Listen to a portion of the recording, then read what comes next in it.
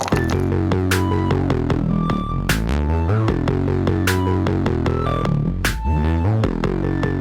right, everybody. Hello and welcome back. This is Dice of Ages presenting CrestVahllen C3. We are doing little vignettes of what the CrestVahllen Cold Iron Coalition are up to while they're waiting for their delivery of their new headquarters /home/house and their bargained for extremely expensive airship.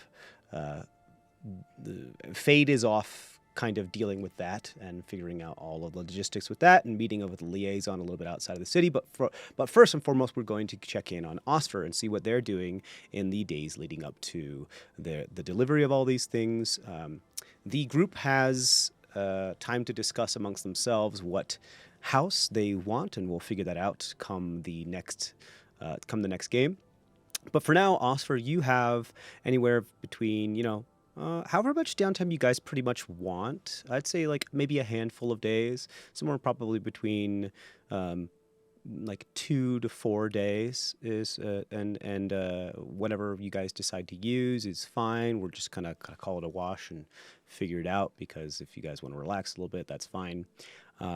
What is Osfer doing while y'all are waiting for your stuff to be delivered? Now, I do want to mention like all the stuff that just happened too. Like you pretty much blackmailed the Tokran's Trust to be like, we're going to keep this on the DL, but you have to give us all of these things. There was some sort of like infiltrator that was able to partially bypass the security operations there. The old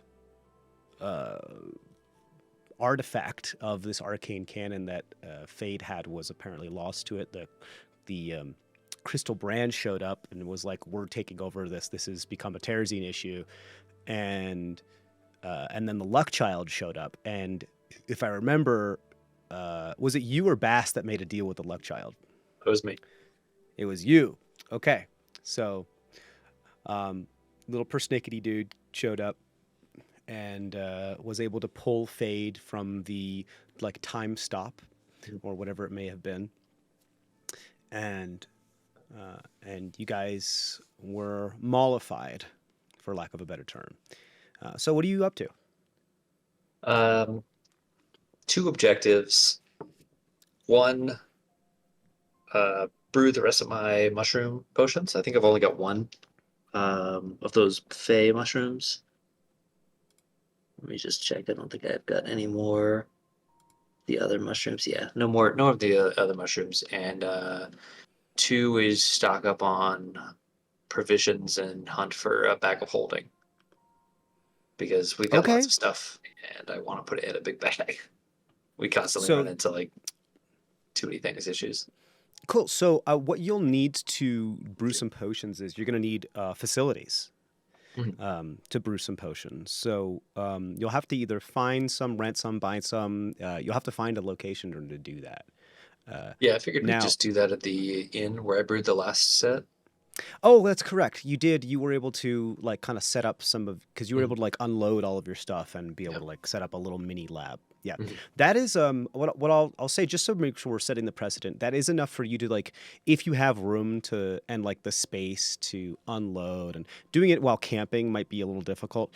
But if you have like, if you're in more of a rural setting or a home setting, like with a roof over your head, and you have space, you do have kind of like a travel kit that you can unload and start making some stuff. That is the very, very bare minimum that you need. Very skeleton crew type of stuff you need in order to be able to brew stuff. But if you had like greater facilities, the potential of what you'd be able to make would probably be, you could spend a little bit more time, you could spend a little more effort, you have a little bit more options. Does that make sense? Yeah, okay. In that case, I'll probably go back to that alchemist shop and ask if I can like rent his place out. Okay, you want to go to Liquid Lividities? For a day. Yeah. Okay, rather than like role-playing an entire scene where you bargain with him, what is it you're trying to borrow their facilities, pretty much, yeah? What are you trying to give them in exchange to borrow their facilities? Uh, I mean, gold probably. I've got money. Okay. Um, Exchange for goods and services. okay, so you want to rent out his shop, pretty much. I mean, I don't know if I'll need the whole shop, but like use of You want a lab table? yeah, yeah, a Okay. lab table and some a little bit higher quality brewing equipment than what I've got right now. Okay. How much are you willing to invest in this? I don't know what the going rates go, but like, is 5 gold gonna get me anything? For 5 gold, you get an embellic and a diffuser. Uh, if you want like a full lab table, he'll be like, if you give me like, he says you can have from sun up till sundown a lab table for 25 gold.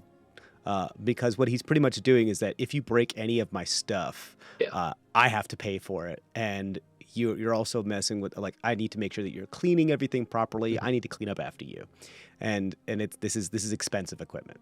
Okay. Well, what if we've got a couple days, what if I help him for a day in exchange Okay, for a day of using his equipment? like be a lab assistant. Yeah, Um, because sure. it's not Why like I don't you do don't me a know what favor? I'm doing. Okay, cool. Why don't you actually roll your potion alchemy roll stuff to kind of like see if like, okay, well, let me see what you got and show me that you know what you're doing, and like brew like a small, innocuous like health potion or something like that while he watches you do it. Show me what you got. Pretty much. That's not great. That is a 4, and this would be just plus proficiency.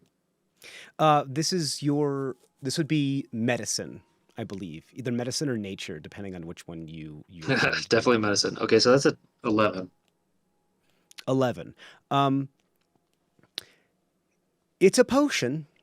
Um, I think it does do what it's supposed to do. It is like a lesser healing potion that you're able to make, Mhm. but is the smell is bad enough where it would give someone more than a second thought of trying to sip it because it's fermented but in a bad way, and it's very gaseous, and for some reason it's like tonic.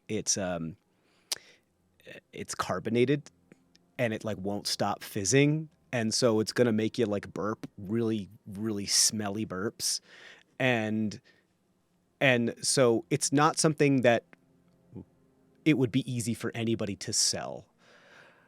uh for him, why don't you what do you say to them as you produce this potion to them, and they're like, ooh. Yeah, okay, this isn't my best work. I'm not really. It's been so long since I've had an actual lab. I I probably have mistook some flasks for other flasks, and like couldn't tell you the last time I saw an Erlenmeyer flask. But I mean, okay, so you know those mushrooms I gave you, right? I pull out Yes. I pull out the 2 other potions I made from that. Like I managed to make these, so I have proof that I know what I'm doing here. This is just you're not seeing me at my best. Okay, why don't you go ahead and roll a persuasion check at advantage as you produce these?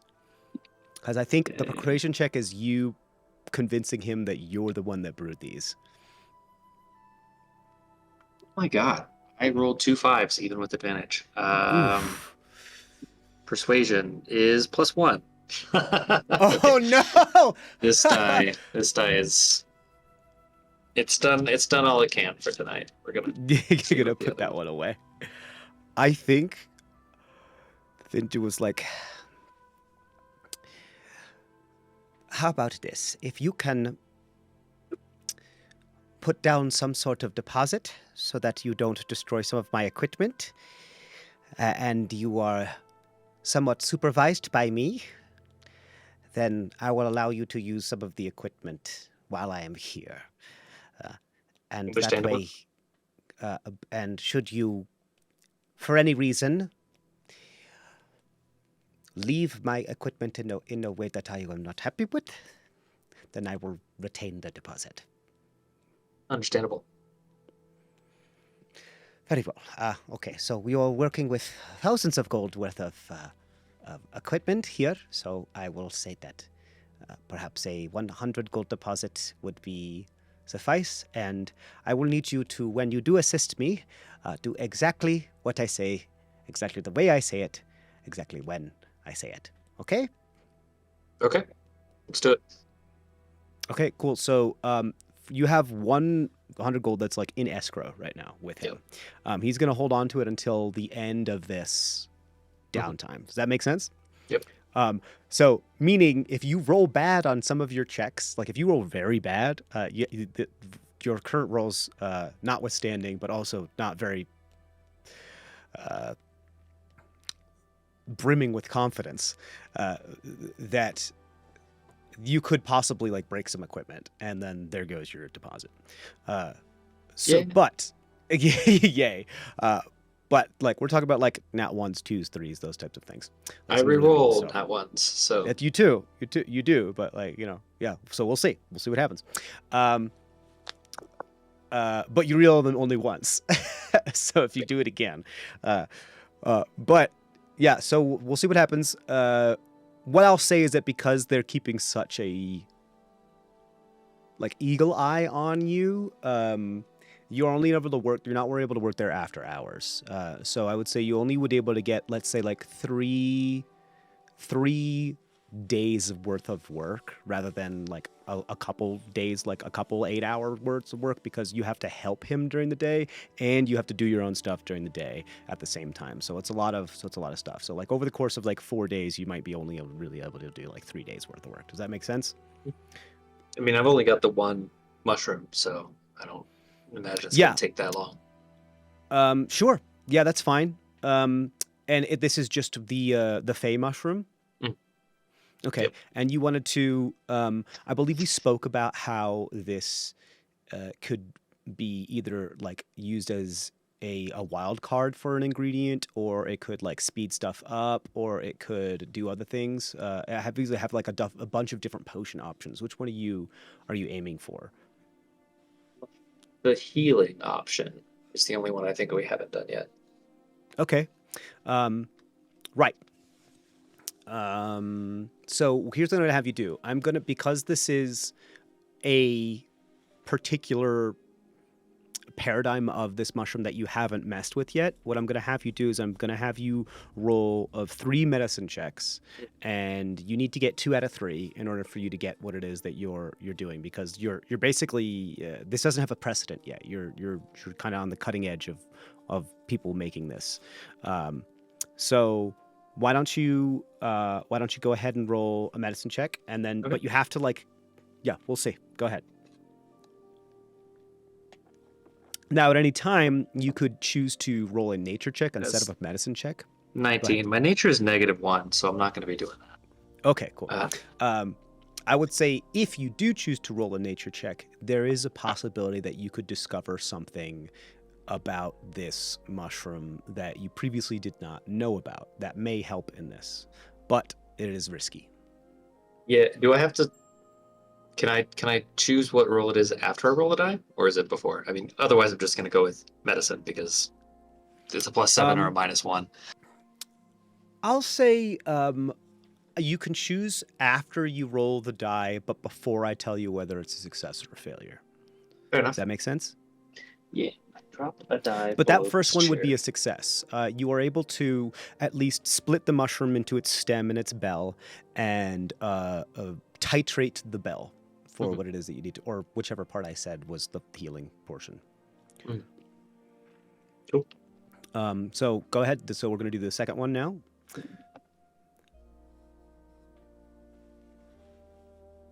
That's a 13 + 7 is 20. Okay. Do you want to do nature or medicine? Oh, medicine.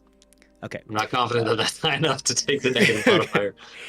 You got it. Okay, so you are able to then, distill it into a way that it does appear to no longer have any of the materials and pieces in it that it needs to.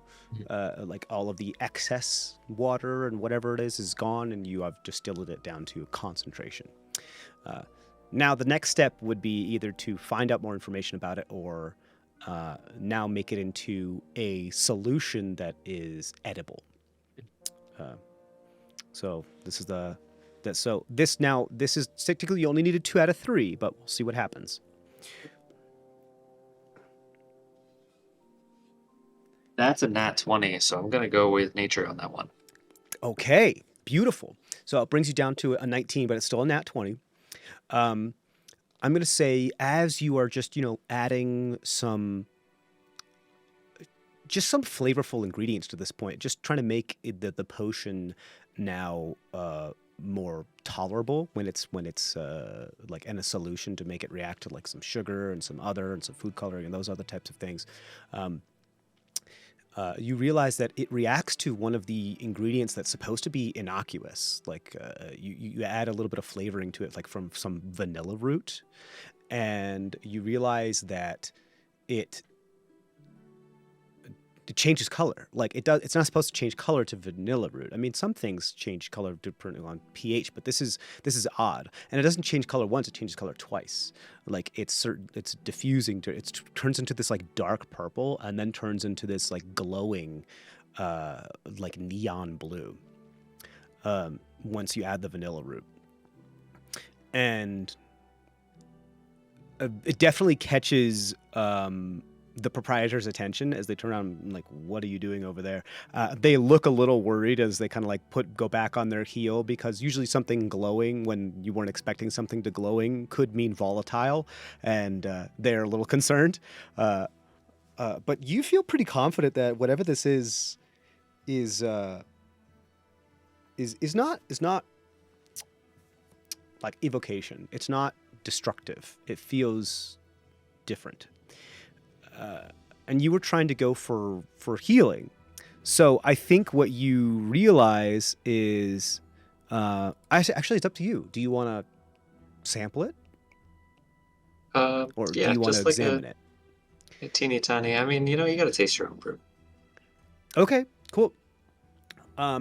You sample it. Is there a part of your body that has been damaged from your... Remind me, if there part of your body that's been like damaged during your adventures, like whether you have like a big old scar, whether that stops your hair from growing, whether you like missing a pinky or something like that. Yeah, the surgery to get the ichor out of me left some pretty gnarly scars, if I recall correctly. Correct. Like up on my shoulder. Mm-hmm. I'll say so. You take a little sip of this. And as per, a medicinal individual that you check to see, okay, what's going on? What does it do to me? You check yourself, and you notice the scars are like healing up and almost gone. Like there's only this tiny little like star left now. It appears to, and some of the just random like injuries that you've had on your skull, from like how you've shaved, and you've had those like where it would refuse to grow hair, and those type of things, those are gone, and you see some hair like regrowing in those spots. Whatever this is, it appears to have, not only does it heal like the potion it's supposed to, but it also appears to cast some sort of like minor regeneration, like the spell regeneration, which I believe is like a 6th or 7th level spell, meaning like a proper dose of this, or perhaps more than one dose of this, could regenerate even an entire limb. Okay. But it also appears to be, there's a statute of limitations on this, meaning like it goes bad. It has a shelf life. It is only this reaction that allows it to be in this regeneration state, only lasts for... You run some calculations. Actually, why don't you go ahead and roll another... this will be a nature check rather than a medicine check here, because you're trying to analyze like the reactions here. It's a 2 down to 1. A 2 down to 1. You have no clue. You know that this is going to only last a certain amount of time. You're confident this is like probably longer than a day, but you don't know how long it's going to continue to glow. And what you the best you can probably figure out is that as the glow fades, it's probably losing its shelf life, and once the glow is gone, it's no longer applicable. As far as it probably will still heal like a healing potion will, Okay. but it will no longer have a regeneration capability. So you realize that when you do titrate this into a healing potion, it does has the effect of a greater healing potion, with also the added effect of a partial regeneration. You kind of get the sense that 2 doses of this would be able to restore an entire limb. One dose would start the process, and then but it would continue, but it would be a much longer, protracted regeneration. It would be something that could be over the course of weeks. They eventually would grow back their limb. Like there would be a first growth spurt where a stump would come out and start like fusing and forming. But for it to finish, it would either need a second dose or time. Okay. Make Remind sense? me what greater healing is. Is that Greater healing is 4d4 plus 4, 44 plus 4? Okay. if I remember correctly. I can never remember which is which. Okay, cool. Got that written down. You do show this to Shuizhong, and they're like, if you find any more of this, I would very much like to get it from you. This is great. Should you have any access to more, I will be happy to pay you for your services to get this off of you. I mean, while I always appreciate patronage, I'm just going to be upfront with you. These were harvested from the Feymores, and I have very little intention of going back there unless I have to. Well, if you have to, then make sure you grab as many as you can. Oh, I will. I will. I have. There are others, individuals that say that they come from there and they do some goings in and out from there, and a somewhat casual, perhaps normal basis that are of Fey origin that do sell me some things of that as well. But the Feymores are still very tumultuous adventure. Can't confirm. Alrighty. Well, I believe we have to help you with your potions. No really issue. Because he's telling you exactly what you're doing, you don't really have to roll anything as long as you decide to listen to him. Yes, I would do that. Okay, cool. Unless you're trying to like get fancy, you don't have to roll anything because this is pretty much a deal is a deal. I said I'd help him, and I'm gonna do what he told me to do.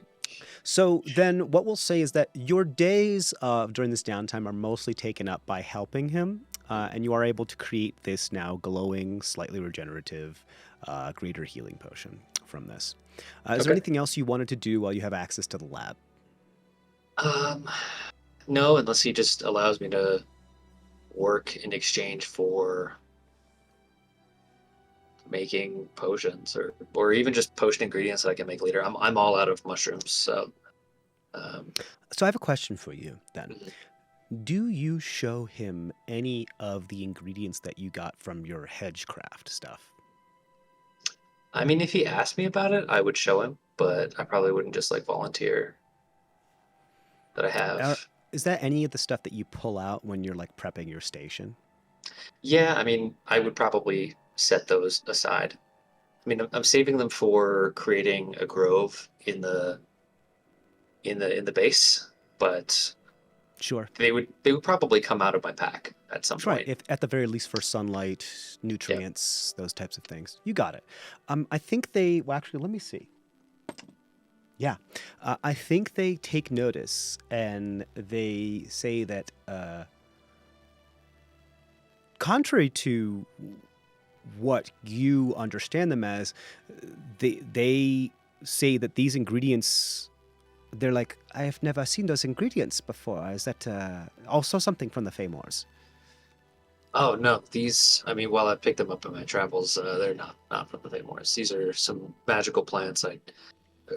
I kind of got into alchemy by plant collecting and tasting, and I mean, my family brews, so I just kind of stumbled upon being able to brew a potion one day, and mostly self-taught from there, but hobby of collecting plants and found these to be quite useful. They ask, may I? Sure. They examine them. They take like a little swab and they like rub the stoma under one of the plants, and they just kind of like put it into like like some sort of like pH tester or something. You do see their eyes widen as the liquid that was supposed to test it turns like this jet black. And they're like, "This is not alchemy. These are not alchemical plants." Yeah, they're magical plants. No, but they are not alchemical. Sorry, what do you mean by that? That their magic is in circumstance. This is Cronecraft. Heard of Cronecraft before, but you say This that is like this it's a is the bad type thing? of well, these are like Eye of Newt and Hmm. like Leg of Frog and all these. I mean, Eye of Newt is just mustard seed, but there are a little bit more nefarious ingredients that gain their magic from circumstance and the way they grow. Some plants are planted on a husband who died a death while trying to avenge his estranged mother, or those types of circumstances, and then was planted on there, and then it was cried upon every day until like the Hmm. water, the water of the tears, because this is Cronecraft. This is questionable morality, the way these plants have grown. This types of things. This is what hags use to make their magic and potions. Yes, yes, I'm aware. Okay, this is dangerous magic, and it always extracts a price on those who use it. Sure. I don't know. I dabble in deals. Prices are Oh, not the end of the world. you see, and he kind of like steps back and slowly moves all the potions that you helped him create off to one side of the table. uh, not like that. You needn't be worried about the work we've performed today. Well, you seem to be, at least, you're trying to be a talented alchemist, but you should be wary of the ingredients that you use. The crows don't like to share their craft very much. And I will keep that in mind. they're probably one of the only creatures in existence that can pay the toll that type of magic can extract and still, well, exist in the way that they do, if you can call it existing.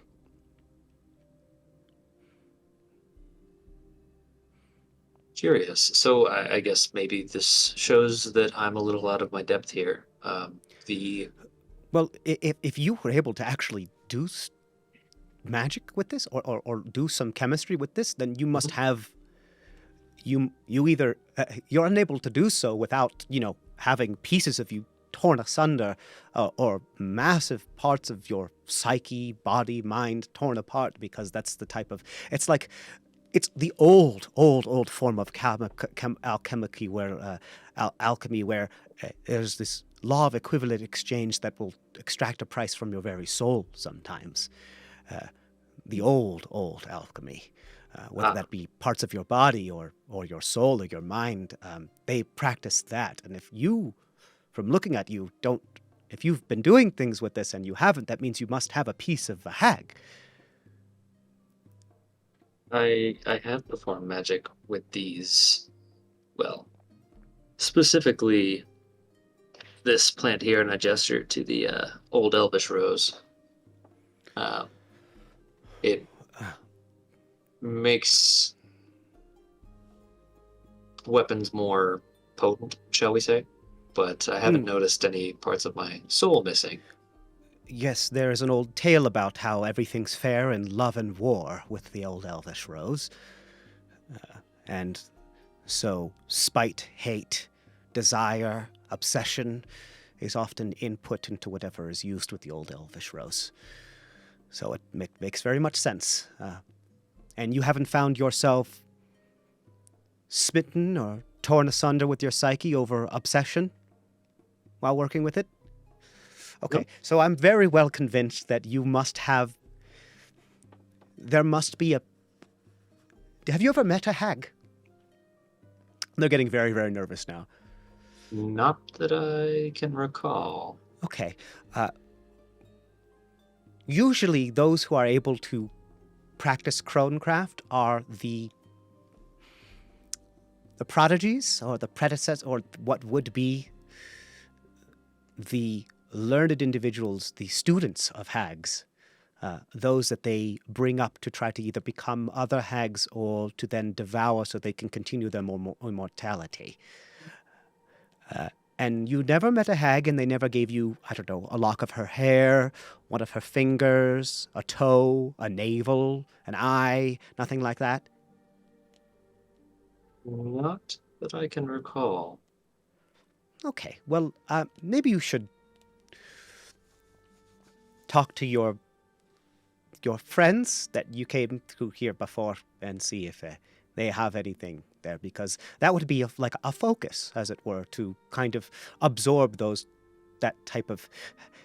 there's this myth, like a philosopher's stone in alchemy that would be able to allow equivalent exchange, but kind of push the scales and push your thumb on the scale a little bit, and is able to take some of the price away from Cheat the those that are balance. creating it.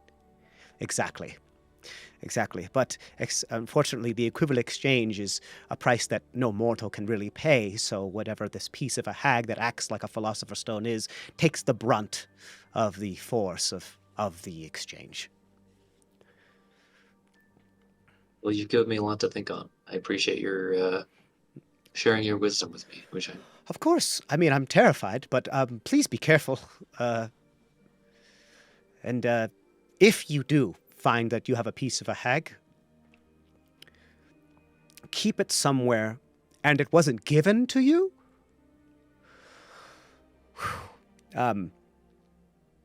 Keep it somewhere difficult to find, but keep it on yourself should you ever continue to use this type of magic, or else you might find yourself not yourself.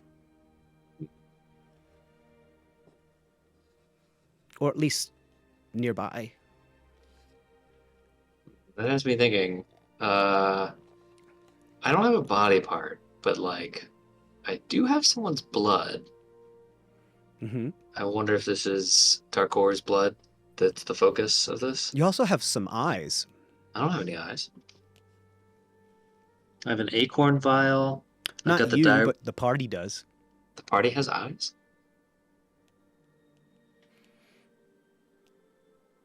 I mean, I used this back in the future. So the only person that's here that would have that is Bast. Bast has eyes with him?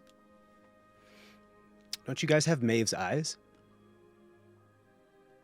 No, I don't remember what happened to that. We scooped one of them out, and then Bast had it. And I don't remember what happened to it. I think you had given them to the Argent Flame. Or you had given one of them the Argent Flame, and they put them like in a box.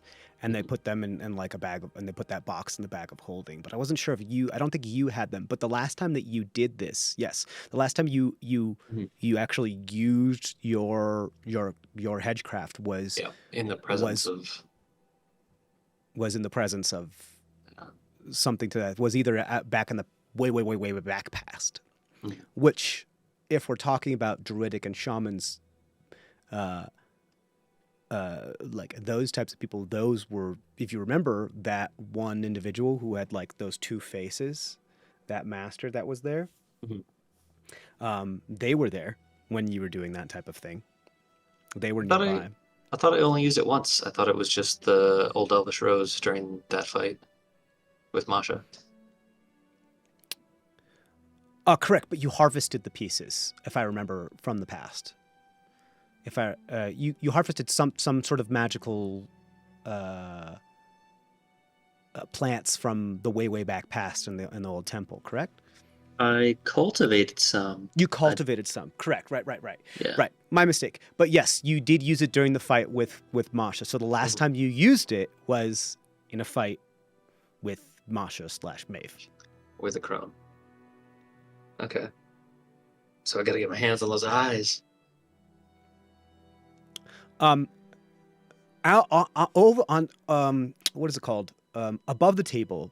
What I want to start doing with this is I want to start kind of like moving hedgecraft to something called cronecraft, and where it's like it's a little bit more nefarious. And I know hedgecraft is super complicated, and it's really fun, and it's a lot out there. I want to gear it towards more what it is that you guys specifically want to do, whether that mean like what you want to do with it. If that Mhm. means like, yeah, let's pull out some double toil and trouble type of stuff, and let's pull out some Eye of Newt and everything. And rather than going with this, like I saw like this 10-page long list of all these ingredients, we can simplify it a little bit. But I want to do it in a way that you guys, because I know that you and Macheni chose hedgecraft, Mhm. and so I want to like gear it towards more what you guys are intending to do with it, and rather than trying to overload you with all of this information all the time, Mhm. and just giving you all this. So, and one of the things that I think your role play learning as you are working with this is that this probably has some sort of link to like the shamans of old, the shamans and the crones of old, and the hags, and it is a type of magic that is specifically meant for only them because of the price that it extracts. But those that can learn how to use it and that are given a piece of the hag or are taken a piece of a hag have a distinct advantage of being able to use magic that predates magic, Mhm. uh, which is a lot. It is very powerful, and so I want it to be more customizable. I wanted you guys to be able to come up with ingredients, come up with ways to actually how to combine them, and a couple things like that, and pretty much do the whole have fun in the backyard and make mud pies type of deal.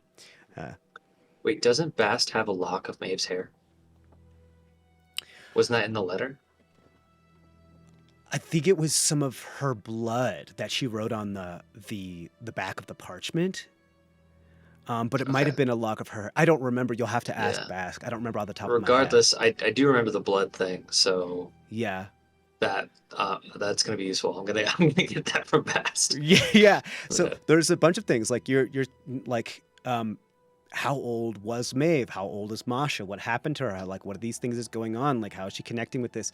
Like so you're starting to realize that you now have as a budding alchemist now have stumbled your way into a magic that predates magic Mhm. and so yeah, and so I want you to be able to, rather than trying to go along with like between the bumpers of how this thing works, let's like make our own, rather Mhm. than hedgecraft, let's make our own like cronecraft Okay. and figure out what it is we're gonna do with it. And that way, but I want it to be something that you and Macheni kind of build together, Mhm. and do it your way. Because when I was going through hedgecraft, I was like, ooh, this is a little like sometimes it's a little overcomplicated for no reason. Like sometimes it's like, oh well, if you clip it at this time of day or blah blah Yeah. blah. Like it's you have to roll to see what clippings grow at a certain time. I'm like, yeah, nah.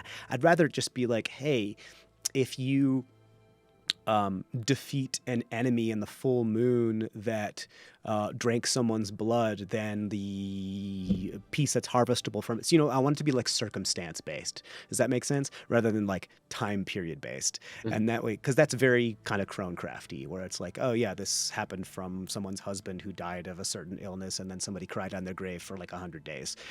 Silly stuff like that. Yeah, like the Because whole like basilisk is a rooster's egg that was hatched under a toad, like a toadstool. exactly. Yeah. Yeah, that's the kind of stool stuff. And because a lot of the magic in my world also is very circumstance. It has to do with circumstance is a big part of magic. It's how a lot of magic items are created too, is by circumstance. Like if an axe, like a woodcutter's axe that was created by a blacksmith with a lot of love for his like deceased wife, then was used to cut 10,000 trees over the course of like 1 year. Maybe now it is infused with magic where it can fell a tree in one swipe. Like those types of things. Cool. That's how a lot of magic items work in my world, anyway. So yeah, so we're gonna have fun with some cronecraft. But yeah, so you learned that. So long story short, too late. You finish up with that. You get that information. What's next? Um, I get my money back, and Yes, you then get I your deposit go back. Yes, for sure. I go looking for a bag of holding is something that I've been meaning to clap my hands on. Sure. Um, if I remember correctly, Quolin's Curios Mhm, was a magic shop that is in Strita. mhm. Um, let me just pull up my information on that real quick. It is run by a rather tall, somewhat portly, high-pitched voiced Furbolg. Okay. Um, I want to make sure I'm getting this right. Yeah.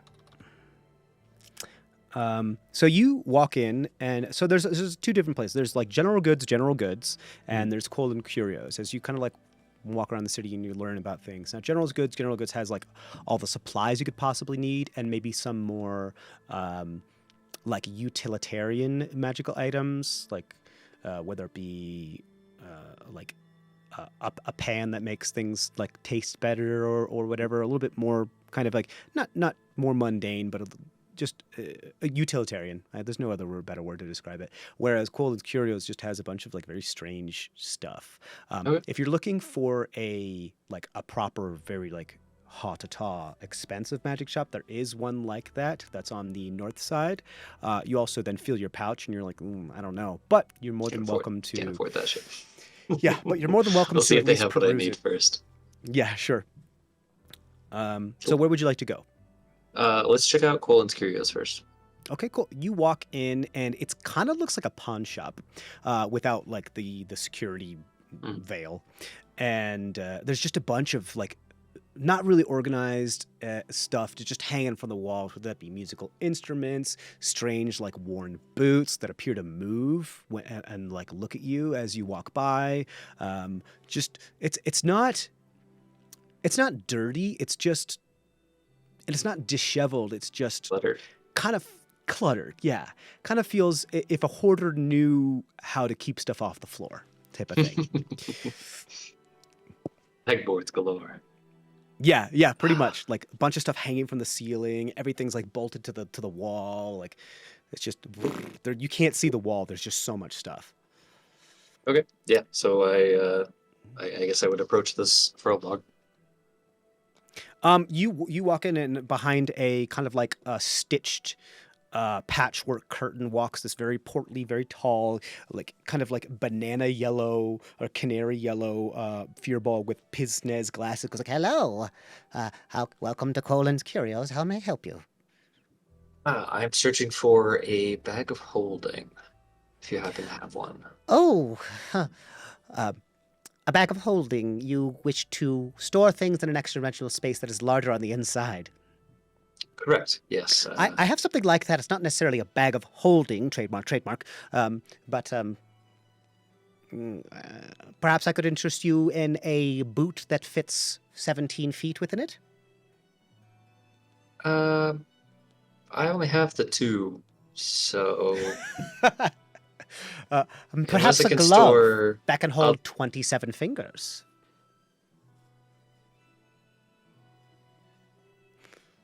Uh, um, uh, Allow me one moment. Let me check, see what I have. And they kind of go behind the patchwork thing. The sense that you're kind of getting here is that this is very off-brand stuff that mhm. he kind of picks up and sees what he can like turn for a profit, because either they were like mistakes when they were made, when they were enchanted, or like you're not going to find anything that's like in the book here. You're not going to find Mhm. any magic items that are like in the book here, but you could find a substitute. Mhm. Does that make sense? Yeah, I guess my only question is the glove. Mm-hmm. Can I store other things in the glove? You hear from the back, it's possible as long as they're finger sized. I suppose I've never tried. Um, Because uh, like above the table, like having a a bag of holding be like a glove that you reach into and pull stuff out of would be hilarious. Could be kind of fun. I mean, you're more than welcome to try, under my supervision, of course. You hear from the back. Sure, I guess let's give it a whirl. Great. They come from the back, and what they come back with is what looks kind of like a contemporary hoodie, but more medieval style, just with like the pouch, the kangaroo pouch where you can put your hands in, and the hood that appears to be made out of cotton. It has like one patch that kind of looks like there was a tear along this, and it has one patch that connects the sleeve there. But it looks like just a normal kind of like blue and gray hoodie, like a blue, navy blue and gray accented hoodie. But it's got a pouch of packing. Well, we're gonna find out in a second. Like, well, this is the glove, and they produce this. This glove is too big for you. It looks. It is magical though, so you don't know. But it does look. It will look a gauntlet. It kind of has the length of one of those like theater gauntlets that go up all the way like to right before your elbow, not past your elbow, but all the way like to up your elbow. And it looks like at one point it was white, but now it is a deep gray. And it is still a little bit too big for you. The hand's a little bit too big for you. And he goes like, well, you can reach in. And he reaches in and he pulls out, and he pulls out a dismembered finger, and we're just going to throw that away. And it does hold quite a few things. It's like I said, 27 fingers. And he does then, like so. And he puts what looks like a sort of tumbler glass down and takes the glove and pours the glass out. And it looks like 2 fingers of bourbon come out and sit into the glass. Like, see? That's 3. That's too funny. And then he says, go ahead. Quick aside, does that look like a crone's finger that he threw out? You only got like a roll a perception check because you only got like a. Now I have to pay attention to body parts that sure. I come across. How would you know though, too? I don't know. You said perception? Yeah, perception, yeah. 9. I think you caught like the quick glance of it. Whatever it looked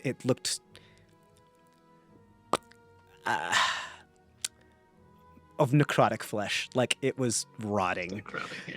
Yeah, it's been sitting in there for a while. Okay. And it's kind of like swollen and like green and purple and like, and you're like, ugh, I think. And so he just kind of like threw it away. And there's like this trash can in the corner that went like, and ate it. I would imagine crone fingers would probably be preserved in some way. Possibly. And they are very magical beings. Okay.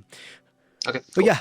And then they show you like this hoodie, or it's called the hoodie, HOODI, capital D. It's well, it's better if I just show you. And they like by all means. They turn it around and they throw the hood like behind it, and they kind of like throw the hood over the side of the counter, and they go like, "Go ahead, hop right in." Into the hood. Okay. Wait, you want me to get in the hood? I mean, yeah. I mean, if you want to. Is there a way that we can do this that won't potentially kidnap me? I mean, I'm pretty small. I've never met you before. I'm not going to kidnap you. Why would I need to kidnap you? That's what every person who's ever tried to kidnap me have said. People have tried to kidnap you. Oh, I'm sorry. I didn't realize you had previous trauma. Why don't you go ahead and step out? Why don't I get Penzi to come? Come here, Penzi. And you see this little quill just pop out of the inkwell with 2 little legs, just like the Sorcerer's Apprentice broom, but just 2 legs, like. And they walk across the counter, and every time they walk, there's like little ink steps, footprints. It's just. And you're like, all right, jump in, Penzi. And they go, and they do this like triple sow cow jump, and then right into the hood, and then they're gone. You're like, see, you can put it in the hood, and then just they get really, really small. If you can, here, hold on. Come on. Probably should have picked a bigger thing, Pansy. I hope I don't break them. Here we go. And they pull out Pansy that's like this big. There we go. And there. And then they get bigger and they turn into a quill. Yes. Fascinating. Yeah, so Like, everything becomes severely so it's not an extra dimensional space, but they do get super miniaturized, and they are kept safe by the cushioning of the hood. I will say though that when you do put the hood on, there's a chance that something may fall out, and if it does, then it just kind of falls and grows big. Okay. There's a very small chance, only a 5% chance that something would fall out, but.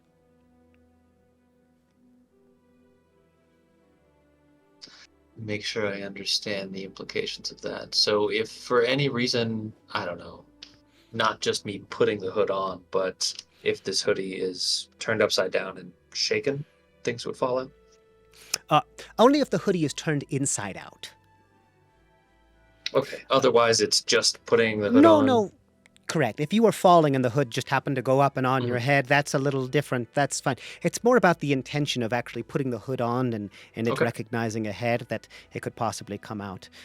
Granted, for anybody who's wearing it, could do that. I'm just not familiar with magic and these rules. I want to make very clear as to my understanding. Nobody familiar please bear with me. Absolutely. Anybody familiar with magic still doesn't understand my shop, so it's fine. Yeah. Okay. This does seem like it fits the purposes to which I've come into your shop. It is still there. It's still in this realm. It's still in this dimension. It's just very, very small, and it's mostly kept safe by all the cushioning there. For example, if you were to be wearing the hoodie, which you do need to do for it to work properly. The only reason why it worked right now is because it can only hold one item while not being worn, and it can hold as many as you can fit in there, really. Granted, they still take up mass and size and weight, so you're going to feel like it's like something strangling you a little bit every once in a while if you put really heavy things in there, but not too bad. They reduces their mass by I think 1/100th or more. But they do get rather small. You do have to wear the item, and it does recognize when you put it on, but they are still in the same realm. Should you take damage while you are being hit, for example, if you get hit in the back of the head and it hits the hood with some magic or whatever adventurers happen to do, most of the time everything in there should be totally fine. The magic keeps everything safe. However, certain magics that obliterate things, disintegrate them, they have a chance of also hurting things within the inside. So just be careful. And you said, previously you had asked me to jump in there. I'm assuming that beings can live in the space. Absolutely, yes. As many as you would like. It just will get heavy at some point. And as you move around, it'll be like Honey, I Shrunk the Kids. But they can still eat and breathe. Yes, no, it again, still in this realm, unless you kind of close up the hood and tie it real tight, then it will be dark, and I guess at some point they won't be able to breathe, because if you make it kind of airtight. But yes, they should be able to stay in there, like your little tiny kangaroo pouch for your big friend, but on your back that kind of strangles you. No wonder someone gave it away. In the pouch, does it have the same properties, or? Oh no, the pouch is just a pouch. Just keep your hands warm. Yeah, I think they had meant to put it in the hand pouch, but mistakes were made. Understandable. Okay. Well, how much? I guess what would you like for this? This I don't accept currency. This is a barter system here. What do you have? I'm familiar with the barter system. Well, first and foremost, I have. Also, are you interested in the 20 fingered glove? He pours another finger of bourbon. While the bourbon is interesting, let's settle our deal for the hood first. Also holds potions. He pours a finger of a health potion. Do you have to put them in first, or are they just there? Oh yes, you have to put them in first, Okay. but you can. They are stored there perfectly, and they're refrigerated or whatever it is. Time doesn't pass within the glove, so. Oh, okay. Yes, I would be interested in the many-fingered glove Oh, well, and all of its wonderful. current contents. Excluding the ones that are currently on the table there. I'd be happy to share a drink with you, though. Uh, sure. Gonna inspect that drink before I drink that, Sure. How do because you expect the drink? uh, well, I'm an alchemist, so I Yeah, would go ahead. at the I'll say very roll of first like medicine if you want to sniff sniff it. it. Yeah. Strange man offering me drinks before a deal, and let's. This is also kind of a gamble. You're not sure what is left in the glove, but you will get whatever is left in the glove. Fuck. That's a 2. Smells like bourbon. It was a medicine check. Yeah. Oh, I okay. mean, Well, I don't see how it'd be anything else. that's up to a 9, but yeah. Okay. Yeah, I mean, it smells like bourbon. Okay. Um, cool. Yeah. So I mean, I have, I dabble in alchemy. I'm a monk, a brewer, an accomplished calligrapher. Unfortunately, no magical prowess to speak of, but You perhaps, are willing to barter services. if at all possible. I don't think you'd be particularly interested in the wares I have on me at this point. Hmm. You said you are an accomplished monk, yes? I am, yes. So you are aware of the energies of the spirit, then? I am. I have a particular item. It is held within a certain vessel or receptacle, and it appears to have some primordial on it. Mhm. And to the best of my ability, I have been unable to open it.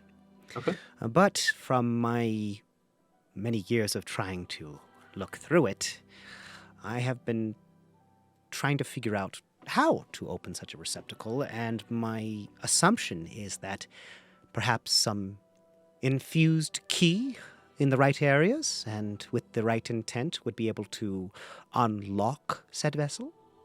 Perhaps. Do you know what this vessel is and or contains?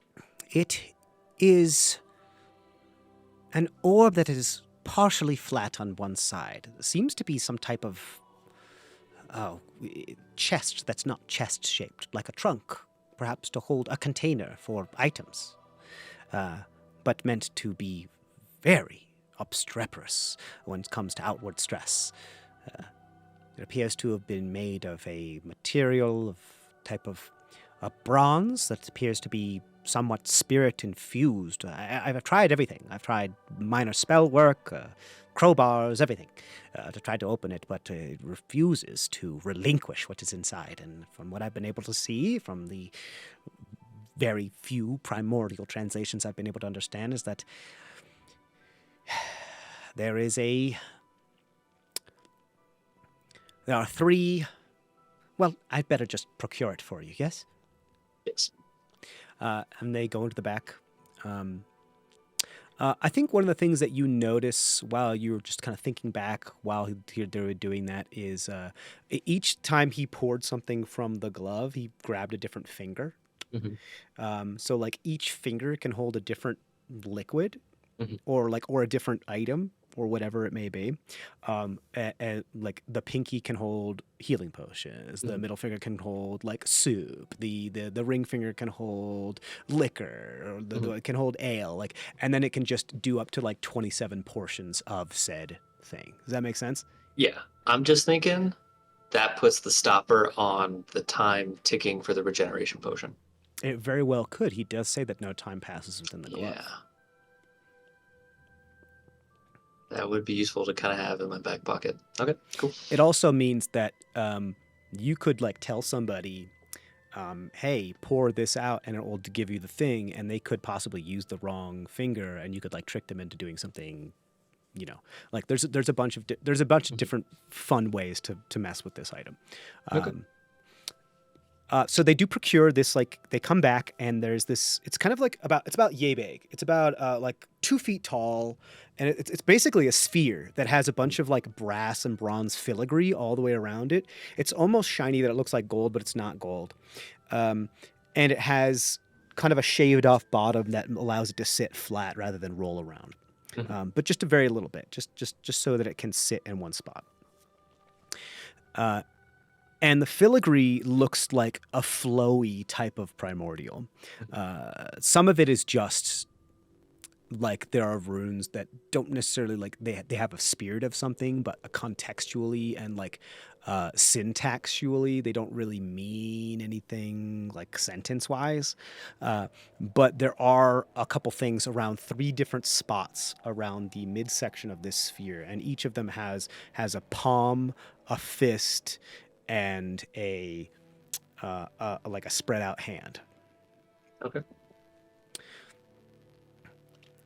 I would read the inscription. Sure. The ones that specifically, it looks like somebody shoved their fist into the metal and had the imprint of like what was left of the fist. Someone shoved their palm into the metal and had the imprint of the palm, and someone shoved their spread out hand into the metal and had the imprint of that, like the relief of such, but the reverse relief. Okay. Yeah. You can. Which one would you like to read first? Let's do the open hand. Okay, the open hand. I'm trying to remember. So I do this right. Soul, body, mind. You speak primordial, correct? Or primeval, or whatever. It's kind of prose.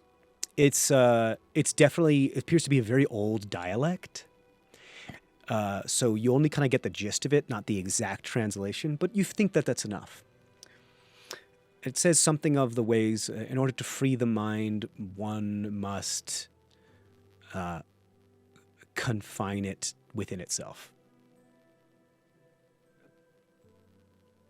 I guess I would read this one next. Yeah, the palm. And you recognize, like, this is the symbol of the Order of the Open Hoof here as well. And it says, be steadfast and sure, and you shall find the path. Okay. And sure-footed, and you shall find the path. Which you recognize as the mantra of the Order of the Open Hoof. Okay. And then the fist? The fist is, through pain we find strength. Okay.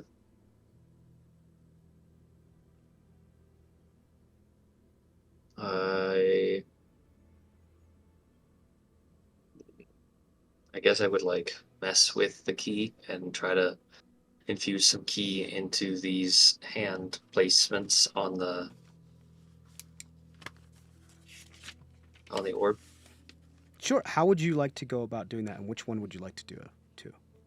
We'll do the fist first, I guess. Like kind of similar to how I would do a stunning strike. Okay, cool. You want to do the fist first? They give it to you and they say, please. And you put it in a place where you hope that when you punch it and strike it, it's not going to like careen across the room and destroy a bunch of stuff. And like disclaimer, I'll do what I can, but some experimentation may be necessary, and I can't guarantee that this will remain intact. I don't know much about magic items. Well, so... good luck trying to harm it at all. I mean, I've tried everything from allowing tons of metal to fall upon it. I doubt you'll be able to hurt it.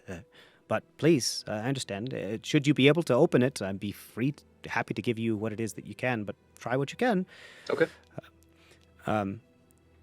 And so you take the fist and you put your key into it. My question to you is this: how many key points do you want to put into this? So 3 in each. Okay, well, let's do one at a time. So you want to do the fist first, and you strike it, and you put your stunning strike into it. Go ahead and just roll a wisdom saving throw for me. Fun. 13. 13. As you punch it, you see the key physically. Like you can see it. You see it kind of like snake through and snake out and spiderweb out through the engravings of the filigree from the fist, and eventually it stops and it slowly reverses and does like this feedback thing, and it just shoves you like clear across the room as you get hit with this immense amount of force, and you feel at a ton of fucking pain.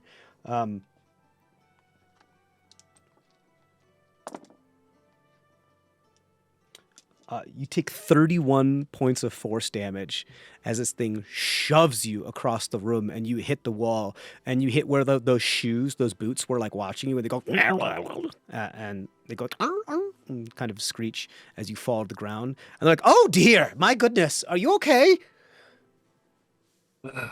I get up and kind of dust myself off and say I'm a little worse for You're- wear, but Your arm and your hand hurt so much. Like it's in a lot of fucking pain.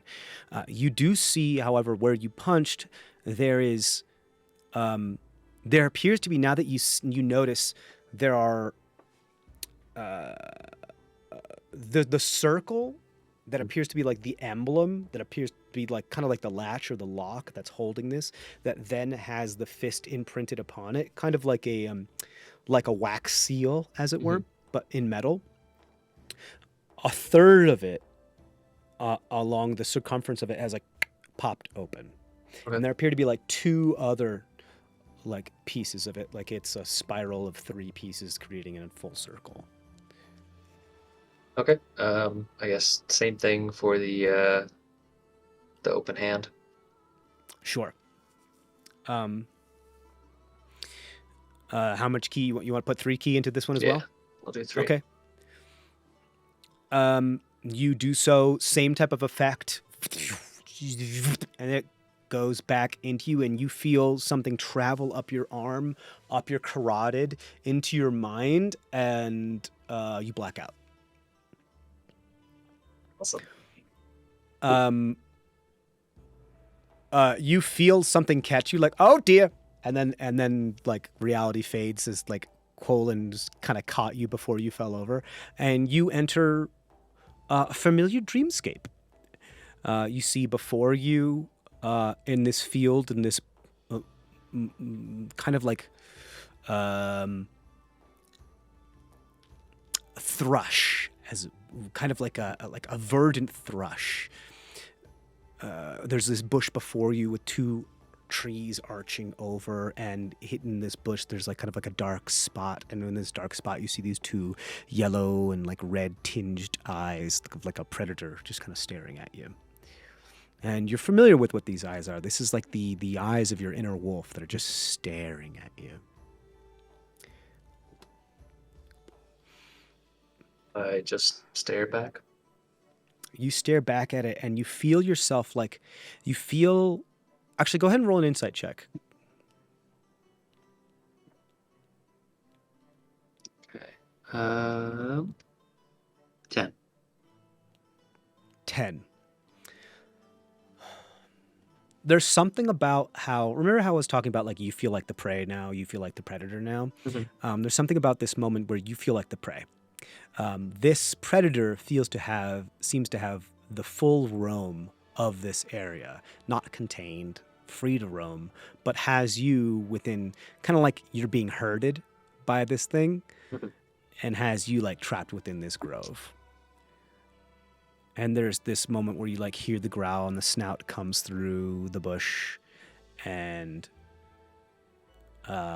before you start to kind of like fade back and fall into the tall grasses before you, and then you wake up. Okay.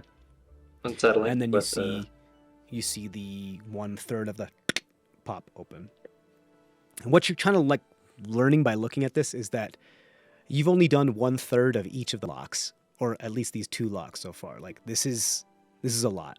Oh, I almost forgot. You take 20 points of psychic damage. So.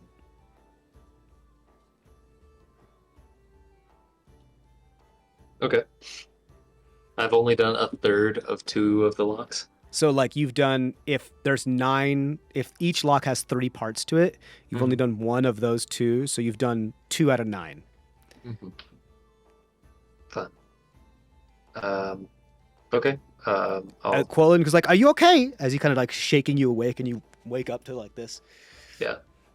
I'll do the open hoof one. Okay, cool.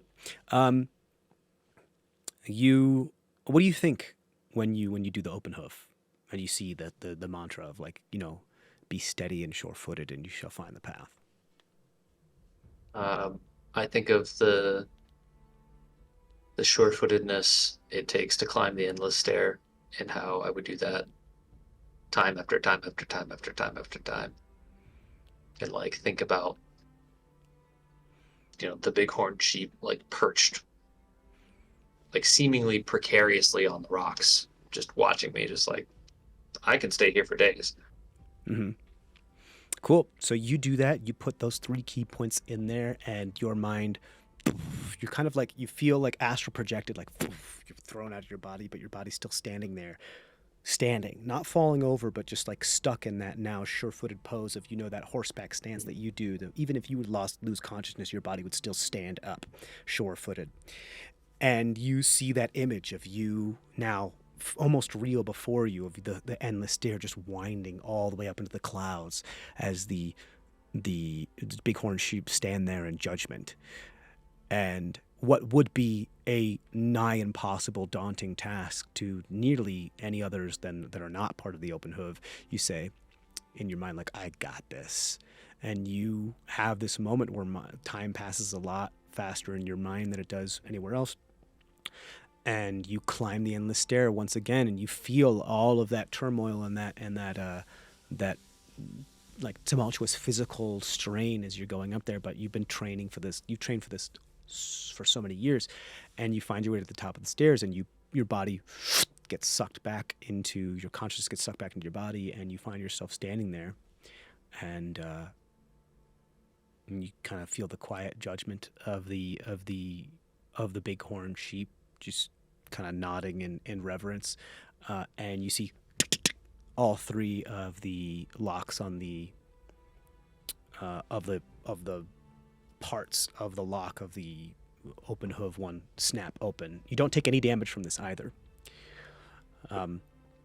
You're kind of getting the sense here that as part of the open hoof, you are aware of what it takes to be able to do this type of thing.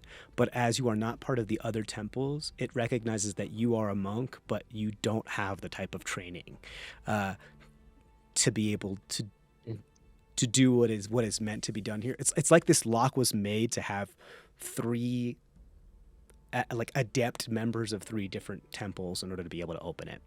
And like it recognizes, okay, yeah, you can do some of it, but you're gonna get fucking hurt. So like there's a failsafe from like you can open it, but it could kill you. Yeah. I guess I would communicate this to Colin and tell him, like I've done what I can for now. It's mostly open. I'm sure that doesn't really help you there, but I mean that's amazing. I'm going to need more time. I need to recover and rest. As you can see, do you tell them what you learn? Like, do you tell them that if they think they may need like monks from the other temples? Yeah, I tell them it would go faster if we had monks from the other temples. You're getting the sense too, like if you continue to try, the ramifications could be worse. Yeah. Like if you were to fully unlock one of them, it could take your entire life force away from you. And then you might have to be like revived and then do it again and then revived again. Yeah. So I've done what I can, but I don't think I can assist you any further with this. I mean, the information you've given me is extremely helpful. That's what I've been trying to do. I mean, you opened what 1, 2, 3, 4, 5 out of 9 pieces. I mean, that's farther than I've gotten in years. And now that I know, okay, well then I'll have to see if I can find a member from the temple of the. What did you say the other temples were? The Temple of the Mind and Servach, but I'm unaware of the 3rd temple.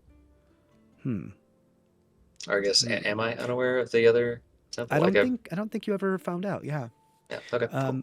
But do you tell them what like the mantras were? Like through pain there is strength, and Yeah, I guess I would translate it for him. Yeah. yeah, like in order to free the mind, we must confine it. Hmm. This type of thing. Cool. And he's like, interesting, interesting. It appears that this might take a little longer than I expected, but this is big. How about this? Take the hoodie. Take the hoodie. If you can,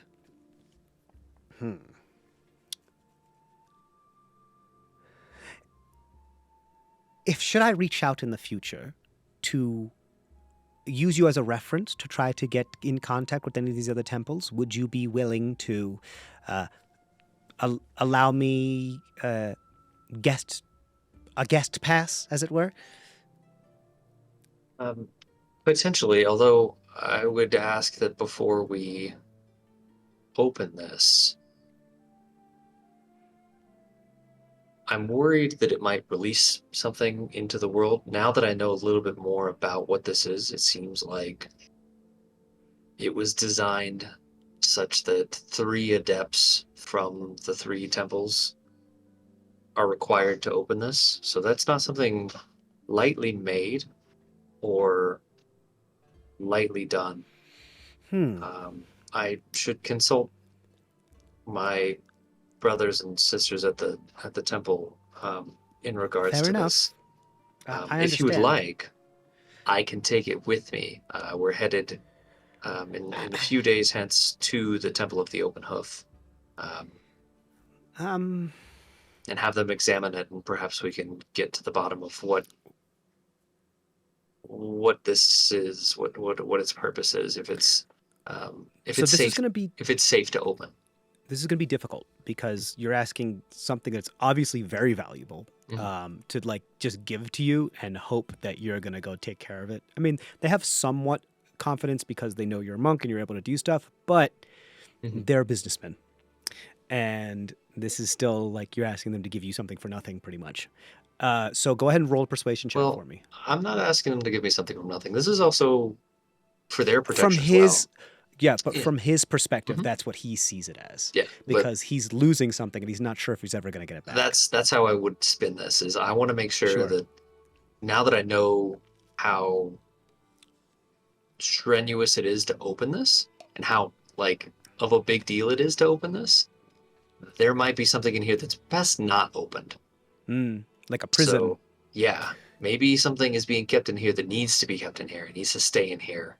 So perhaps it's better for everyone if we don't open this, and if you got other monks to come in here and Sure. open the other latches, perhaps that kills everyone in this room. I don't know. I think it's like probably the only reason why you're even allowed to Mhm, roll a persuasion check because you're pretty much saying, "Hey, give me all your stuff and give me this, and I'll take care of it." mhm, And that's how Colin is seeing these things. And there is a chance that he mhm, could give it to you because he does trust that that's what you're going to do, but you still have to mhm. roll a persuasion check for that Okay. because not everybody is like, "Oh Nope. yeah, do what's best for the world" type of It's thing. not great. Persuasion is that's a 5. A five. He's like, you know, that's a very kind offer, but if it's all the same to you, I think I'd rather keep it where it has been safe for many, many years with me. And I will, should it be possible, keep you posted on what it is I'm able to do with this. Hopefully, your temples communicate rather well with each other, so should, certain things happen, you'll be informed. Well, I appreciate it, and I would again caution you to wait to see if you can open this until I can run whatever this is past my betters at the temple to make sure it's not harmful or something best kept sealed. I will make sure I keep that in mind. Anyway, your I would be more than happy to relinquish the items that I was able to give to you, given all this information. It was very helpful. I'm sure that this investment will pay off eventually. So this glove and this hoodie, you're more than welcome to take with you. Well, I appreciate doing business with you. And one for the road, I suppose, and hands you a glass of bourbon. I sip it slowly as I stroll out. You got it. Until next time, Colin. Goodbye. As he's like now very hyper focused on this thing as he's rolling around in his hands and his arms. Yeah, I'm a little worried. I'm a little worried that something in there should not be opened. That makes sense for us, for it to be very, very worried. Yeah. Unless there's anything else, is there anything else you'd like to do? Get anything for the house, or do you have any leanings on which house you want to do, or you want to discuss that with the group outside of game? Yeah, we'll talk about that, I guess, with the group. I guess we're kind of between either the forest one or the two bridges. Mm-hmm. But or just totally scrapping it and say, let's just search in another part of the world. But I think the forest one probably is going to work. But I can't speak for everybody. Sure.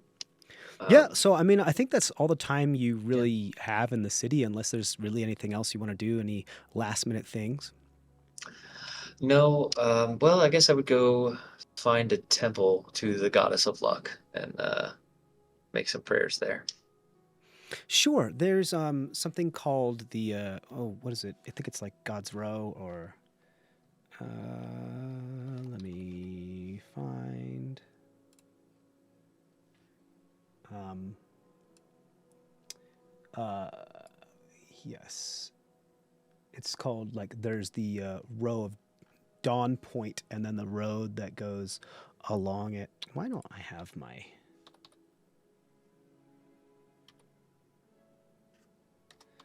map up?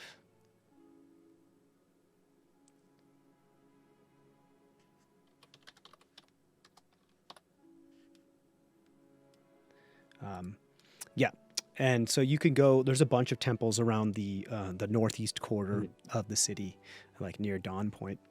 It is right outside of the inner wall. There's that to like the goddesses of death, the god of crafting, and those types of things. There is a small kind of like little alcove, not probably a temple, but just a Chapel. not even a chapel, just like a small statue in like a little like garden alcove, no bigger than like maybe like 15 feet in diameter. Just like a town, like with like two benches that just have this flowing hair, not stout, but just flowing hair, lithe woman, but of like short stature. The individual, same kind of the statue that you had seen in Quasmont. Mhm. Um, I would make a prayer to keep me safe from catastrophe. Uh, keep my companions safe from catastrophe, and oof, any luck I can have with that luck child, I'm gonna need all of it. So that's what I think about as I mm, make my prayers to the goddess of luck, and I turn around and walk away and pull out one gold coin, and I flip it behind me so that it lands on the pedestal. okay. Do you say this out loud? No, I would probably not say it out loud. Okay. You flick your coin behind you, and you hear it like, and rather than hearing like the ting ting of it hitting stone, you hear of it hitting like flesh. But I turn around. You turn around, and this is like the evening now because you've spent Mhm. most of your days working everything. There doesn't appear to be anybody else here at this moment. So it's like in that there's like two candles lit by the pedestal, and you see like behind the pedestal these two glowing yellow eyes and this hand with claws and fur appear to be in a fist. Behind the pedestal and like coming up from behind the pedestal, still remaining in the shadows of the alcove of the public, what looks like a werewolf individual, and they snarl and they say, "I could smell you. You move around a lot. Why are you in my territory?" You And that's I where we're rec- gonna end. oh, no. Do you recognize them? Yeah. Um, I guess by the smell, I would probably if I've encountered them before, I'm sure the smell would be familiar. Go ahead and roll a perception at advantage. Because it's smell, babe. That's cocked. Come on. Both of those are 10. What the ever loving fuck? This is the second time I rolled the same thing. You Jeez. said perception, that's 13. Yeah. 13. The smell doesn't smell familiar. Mhm. In fact, it doesn't smell lupine at all. It's not like wolven. It smells like rodent-esque. And you look and you get a better look at it, and like it doesn't look like werewolf. It looks like were-rat. Hmm.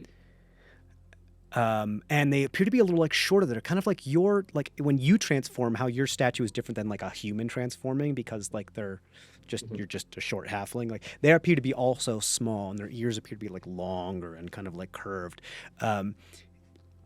But yeah, this person, like if there was like a city were rat type of person, that's what this person seems to be looking like. And yeah, they're just like asking, why are you in my territory? Like, what's going on?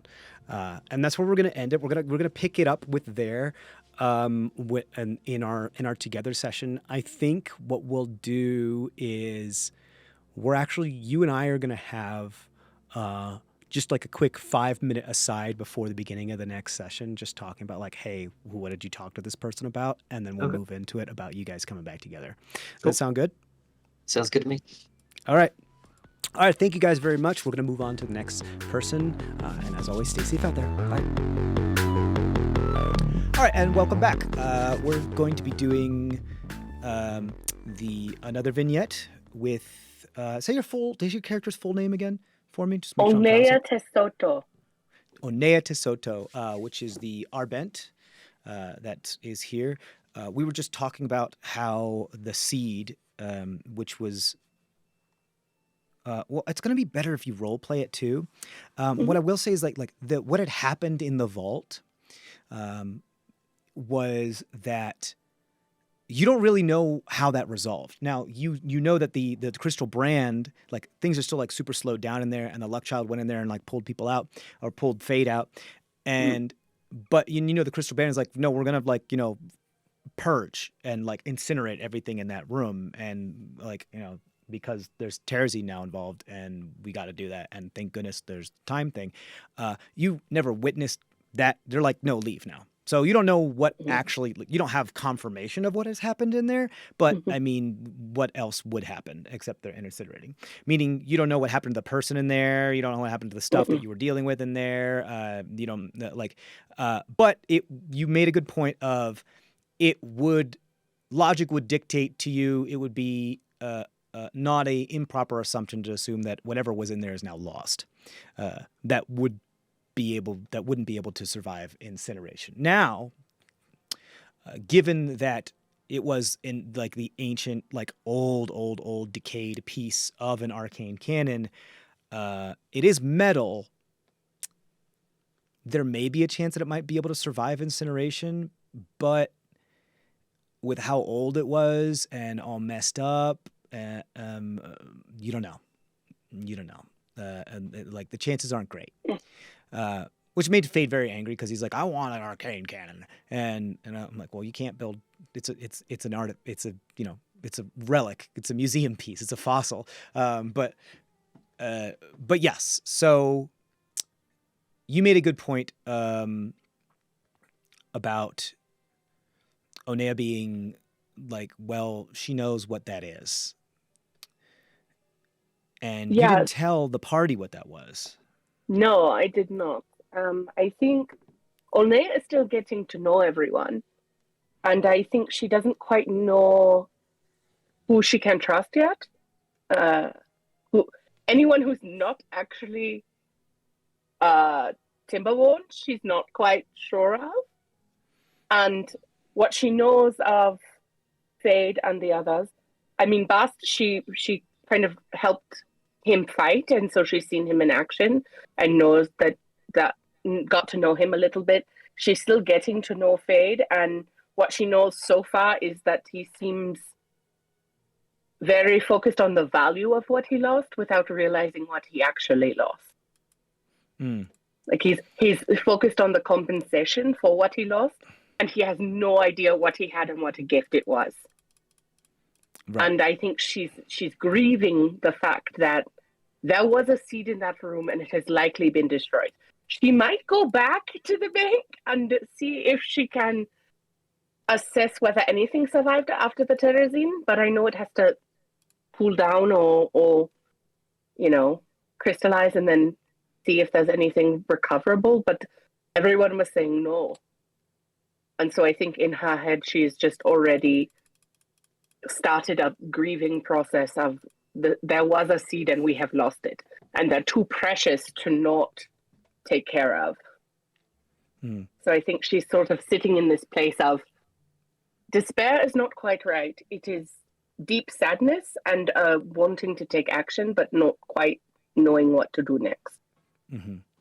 You also know there's a difference between the seeds that you carry and which one that was, Yes. and like what type of tree that grows, because that is the seed that creates the more destructive plants, whereas like the other the oath and the task that you've been given to grow. Well, you have a choice. Remember, we talked about how you had a choice between like what it is that you're gonna do. And I don't want to get spoil a bunch for the audience just quite yet. And I think it's fun if we keep this to be allowed to under be wraps. A little bit more dramatic moment. But yeah, I can definitely see that Neya is probably. She might be like dissociating a little bit, to try to deal with the fact that something so old and so precious that means so much to her and where she comes from was found and then lost in an instant. Yeah. After all those years, you found it and then it was gone. There's also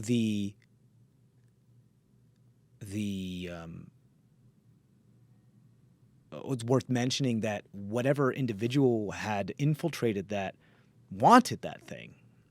They were after that thing. They said, "I've been looking for this." They know what it is. Mm-hmm. Or at least what it was. Think. Yes. Yeah. Or I think who knows? There's also in amongst the sadness of found and lost, there's also this glimmer of hope. If we found one, there could be more. Mm-hmm. And people may not know what they have and so might be more willing to part with it because they don't realize what it is they have, the way Fade didn't quite realize what it is. He knew it was valuable, he knew it was special, but he didn't understand the full impact of what he was carrying. Correct. And that might be by design. For him as a prototype, not machine, but as a prototype like war construct or like whose job was to help end the war, that never got activated. It may be by design of keeping certain information under wraps because it was a need to know, and that would make you a more effective soldier. That type of thing. Where I think if you're not morally torn, then you can do your job better. And I think Neya sees her purpose as more nurture, help grow, help it take root, help it find, whereas Fade is protect, keep it quiet, keep it, keep it safe. And it's different. It's both keep it safe, but I'm doing it through helping it to grow and change and become what it can be. And he's keep it so that it cannot take over, take control, take whatever. I don't know exactly. He was like very much like, I want to use it. I'm a weapon. This is a weapon. I want to learn how to create more of a weapon so I can be a more effective weapon. More effective weapon. Yeah. It's like it actually can do other things. Yeah. Yeah. Which was interesting because it was always meant to be a weapon, but Yes. through the efforts of you and your, and All what we learned. Yeah. and with you and what you respect about the world and earth and nature, you were able to turn it into something more peaceful. Well, perhaps maybe relatively, maybe more of like an Aikido I mean, type of thing. yeah. I mean, when you think about some of those art forms and those martial art forms, yes, they are defensive, but they are also to strengthen the spirit, to help nurture a sense of calm, a sense of peace, a way to sort of ritualize or practice self-control, self-restraint Mhm. You see until that you a need lot. to use it. Yeah, and you see that a lot in Osfer, actually. I mean, because he's a Kensei of the Order of the Open Hoof, which is not super common, but not like entirely rare. And he also he's sometimes he gets angry, but he has kind of a level head to him, and he has meditated before, and you've seen that. You also those robes we talked about before, like those robes, like they are familiar to you as far as like the monastic type of vibe from them is something that I don't want to say puts you at ease, but doesn't immediately trigger a new person threat to you. Do you know what I mean? Yes, I mean, in the face of everything that happened at the bank, he stayed so grounded. And for a person who is not used to the route and to that sense of anchor, to find that in a traveling companion is very reassuring, I think, There also because might be. Sorry, go ahead. I think there's familiarity, even though it is new. And I think there is just a feeling of understanding without needing words, having just met, and being thrown into that situation with the last child, and he just stayed so level-headed. I think he felt very tree, very of the forest, of the nature, of the sense of the divine. And I think there's probably a part of you. Actually, you know what I wanted you to do is like as you're kind of dissociating and as you walk down the steps of the Tok'ran's trust, as you kind of like are just in your head and all this stuff is occurring to you, in very very fast because we think very very fast. Go ahead and roll a history check for me. That's a 5. 5. You don't know what it is. You don't know what it is. Like I would say, you feel it in your bones, but you don't really have bones. There's just something about your very essence of creation was based on how most humanoid creatures are threats because of what they do to nature and the world and the earth and the land beneath them and the sky above them and the water that they need to sustain them. All these things are taken advantage of and abused and used to then harm what supplies them for short-term gain. And that is, and for you, because you have although you may not have had a self-conscious type of consciousness, you still were part of something greater that was kind of, whether that be like mycelial network under forests or like an idea of like Gaia and like Oja and those types of things. There's definitely something, a part of that when you see these monastic robes and you see the way that he acts, there's something about like that their culture and heritage has an aspect of harmony with the world around it with them. And there's something way back, like even for like back when you may have been like a speck of pollen or a tiny germ of a seed or something, just the part of, as a piece of a part of something much greater, that sense of whatever the culture and type of practices that Osfer may belong to, not a lot of that has changed. And in a good way, like not a lot of that has changed. Like these people are still just as respectful of the world around them as they used to be, which is a breath of fresh air for you, which is also probably conflicting for you too, because you always thought humanoid enemy, or just that was just what your experience was Danger, far yeah. too often. Yeah, danger, and this person doesn't give you the danger vibe, which is probably like, wait, which it might be like, do I need to reevaluate like what I associate my preconceived notions like or am I, is this another trick? How should I feel? I'm not sure. And I think it's a little confusing for you, which is like, just furthers the disassociation, which would explain a lot as to why you would probably be like, I need some time. I'm gonna go, like, it was nice meeting you guys. Like, I need some time. But And I think, go ahead. I think when she goes, she would go to a place of like nature and safety and things, but realizing that perhaps she has made some assumptions and things. I think it's one of those things that maybe now she will think more about, I don't have to go to a park. I don't have to be by a tree.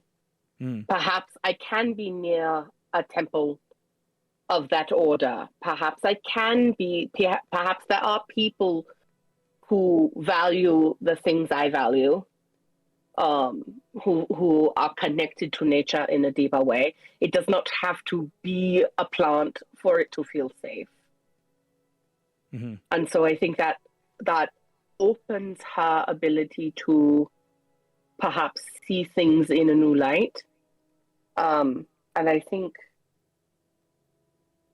with that in mind, I think she would be more likely to be, I'm going to be public art statue, not in the park, maybe somewhere else. Maybe there's a plaza or something where there is still nature, but it's not necessarily that same type of place. That she's willing to sort of investigate new ideas about people and how they are interconnected. Sure. That could definitely work. Just so you get the right idea of like Strita is fucking huge. It is very, very big, and it's not as much New York City because it's still like, we're still talking like, medieval era, medieval era with the anachronistic, like every once in a while some steampunk stuff, and there's like the black powder that's just starting, but like guns are just starting and that type of thing, but it's not quite industrial. It's still that fantasy, high fantasy, medieval type of thing, and there are still like some houses that have like hedges and gardens and row stuff in front of them, and like that's more common in the more affluent sections of the city, but there's still the large rows of marketplaces that like have big main thoroughfares that very, very wide, and all a bunch of other of side roads and stuff that these marketplaces just look nicer because they have a little bit of foliage near them, whether it be a tree growing on like the very small yard that's in front of them,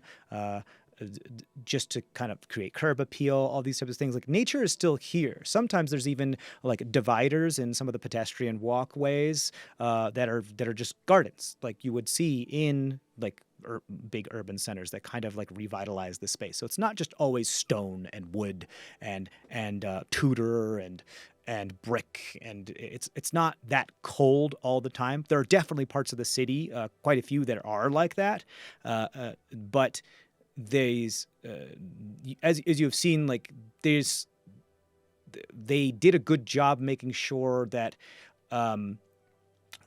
even like the river that comes through it is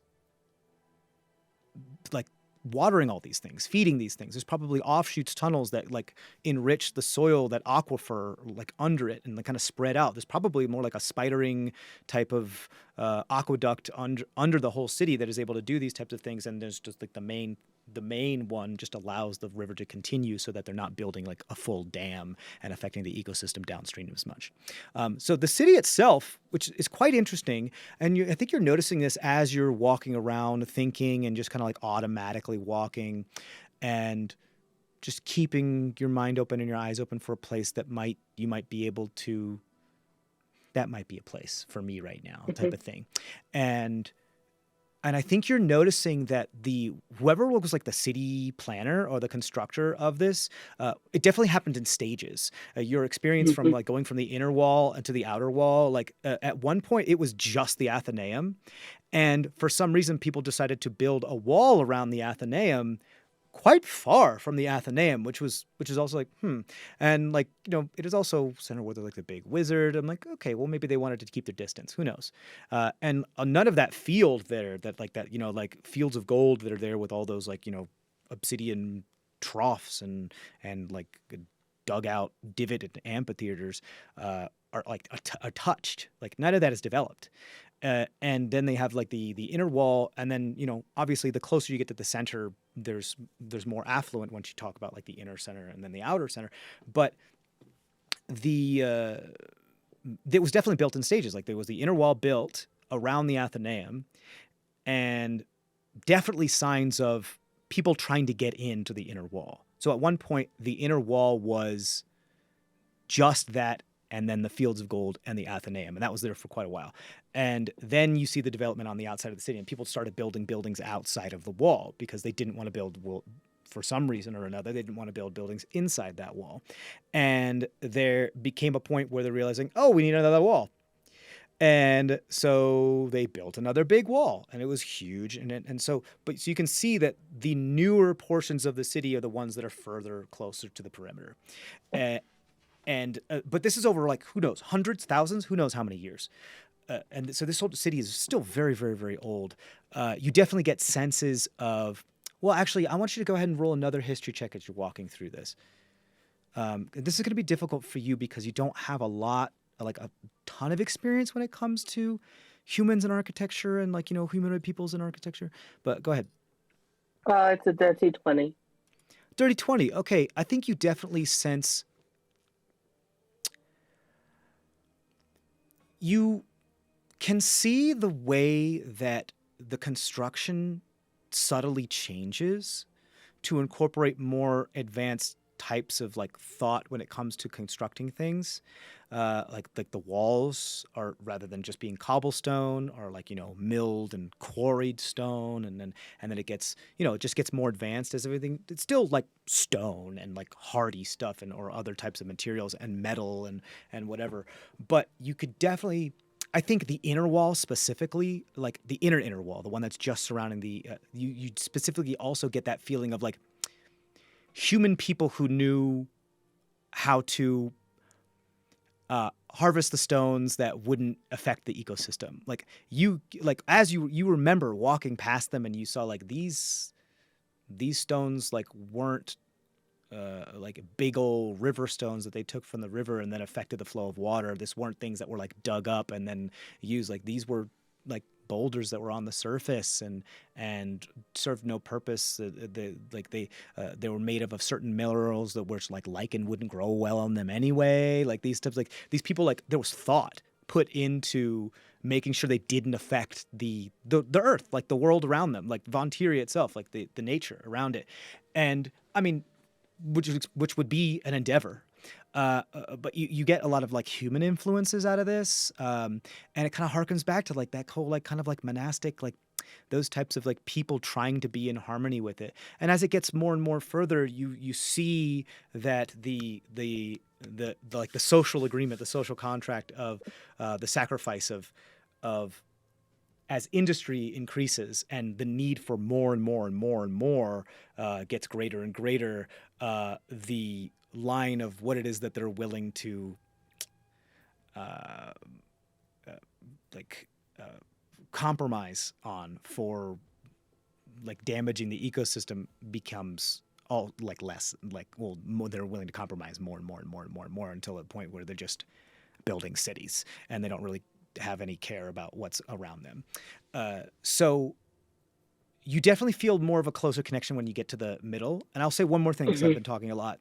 There is also a large portion in the northeast. I want to make sure I have the map up. That is like all farmland. It is in the wall farmland. So like this city could stand hundreds of years of siege and still feed hundreds of thousands of people because it's a self-sustaining city. If it needs to like lock the fuck down, it can, and it can still feed a ton of people. So there's like a bunch of like there's a bunch of beautiful farmland that's just takes up a quarter of the entire fucking city, and it's gorgeous, and it's in full swing. Well, technically we're in winter now, but yeah, you get the idea. Sorry, go ahead. I think she would find great peace in the fields of gold and in the farmland, but I also think that for her to learn, she's going to sometimes venture into more of the city area, and it's sort of that keep your enemies close. Yeah. And really observe these people who do not care about nature, or who have pushed it away, or who are so focused on the things that are damaging to the things I hold dear. I want to see how they live. I want to see what they say. I want to see how they think, and listen to those conversations about what they think matters. Because I think it's more like collecting evidence of how to prove to them what I need them to understand. And how to, that idea of you have a stronger place to bargain from if you know the types of deals that the people that you're bargaining with make. And so it's a little kind of recon of these are the type of people who are, like, if I think back to where I come from and I think about the people who are harvesting timber from our forest, and I think, what are they using all of this timber for? Well, it's building things like these cities. You know, if I want to understand how to get them to stop harvesting our forests the way they are, I have to understand how they are building and provide alternatives and suggest other ways to do it without strip mining the place I call home. You're also well aware of one of the reasons, because Oja shares this type of information for you, is that the war was the worst time, where the humanoids were like warring with each other, the elves and the Razorfang agreement, and like the rest of CrestVahllen was like warring with each other, was the worst. Oja had like formed like a little spot in that like north, that southwestern region to try to protect them from the ravages of what was happening during that time, because it was huge. Yes. There's massive amounts of magic and technology, and it was too much. And the war was the worst for you because the Razorfang was collecting ironwood from you via a lot of proxies to create for weapons, to create weapons. And that doesn't happen as much, but people still know the ironwood's there, and that's why people are still trying to get through the flame wood, and because it's still extremely valuable, and they could be making something else with it, and it's a thing. So that makes a lot of sense as far as because the Shalian cradle is still, I mean, there's the Thrackled yards that are just like devastated. The Thrackled yards they're just gone. It's just nothing but stumps as far as the eye can see. It's very Fern Gully, gone. And I mean, there's some regrowth happening on the stumps, but I mean, it's just gone. And it has to do with, population growth, industry, technology, and having more people, and the ways of being in harmony with nature, being more of a insular community rather than a widespread general sense of how to deal with the resources that are around you in the world. And I think that makes a lot of sense for her, because she's seeing around her in like sped up time how it went from one side of like one block to another block of the advancement of like architecture and technology when it comes to building, and you can see it all laid out right before you of the careening to disrespect, and it's hard.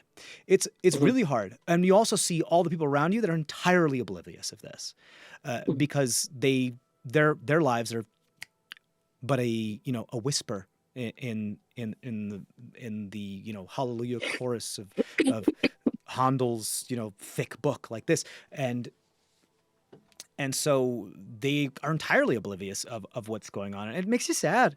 It makes you really sad, I think. But there's definitely spots of respite here. There are small places of garden that you can stand if you like. If there's places that you can just like you're used to just standing still for a long time. So as a tree person, so none of this is going to be difficult for you. I think the hardest part for you is going to be the fact that you need sun every once in a while, and you need to root every once in a while, and I would say if you just want to like stand in the middle of a plaza or something, you'd be hard pressed to find a place where you wouldn't have to pierce through the stone, or you might have difficulty to try to get to. And you don't know if there's even earth below it or how far below it is, because you became well aware when you went under that this is also built on, like, some of these are also built on the ruins of like Old Town too. So like who knows how far you'd need to go down to get to earth. But if you wanted to like plop into one of like a cul-de-sac garden or like a roundabout garden or someone's like front yard or something like that, like yeah, you could absolutely do that. I think she might. I thought it was interesting when you were talking about the market, because I think joining a line of shrubbery as kind of an end cap of a line of shrubbery, or if there are, just a big tree garden on now. this side. Yeah, just all of a sudden, just, oh, there's a tree over here and a tree over here, and somebody usually puts the market stall here.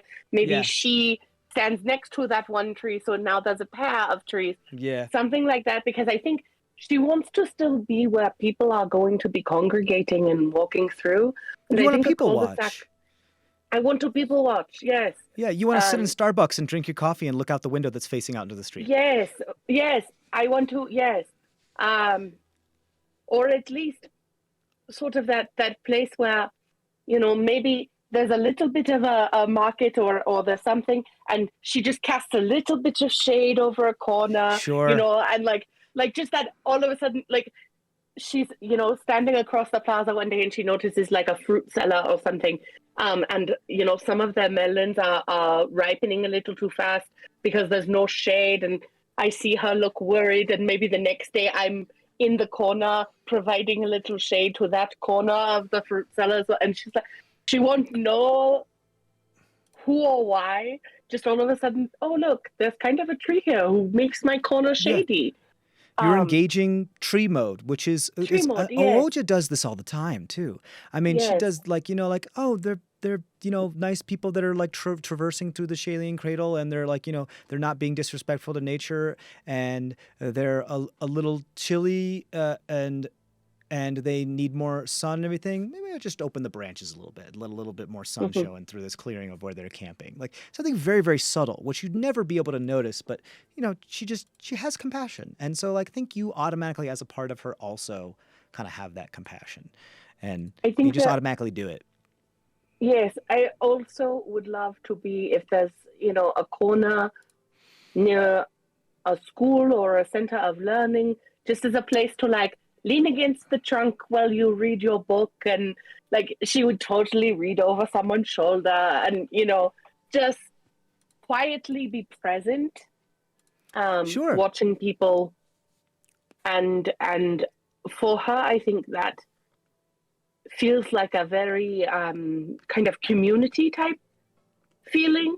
And having grown up in the Grove, where you have all the interconnectedness of the Grove, to find yourself alone is really hard for Neya. I think she's used to hearing all of the whispers of the community around her. So to find herself being the only I think makes her feel very isolated. And so she would go, even if they are not Timberborn, even if they cannot talk to her, I think she wants to be with people, with others, with just that feeling of not isolated.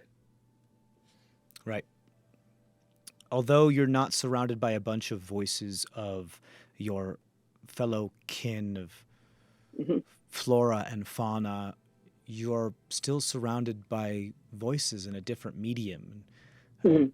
clipping like shoes and feet on stone. Just it's foreign to you. It's different, but you still recognize this chorus of voices. It's just, yeah, I think to you it's still soothing in a way because it's better than silence, but it Mhm. definitely feels more like a cacophony than it does a chorus. Mhm. Does that make sense? Yes. And I think there's a moment in music, or when you're in that sense of cacophony, when everything is discordant until you realize you're the one who's out of tune. Mm. And like it's taking a moment and saying, oh, perhaps if I drop down a moment, or I find the breath, then I can join everyone else on the next part. Mm-hmm. And finding that flow.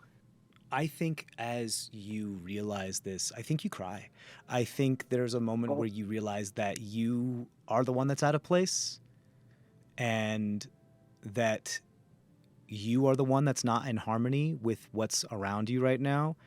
And I think there's this kind of like soiled water that starts to seep out some of, like, the cracks in the bark of your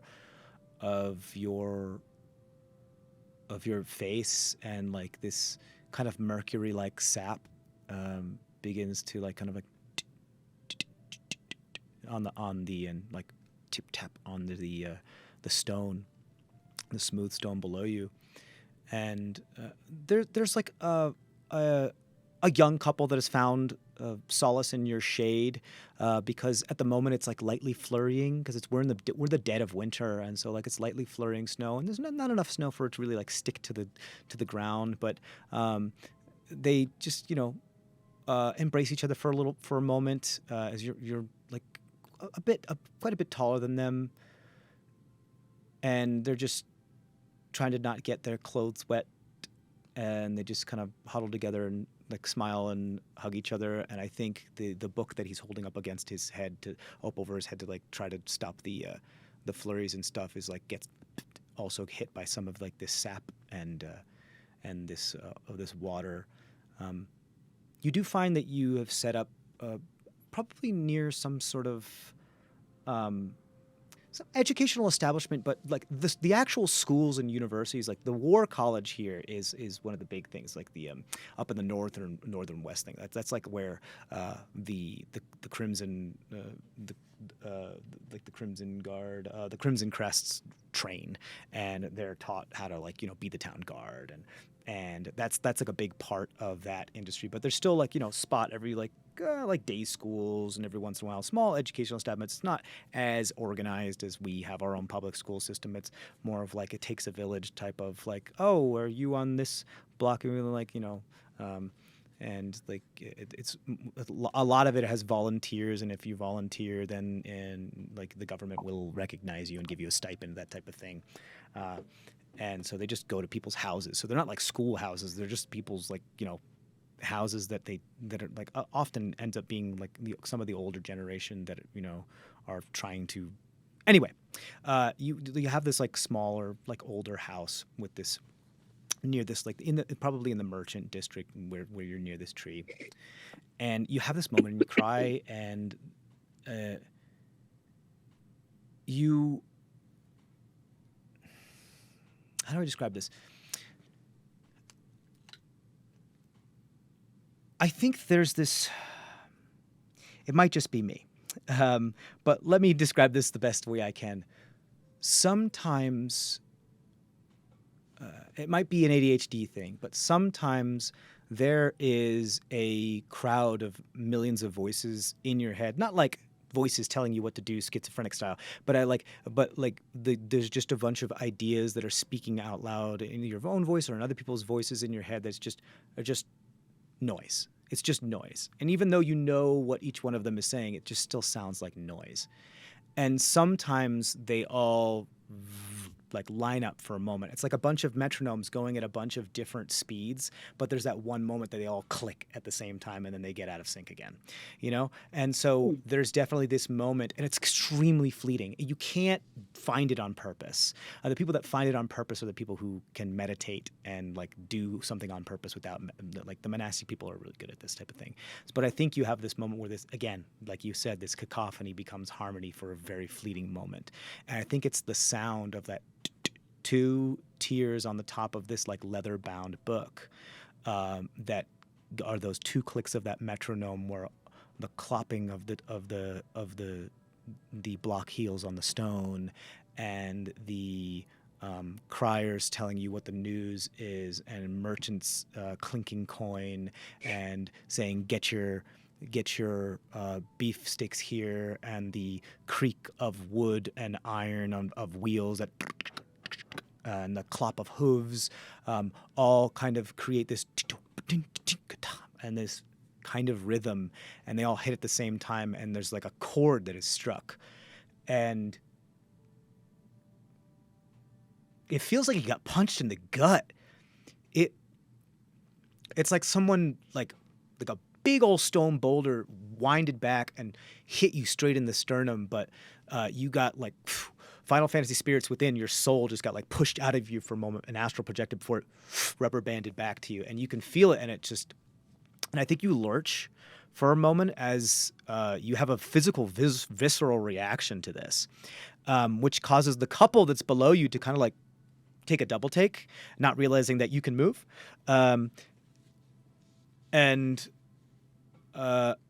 you see they're both like two extremely androgynous people. They appear to be like one appears to be Philaela and one appears to be human. The one that's holding the book turns up and like is very shocked and kind of like steps back out into where the flurries are, as the other one kind of is confused and turns around, and rather than like being physically startled, they just kind of like open their eyebrows go up, and you get the sense of not, oh, you spooked me, I didn't know you were there, but more of like, oh, like I haven't seen like people like you in a long time type of feel, like kind of like a pleasant surprise. And you know, the fleeting spooked moment fades on the human before they don't really talk, they don't really say anything, but the other humans just kind of like waiting there, not really sure what to do, as they finally like can see the optical illusion of like the face and the body now there, that because they weren't looking for it before, as the Philaela individual just kind of like dips and bows and just kind of like thanks you, just kind of wordlessly, and then puts their arm with the other, and they continue on. And then you notice like he's looking at his book and like dusting off some of the sap and the water that's on the back of the leather-bound book, and you see that she like grabs his, or they grab his, the Philaela grabs the human's hand and just says like, you know, you don't have to dust it off, kind of thing. Just like, it's okay, just leave it. And they continue on, and it's like, I don't want to ruin the moment, so I'm not going to describe how that makes you feel, but you feel it. I think as disconnected as Neya has felt in this cobblestone world, I think she takes a deep sigh and she says, thanks to Oja. Mm-hmm. And I think in that moment, it's almost like that feeling that she has kind of deeply knotted in her core, that has just, you know, taken that impact.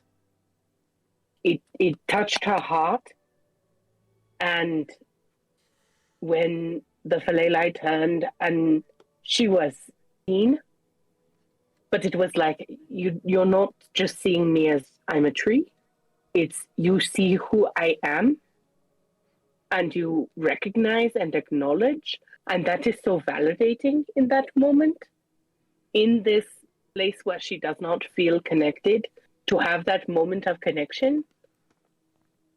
I think she is grateful and thankful and just feels like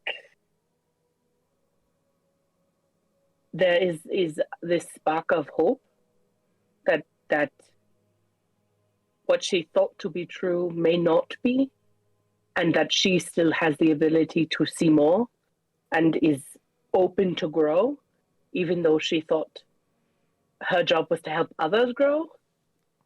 She's realizing that she has an opportunity here that she probably was not looking for or acknowledging.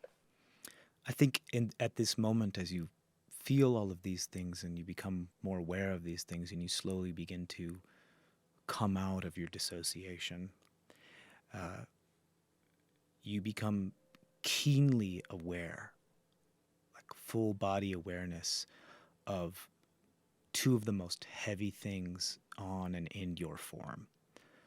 One within your arm and one closer to your sternum. These two things that you carry that like symbolize two big choices. And suddenly, the one that's in your arm doesn't feel quite as heavy. And the one that's in your chest feels a lot heavier.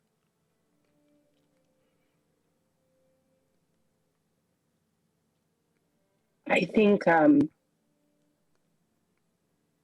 are times when the gifts you have been given feel like a burden, and then when you realize that's how you're perceiving them as opposed to just living with them, I think it's that idea of who's putting the weight on me, and realizing, oh, it might have been me. I was the one who was putting all of this importance and weight on it, and I can choose to be graceful with myself in being able to not feel weighed down by the thing I carry, and instead look at it as the gift that it was meant to be, and hold it lighter by choice, rather than like it has not changed its dimensions, its weight, its value. None of that has changed. My perspective on it has changed. And that makes it easier to bear, easier to carry. And it's the choice of, I am going to see this differently, and that may mean that I have to do things differently if I want a different reaction or a different outcome. I think as you realize that and you kind of like give yourself that self-affirmation, you lift your roots from the spot that you've done as you start to stretch and like breathe in the air a little bit more, and the knot that was in your chest doesn't feel as tight, like the actual like wooden knot, like the tree knot. Mm-hmm. And the death grip that your branches and roots have around the device that's in your arm aren't as strenuously taut. And realizing it, you don't have to hold these things on with such a death grip. And it makes you feel lighter. Like even though you are 3,000 pounds heavy, it makes you feel lighter. I think there's a moment during this where you hear like a rustling, and you notice that there has been some growth, that'd be physical, spiritual, or otherwise. There's been some actual like growth. There's like the budding and like opening of leaves upon some of your hair that has gotten a little longer, and it's being so closed off and so hardened and so tempered for so long, things are starting to open up, and the ferns are starting to uncoil, and like even though you're in the middle of winter, it's spring inside. So so I think at the risk of continuing to just cry this whole time, what do you think you do next? I think, well, one of the things that Neya was thinking about was, as we in the group have been talking about where we might want to have a house, I know that, actually, no, I think with this feeling of springtime and having clutched so tight, now that she's released, there's like a tingly feeling a little bit, almost like her hands have been asleep and like clenched so much that now there's like a looseness. I think she wants to go toward the farmland area. Okay. And kind of out near the fields and sort of see what other things are growing, other things are moving, and just kind of take a nice deep breath of sort of that crisp air, and so just again, kind of see. To make sure that I'm not crying, we're not both crying this whole time, and just describing like and just turning this into singing bowls, yoga, like therapies session, Yes. which we very well could. We could do hours of this. But as being as it is the middle of winter, the only crops that are currently like growing right now are like some tubers and root vegetables that are specifically made to be able to like grow, like I think some like cabbages and other tubers and other root vegetables and stuff like that. So there's not a whole lot of like lush greenery, very not much at all. Like whatever is like here is stuff are plants that can survive the winter during their crop rotation. But there's still life here. There's quite a bit of life here. I think you're noticed as you start to kind of wander out into the middle of one of the fields, as like you see, there's like one person that's like, like you get like the feeling. I don't think you actually notice them. I think this is just for the audience because there's like this moment where like they're like because they want to stop you, and then they like look like, is that a walking tree? And then they just watch. I mean, I think that in Olnea's heart, she would be skipping through the fields, but that would do so much damage to all so of much the damage. things that are wintering. And like in the rows, like just huge feet just destroying all of the things that are wintered in. No, I think she goes and she looks for a moment. I think the soil is also, even though it's winter and it's snowing, it's so much softer, being as it's still tilled. It's so much softer than the stone you've been walking on this whole time. So I think even as you step through, you still kind of like let your toes get elongated and like reach out and just kind of like putting your feet in the sand type of thing as you move through rather than bounding. And I think she would squidge a bit into them, into the soil, and sort of just sort of flicker her roots a bit. And that idea that like, even in winter, when you're like standing on the seashore and you have your feet in the sand, like there's a sense of place and a sense of release, I guess, or just you feel more relaxed. And I think just putting her feet in some loose dirt and squidging about a bit just again helps with that letting go a little bit. And I think once she has let go, she realizes now that she is more relaxed, she can have a harder conversation. And I think maybe one of the things she might do is head toward the forest outside of town, just to kind of do a vibe check. Sure. And kind of see it, because they seem very closed off and clenched and tight. And having been that way until very recently, she's sort of like, hey, I just did these breathing exercises. Perhaps we can try them. And Everybody how are things breathe. here? Ready? Yeah. how Inhale are for things here? 5. I am feeling wonderful. Yeah. And you Okay, know, so before we do that, though, I just wanted to real quick, yes. because as you spread your roots and your feet into this, I want you to roll a nature check for me. Okay. It's a 15. 15.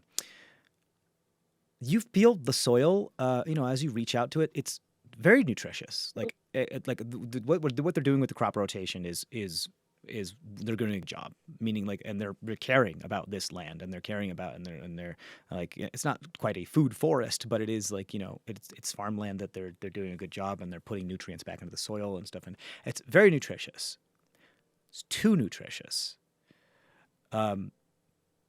Like the crops that are growing here, like they're doing well, but like you require a different type of nutrition. You're ironwood. This feels good. There's like the soil is, this soil would be like really nice for you. In fact, this soil is more nutritious than back home.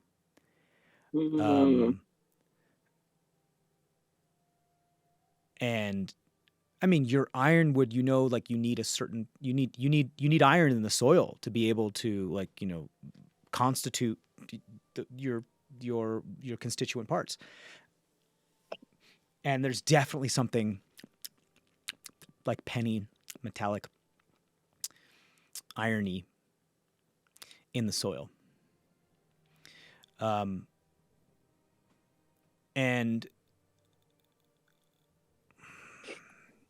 I'm going to say roll medicine check now. That's a 17. 17. It's that irony, penny smell and taste of like humanoid blood. There's blood in this soil. Like, and not just like blood meal, like this soil is soaked in blood.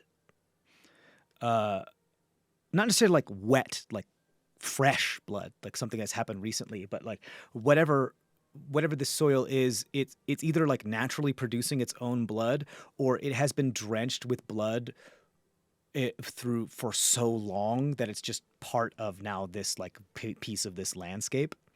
And it tastes like it has a vintage to it, if I were to say. It is old blood. For you to like be able to actually discern what type of blood this is, I think with a 15 and a 17, I don't think you'll be able to do that. But you definitely sense like that's where you're getting the iron in this soil from. There's a lot of blood in this soil. Obviously not enough to like oversaturate it to the point, and there's so much iron that these crops can't grow. Like these crops are still growing very, very well. So that's also curious. But I think that's what you'd sense. I'm not sure what else you'd be able to pull from that. But that's what you taste. Is there a way to like collect a sample of this soil? You can pick up some soil if you want. Scoop some soil.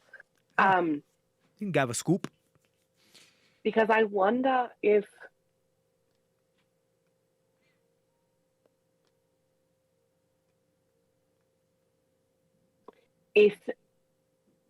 this, okay, so would she know, having looked at the architecture and the way the city has grown out in spaces, is it possible for her to detect the vintage in terms of, this feels like this is something that happened 100 years ago, 1,000 years ago? I feel like age spectrum of this city is probably closer to the age spectrum of like your kind.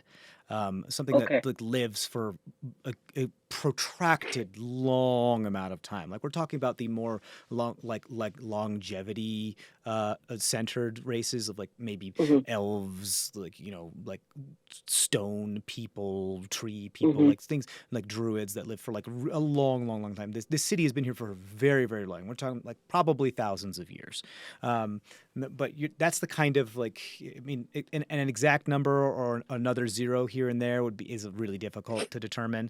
But yeah, this is extremely protected. The Athenaeum itself is quite ancient. So I would say to be able to tell like how old the blood is, the vintage is, that would be really, really difficult, because it's also like it's not a single bottle of blood that's been kept from another thing. It's like a whole field of blood.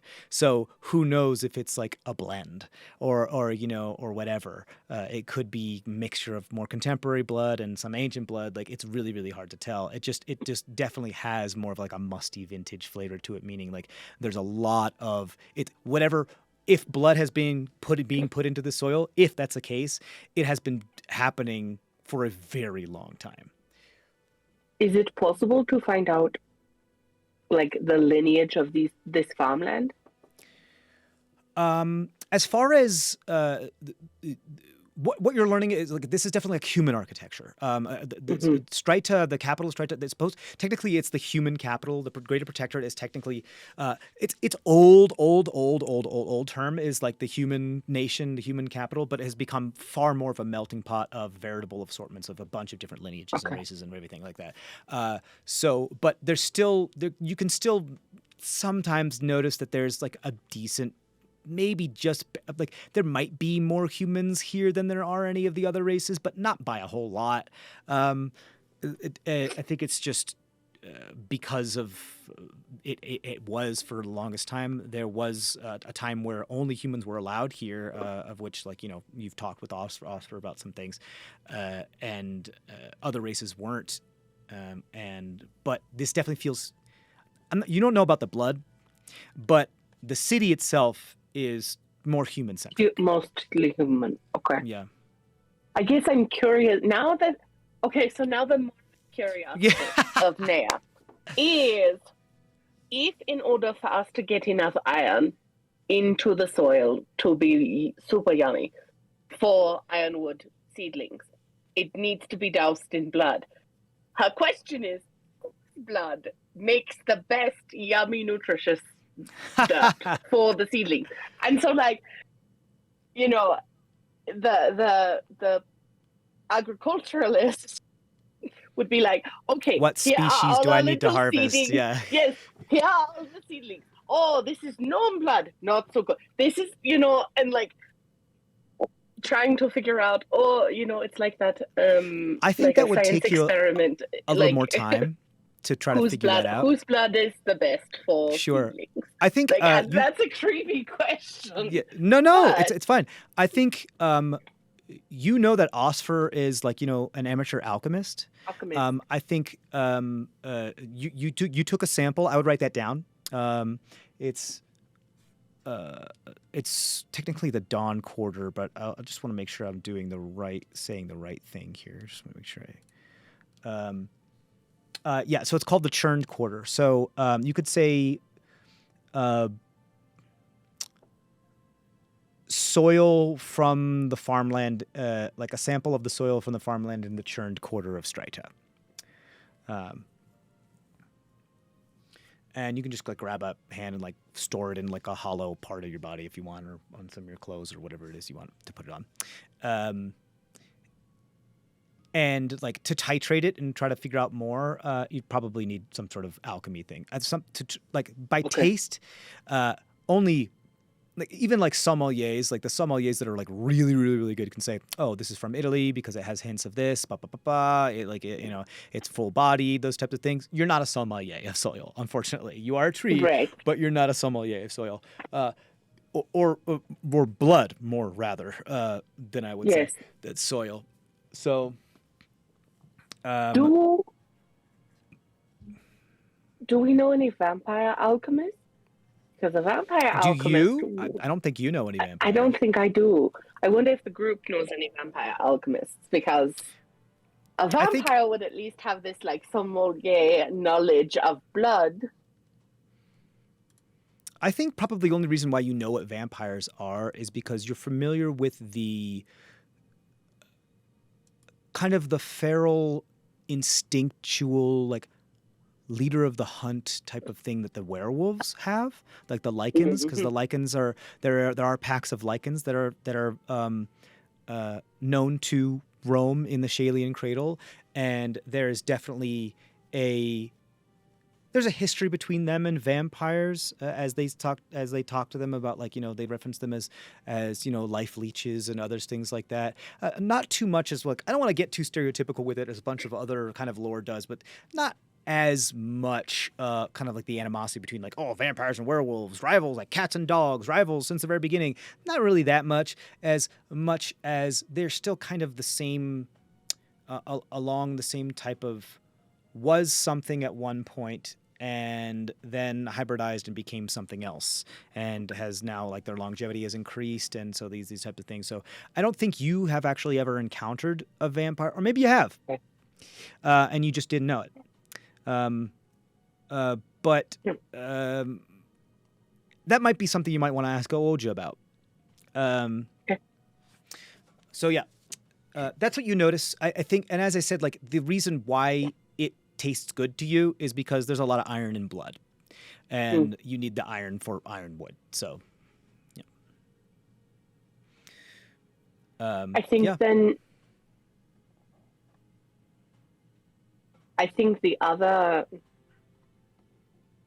in addition to maybe having Osfer help titrate the soil sample and just see what we find in it, I think Neya would probably make some notes about, as she's traveling, these different soil compositions, in terms of, this one tasted really good.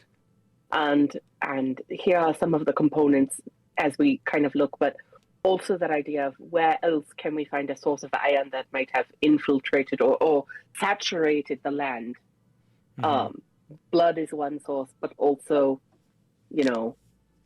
refinery type places that are working in ores or and processing irons, facilities. or processing, You'd find a lot of that in, like, the Razor Fang. Lot of metal work there. Because mountain range, lots of metal. So, but my thoughts on Razor Fang are not glowing. Yeah, kind of the source of the hunger for you. I don't really want to go to the source of intergenerational trauma as a place to find good soil for the rest of us. You got it. That's just asking for harvesting. So you grab a sample and you just kind of you're like curious, very curious, and you head out of the city and you head down south to the man-torn forest. Here is, I think, as you approach, this is quite a walk. Like, it's miles away. It's like dozens and dozens of miles away. But you follow the river, and as you get closer and closer, and as you start to finally see, like, the perimeter and the outskirts of where the tree line starts within this, like, very wide kind of, like, this big forest that just seems to be kind of like, it's almost riparian because it kind of flanks both sides of the river and has the river running through it, but it's too vast to be riparian. It's far more like thick woods. And there's just kind of this, especially in this now winter time, this kind of like misty, not humid misty, but like cloudy, foggy type of, how do I say this, kind of like obscurement around the city. It's not like too thick, but you realize that you wouldn't be able to see the forest through the trees type of thing. And there's definitely this, you definitely sense, I think, as you get closer to it, just like, actually, you know what? Your divine sense here would probably do wonders. Okay. Let's divine sense it then. You pop it, and like, and as you reach into the soil, and you kind of like do, kind of like how Toph does, like in Avatar, there's like, and you can like see all the stuff that's around you, because you definitely become far more sensitive to, like the nature around here. You sense like it's wound tight. It's wound real tight. And it is, you get that kind of like sinking feeling of like sadness, pity, and terror all at once, of seeing a like human child who never like had like an adult to teach them like language or like of our like considered civilized society, of like those types of things, and that was left to kind of like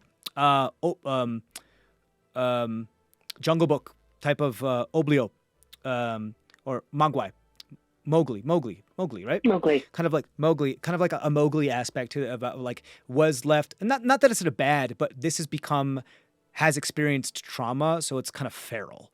And so like if you walked into a house that was abandoned in the forest, and like the parents were never there, and like the 3-year-old that was there or 2-year-old that was there then just grew up and is now like a teenager and has just been kind of like, you know, long hair and that type of thing, and at once was far more innocent. I feel bad using these words, and like civilized or everything, but through a bunch of other stuff has just kind of become more this, kind of like from Smeagol to Gollum type of feel. Yep. That's what you're getting from this, and so you feel that like pity, sadness, and terror, because this thing is. This man-torn forest, there's a reason why it's called the man-torn forest. It tears men apart. And it is very dangerous. And you're not sure it's going to be, if it's going to recognize you as one of its own.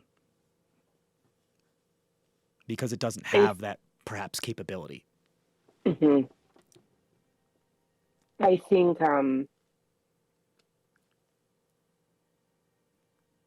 with this sort of feral forest, I think the only way that she would be able to really connect would be, you know, one tree at a time, building connection, trust, that sort of thing, but knowing that it's going to recoil from what it doesn't know. And terror is it's a visceral reaction that often leads to outburst, as a form of protection. And so I think it would be more one of those things that Neya would not necessarily get super close right away, but it would be one of those things where it's like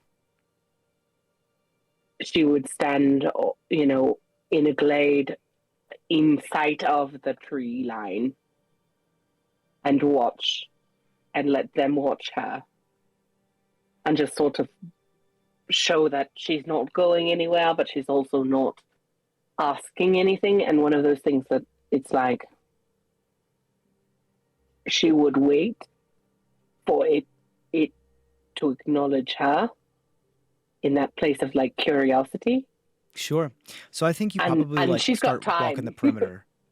I think Yeah. you start like flanking it and like walking the perimeter and just kind of like skirting it and seeing like just seeing how it reacts to your presence as you like continue to try to just through energy and like roots reach out a little bit and just like try to make your presence known.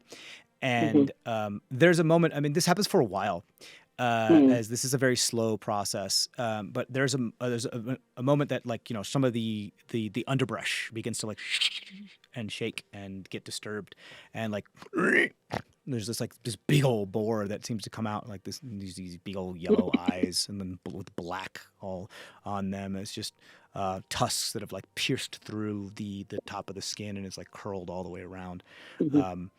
Just big, just nasty boar with like heavy quills. It's just also just kind of doing that whole horse thing where it's just like putting its one foot down, being like, hey, keep your distance. Not charging you or anything, but like, and then you see that there are some like other little like boar piglets that seem to like come out and scatter about. And the boar, mama, you're not sure, dad, you don't know. Just kind of just keeps an eye on you, and it just is not just locked on you as the other little piglets appear to like be chewing on some roots and some like other small like edible flowers and berries or whatever might be around.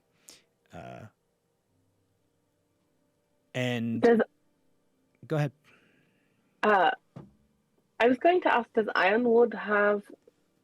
it produce anything other than just the wood? Like, does it have acorns, or does it have seeds, or does it have pods, I or mean, it's a plant. It leaves, makes its or own seeds. berries? It's I mean, it's a tree. It is a tree. It's just the wood. It's called ironwood. It's not like you need iron in the wood, but it is still wood. It's not iron. Like you need iron. Your body takes the iron from the soil and turns it into like a very, very dense, very strong wood. And one of the reasons why ironwood is so valuable is because it's extremely malleable, like organic material, like wood. Like when you heat it up, you can like bend it and turn it and like move it all the thing. But it's as hard as like iron or steel. Like it's that hard, which makes it super useful to be that malleable, but also that sturdy, which makes it perfect for a lot of, weapon and war type of uses. And like, especially like armor and stuff like that, because you can mold it like clay to be what it is you want to be. Like you could carve wood, but it's extremely hard. And so, but you're still wood, you're a tree. Some of your aspects have far more metallic, like lusters and probably like observational looks to them, but it's still wood. You're still wood. And that kind of like metallic luster comes from just how much iron is in your wood, but you're not actually ore. So yes, you do have leaves, branches, seeds, nuts, those types of things. I was wondering if it's possible if there's anything I produce that I could like you flower to the piglets. Yeah, like I was wondering, like, do the piglets want to eat some flowers? Yeah, I mean, it's an olive branch to an olive branch, pun not intended, I'm sure. Yeah. You do bud and you do flower. Like the flowers, the flowers and buds, the buds that you produce are actually kind of like how rabbits love to eat like thistle buds or like those types of things. The buds are quite tasty to some other critters, and once they flower, they look. How do I describe? Like a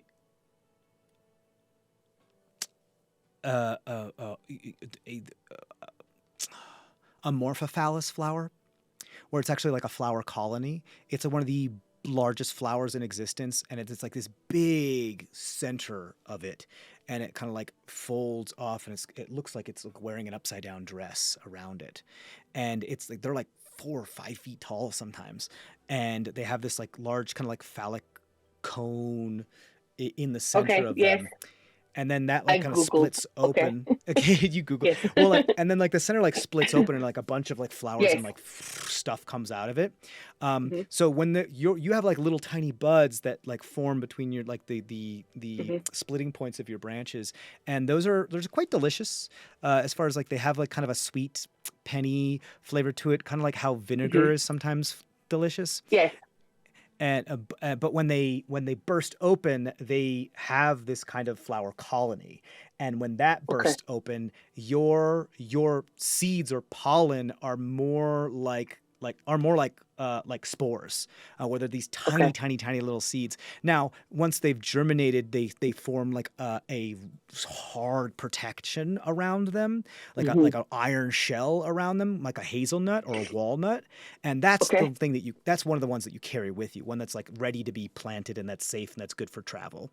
But one of the reasons why it's so hard and you can't just like make your own all the time is because of how delicate these tiny little things are inside of it. And like they find it very difficult to pierce soil, and they need a lot of love and care to get to that point where they're hard enough to germinate and hard enough to be able to be like, sustain and take care of themselves. So 1 in like a billion of your tiny little spores actually work. But yeah. Got it. All right. I think I just watched the little piglets in the bowl and offer shade should they come close. And maybe like I send one little root out to make like a little curve sort of thing so that the piglets can like climb up it or go under it, or I make a little root curve, playground. Yes, root playground for the piglets to play in. Sure. Sure. I mean, Just and kind like of just so being I'm not present. setting a crazy precedent here as far as like how much you can like use your form to set a bunch of roots out. Creating a playground is a lot. Like the whole like plant growth and a bunch of other stuff is like I just want to make sure like this is great. I want to fall into the role play with it. I just want to make sure that like you can't just like reach out to somebody and strangle them and like bind them and restrict Yes. them with a bunch of roots. Like that's Yes. not something you have like the capability of doing, but you can like slowly ever so like sacrifice some of your constituent material and like move it and create some like this and that, and you could have like one of your roots like come up out and like create that almost like barrow type of curve where there's still like a hole under it, and you can have like one of your little buds like grow and just kind of dangle like mistletoe in front of the barrow and everything, so they can like go under it and like feel safe and like nibble on it. Go ahead and roll an animal handling check at advantage for me.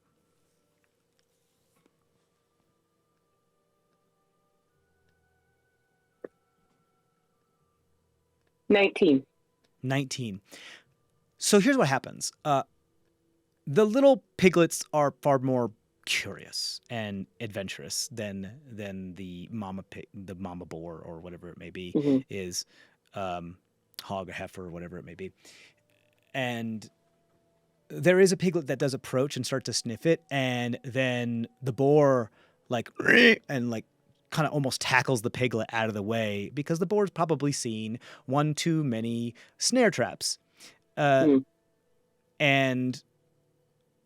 just gives you another like really not great look as they start to like dig into the ground, and they eventually do like smell and sniff the bud as you just kind of stay still, and you just kind of like just stay still. I'm like, I'm not moving, I'm not doing anything, I'm a plant. And eventually it does like and like nibble at the bud and like eat it, and then take a moment and just chew it and look back at you for a moment before it goes go and just move its just exhale and snort real loud and just kind of like turn its back to you, and just kind of like walk back closer to where the rest of the piglets are, and it's not like looking at you as much anymore. It's rather than being like completely on guard and watching you like a hawk, it's now you think probably feels a little more comfortable to the point where it feels safe enough to turn its back to you. I think as a plant person, this is probably symbolic to you of saying like, okay, if I'm the gatekeeper, I'm not really stopping you from entering. Does that make sense? Yes. I think not following directly behind the boar, but kind of making a diagonal to the Sure. side. I might get closer to the forest, but not closer to the boar.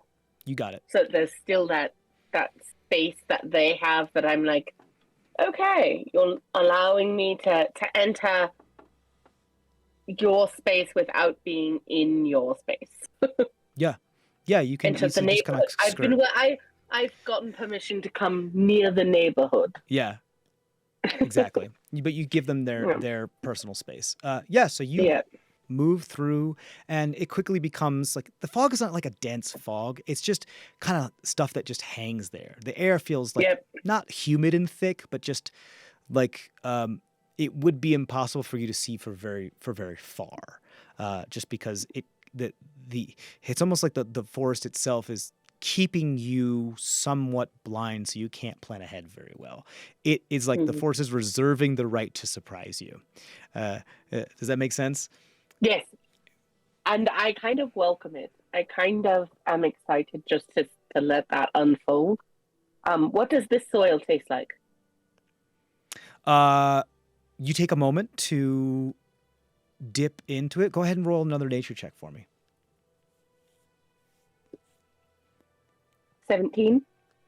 17. There's a hint of blood to this and iron to this as well. How much of that is attributed to the fact that this is called the man-torn forest, and those that come in here, like, a lot of people that go through here don't come back. And like the name is,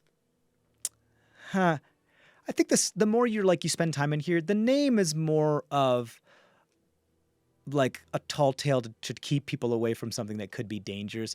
It's like, it's not a murderous, like active carnivorous forest. It's just dangerous, and it's like wants to be left alone and has become kind of feral.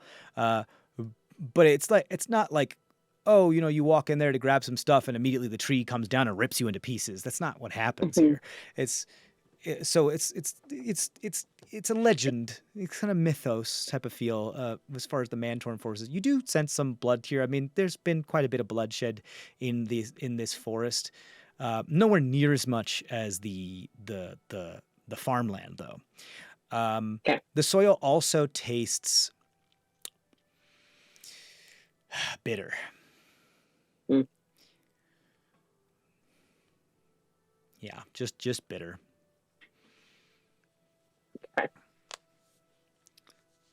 I mean, I had really high hopes of the idea of if we have a house in the forest, it will feel like home, or it will feel more like, but I feel like this forest is closed off in more ways than one, in terms of just its kind of nature, that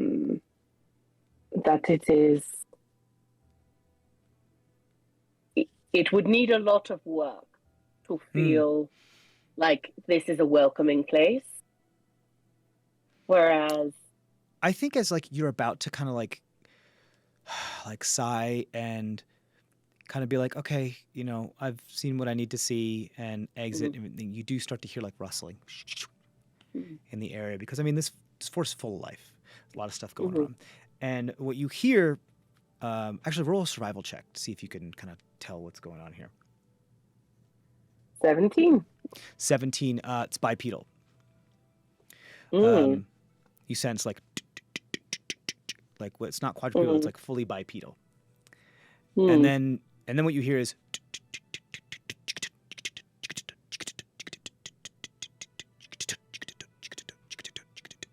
like something's moving between bipedal and quadrupedal. And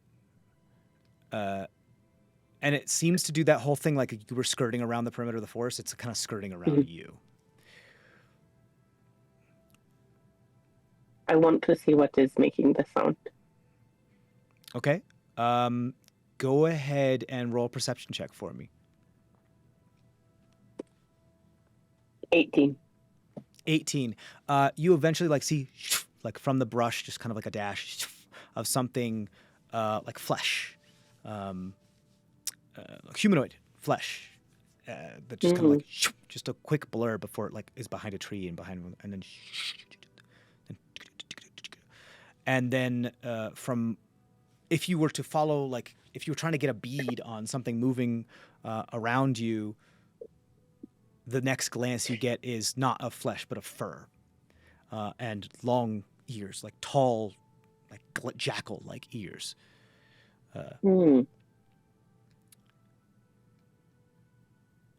And I think there's a moment after that where you hear kind of like a like bone or claw on wood that kind of like rends some bark as it kind of rakes across it. And like there's this small, like low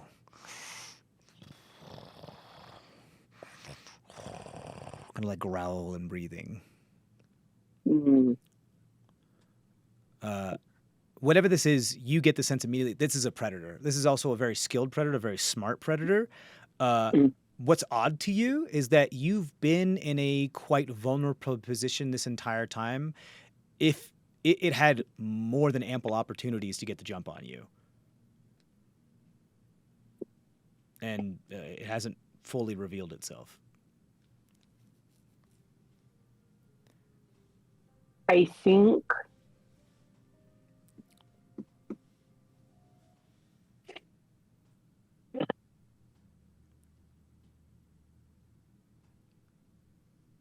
can I use Divine Sense? I think you can use it more than once. You're level what? Level 10, level 11 paladin. I think you can use it a couple times. Yeah. I think you can use it.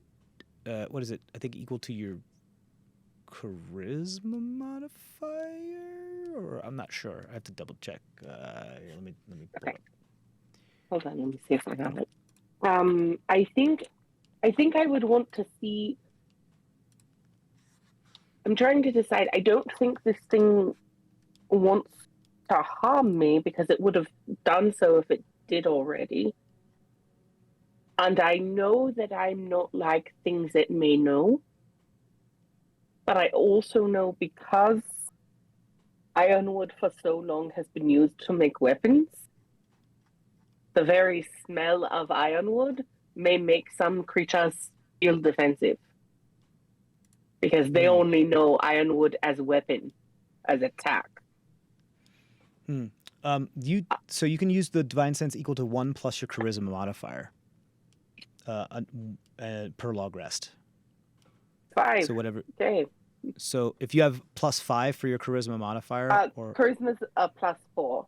okay, so it would be. I can use it 5 times, and I've used so you it already once. used it once So far. So you've got. So yeah, 4 I think more. I want If to you use want to pop divine again. sense. Yeah, I want to pop it again.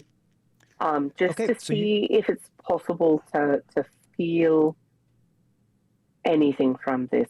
Sure. I'll say, like, with your divine sense, you also get, like, the addition of not just celestial fiend or undead, but you also get the, like, plant creature. Because I think that would make too much sense for it not to be a thing. Yeah.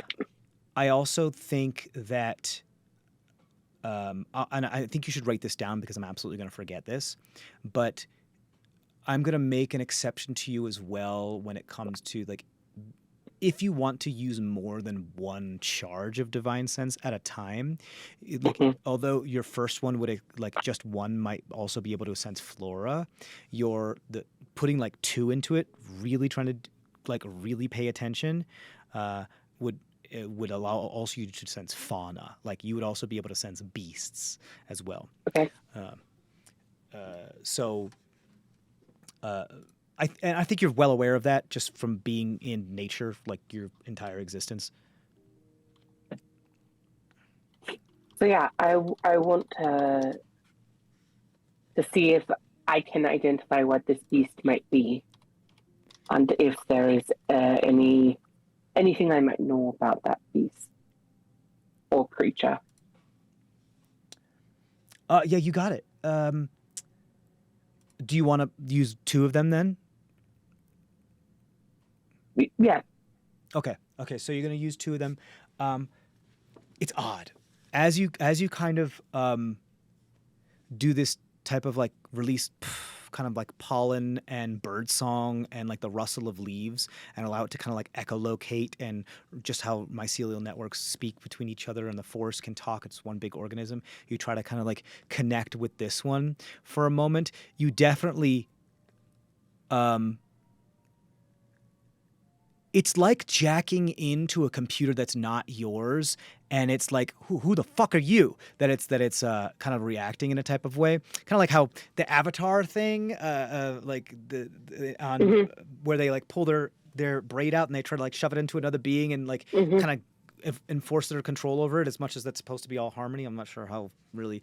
It's kind of like that. You're kind of, like, doing it, and you're getting pushback for sure. They're like, whoa, like, I don't like.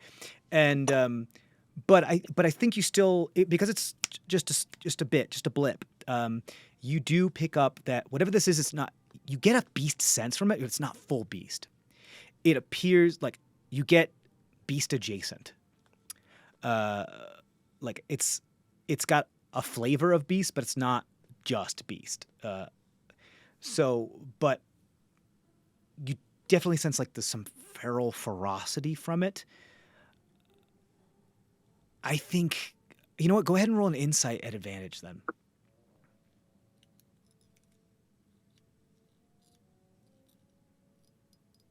It's going to be very big. I have proficiency in that. I rolled an 18. and I have a +6. So 24. Yeah. And then +4 for proficiency, 28. Yeah, your proficiency should be already accounted for if it's like Oh, got a okay. little dot next to it. Yep. Okay. Because insight would be your 24. wisdom modifier plus your proficiency, and that would be your bonus. Yeah, okay. Yes. Got it. Yes. Yeah. So 24. 24. There is... This thing is intelligent, but it's also like you're getting that like feral kid in the forest type of feel again. And you kind of like know instinctually that you should like kind of like not get as high as it. So you kind of like start to like, sit down a little bit or just like move a little bit lower. And you start to see it kind of like come out of the brush a little bit. And you see those like 2 ears of just like super alert of what's going on. And it's kind of like, it's not looking right at you. It's almost like looking through you and behind you and to see if there's any more of you type of thing. Like it has you pegged. That's good. It's just kind of looking everywhere else but you, as it just kind of looks up and you see it stand up on these like kind of step out of some of the brush, and you see it standing on digigrade legs covered in like fur and this kind of like face of this jackal, but bipedal. And you see it like slowly as you start to see like bones crack and like one of its arms turns into far more like fleshy and humanoid, just kind of covered with a lot of like hair, like a very hairy man, and kind of like put his hand on a branch to kind of steady itself, and you see like its snout start to like crack and be absorbed more into its facial like skull as the fur begins to fade, and you see a more humanoid, like human face about it. And with your nature and insight, like you're familiar, you know what this is. This is like it's like a cousin of the werewolf. This is like called a jackal were, and these are just kind of like more canine-esque, more jackal canine-esque, canid-esque, like were creatures. However, like the humanoid that they're like, they keep a bunch of fur. I think they transform their digigrade legs to make more regular, more not regular, but like humanoid legs of like human, and everything about them is human. The jackalware does appear to be wearing like rags, like clothes. What does look like some old like watch garb that appears to have like a metal ring that kind of keeps it together, kind of like a Roman skirt type of thing. And there is like a leather belt that goes around the waist. And so the legs, but everything but like the torso becomes transformed, and the tail remains, and the torso still remains like very furry. And but like the arms, you can see the gradation start to become more humanoid. And by the time it comes to the fingertips, it's almost a full human hand. And like near the beard kind of like becomes more of the fur as it gets closer to the torso, but it has this, and so it's very unsettling. It's very uncanny valley. But it's just like, again, it's not looking at you, but it's like stepping twice towards you. And it just begins to like circle you. And again, not look at you, but just have this like whole, this person now, like if it is a person, or if it's like an unknown that's kind of imitating, you don't know.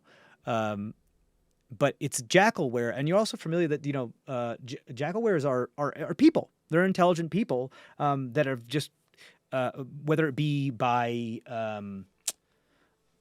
most jackalwares are born jackalwares. It's not the same with lycanthropy, where they it's like sometimes a blood curse and other types of magic, and you can be bitten, and like things can happen with the blood moon and yada yada yada. Jackalwares are more they're just packs of jackals that evolved to also be able to transform into more human things. So they are jackals. They just imitate humans.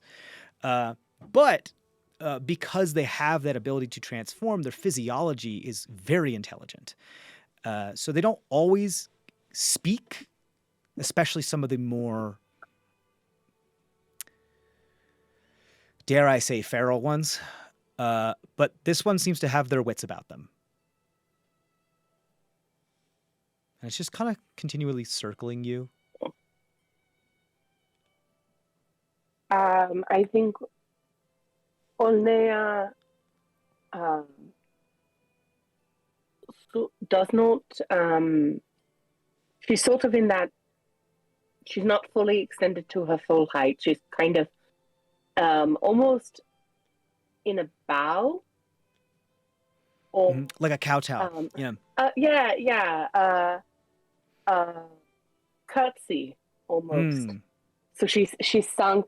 She's curved. And your dress is like sort of splaying out collapsed. more. Yes, and she's filling space that way. But I think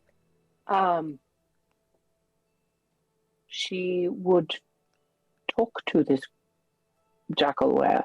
I think she would say, greetings from Orja. Well met, and hello. You hear like as it's been looking away and to the perimeter, not at you, while it's been walking around you, and kind of like jerky movements. And as you speak to it, it kind of like stops for a moment and kind of like, you speak the language of the interlopers. As you see like the face quickly become like a snout again, and then slowly like come back into like human. You see like the lip kind of curl and then kind of like make a stance. As it gets like more aggravated, like more parts of it go back into jackal and then like come back into human as it settles. And it kind of like makes a stance to you, and now far more slowly kind of like saunters as it's walking you, and it has like its chin up a little bit. I think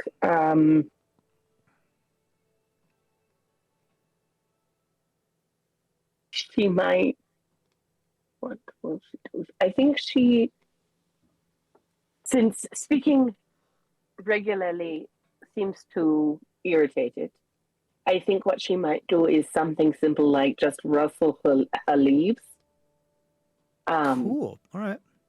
And go a little non-verbal, but also sort of something that is that a tree that just that natural sort of wind through your leaves sort of shake, and it's more.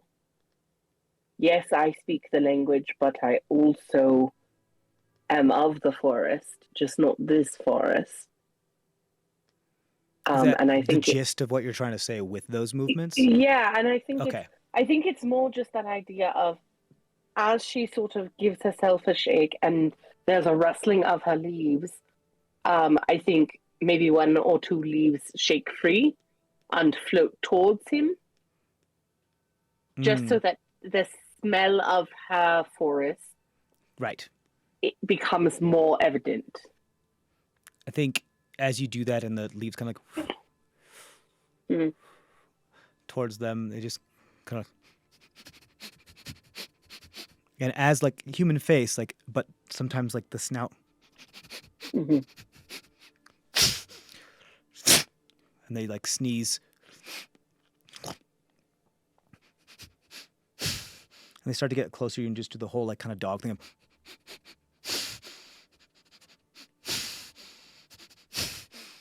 Where they just keep exhaling really heavily as they like sniff in, and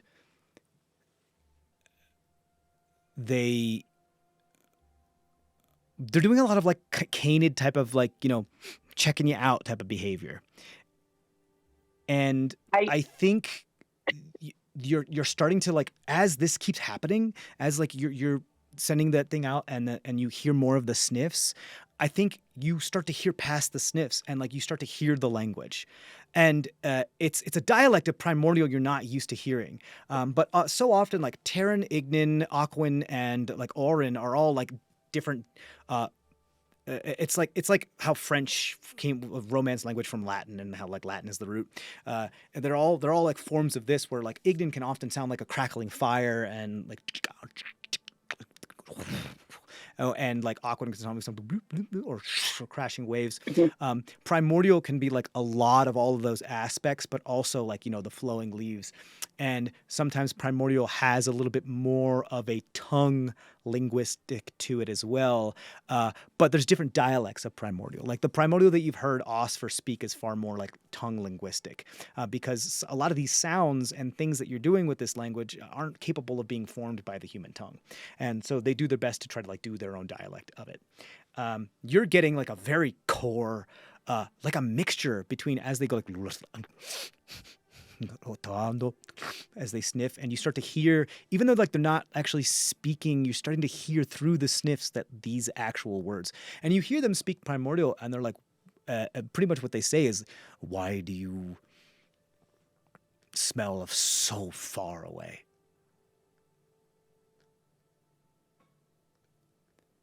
I think in response, I think Neya might crack a branch.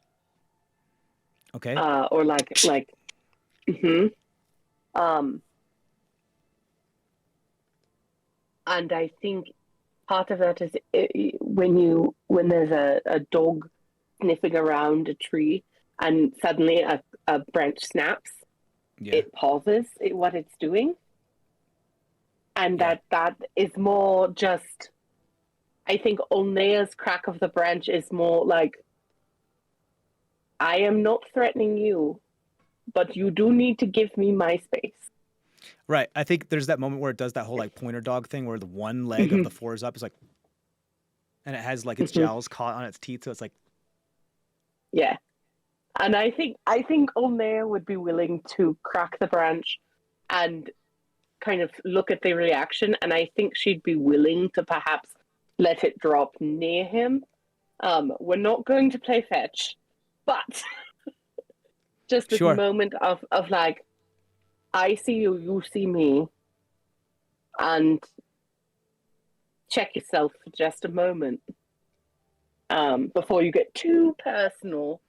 I think there's like a little bit of a scuffle of like, there's like, it's kind of like because something spooked them and fell. Just it's similar to how when deer bucks like shake their antlers off and they fall and they're like, what the fuck was that? Because they don't know that things fell off of them. Yes.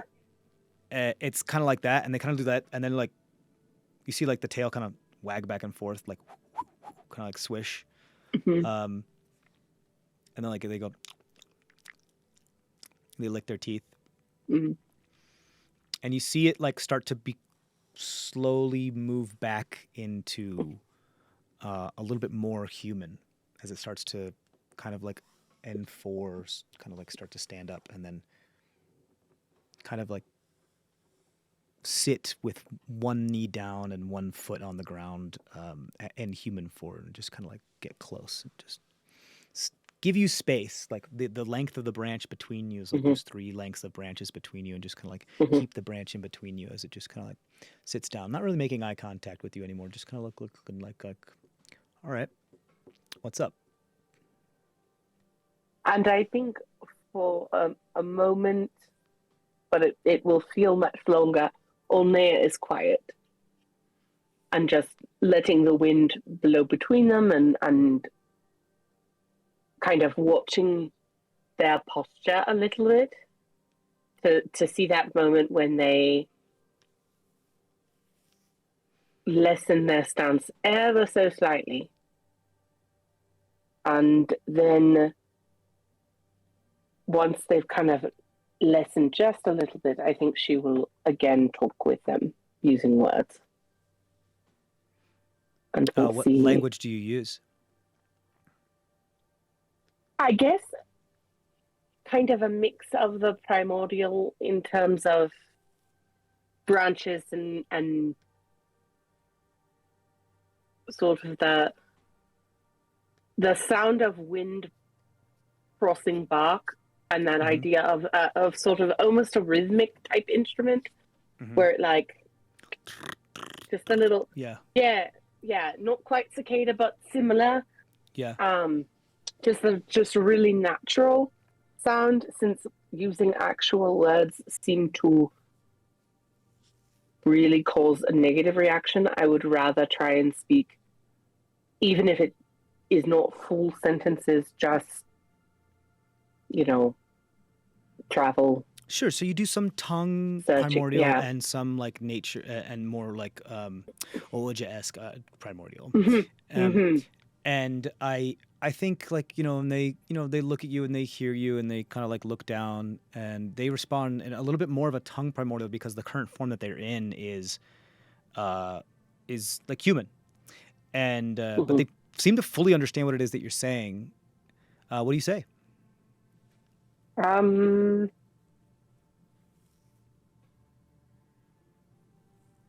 I think the first thing she says is, I am Neya of Grove Tesoto, and I am new to your forest.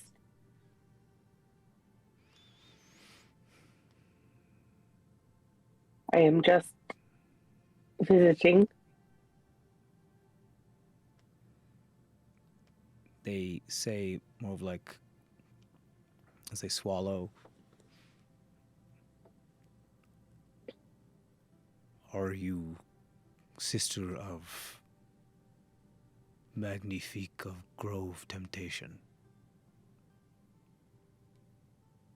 I don't know who Magnifique is. Is she Timberborn like I?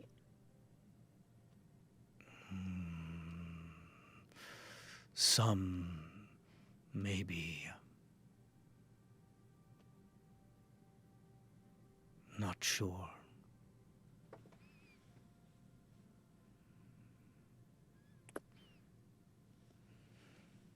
I am looking for sister. I am looking for a sister who came to Strita many, many years ago.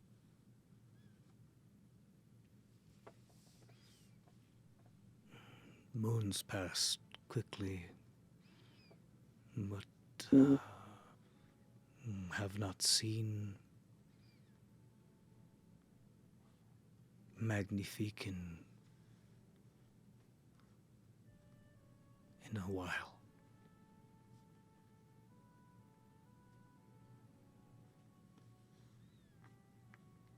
Is she in trouble?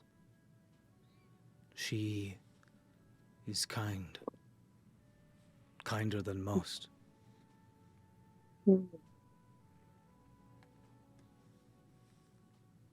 The sister I am searching for was always known for kindness, but she went by another name.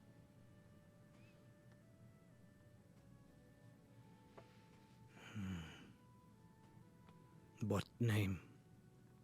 Simisola.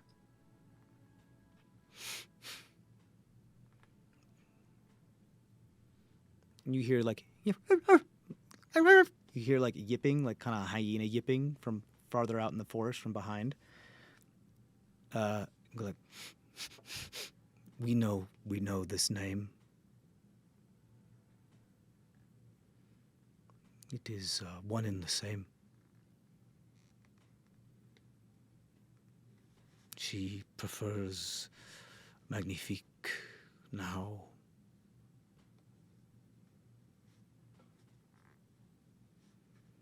Some call her Madam.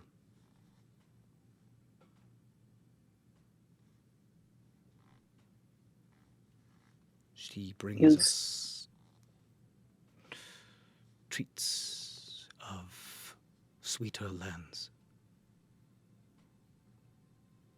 Treats and sweeter lands? Treats of sweeter lands. Sweeter lands?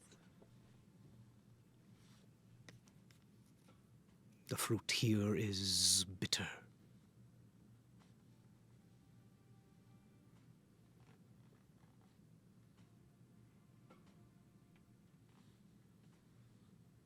And the meat is tough.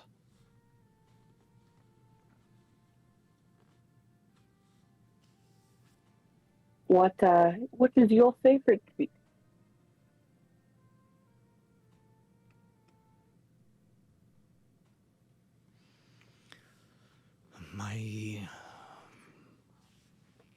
They look.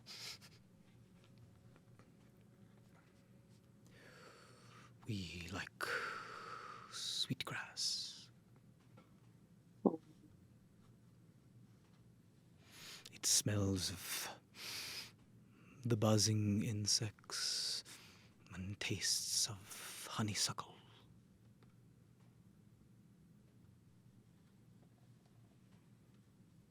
That is one of my favorite smells too, the honeysuckle.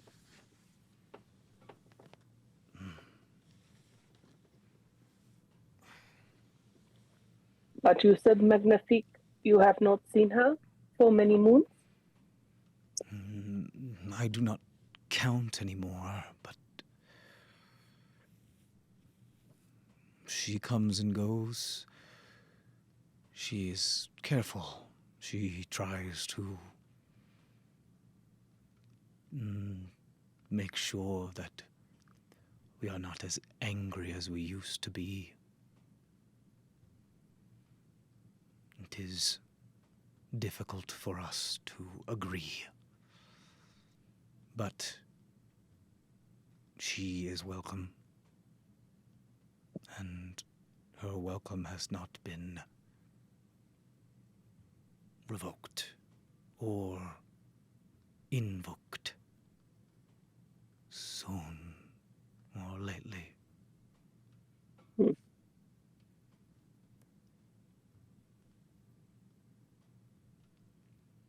We have had to find less kind ways to get sweet.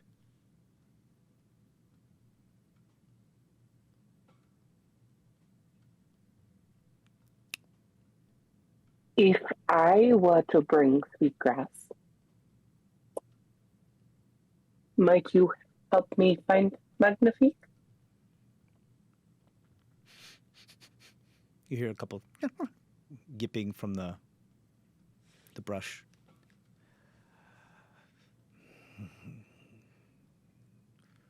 We like sweetgrass. We would like sweetgrass. We do not know where Magnifique is.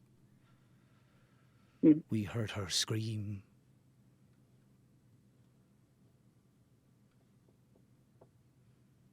When did you hear the scream?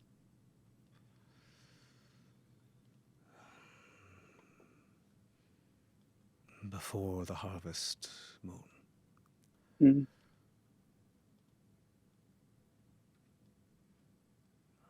Before the leaves fell. But after we were called to the sky, and some did not return.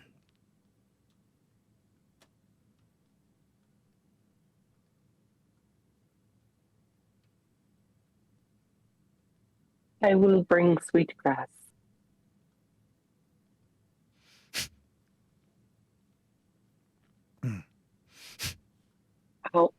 How many are you, so I know how much sweetgrass to bring? They look at you, finally for the first time, dead in your eye, and you could see the predatory glance, like the predatory eyes there, and they just like snarl, "Enough."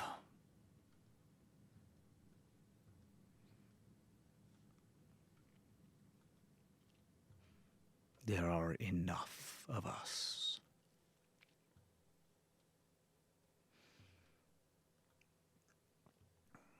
But sweetgrass we like. We do not like this name, man-torn. We prefer What would you softer rather? flesh. What would you rather it be?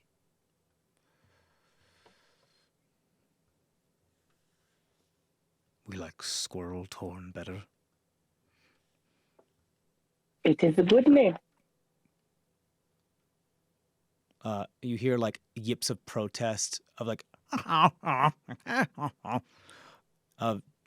like it just of like appears like the rest of the trooper pack is like, oh man, that's a stupid name. Come on, dude. and he's like, you shut up. I'm the one talking.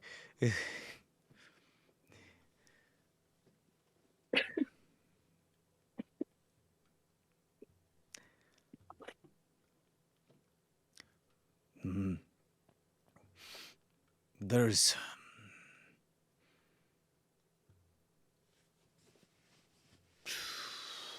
We miss her. We have problems. And we were going to ask her the next time we saw her. But Sweetgrass would be nice. It is no wonder you miss her. I miss her. And it has been many, many moons since I saw her last. She knew how to speak to others that we cared not to. The red-hot iron and the sharp leather was painful. So we do not allow either here anymore. And we bite and rip and tear those who bring it.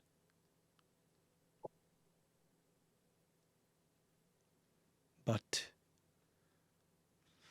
there has been cold breeze and cold gossamer shadows in old temples of travesty that still linger.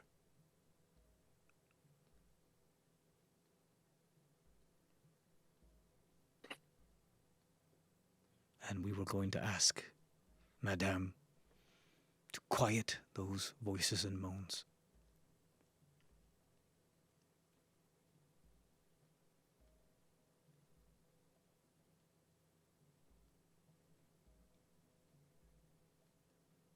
They confuse our children.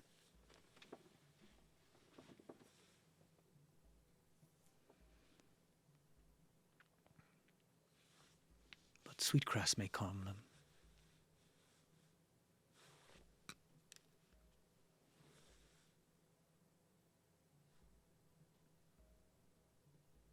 Sweetgrass is a start. And finding Madame is another place to start. We do not usually leave the limits of the wood.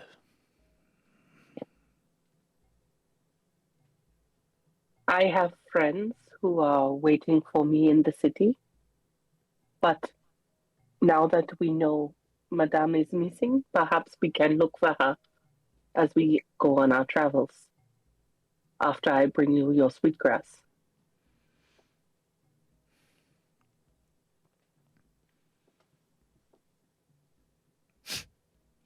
They nod, snuff.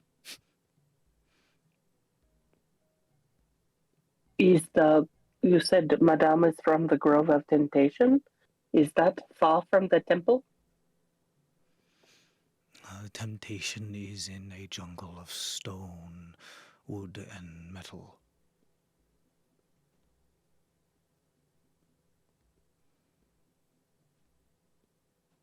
Where bringers of hot iron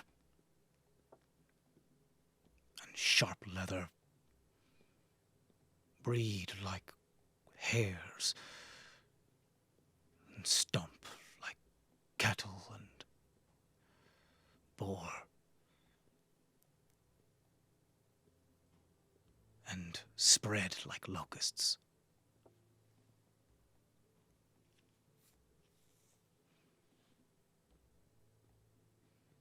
But she survives.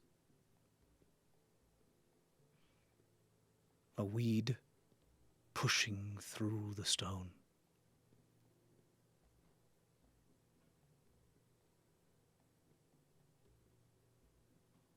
The stone of the mountain? No. A man-made mountain, as it were.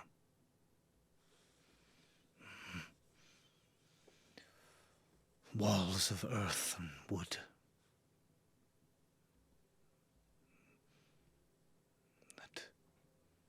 frighten us as they look as though boulders may fall at any moment. It's not natural.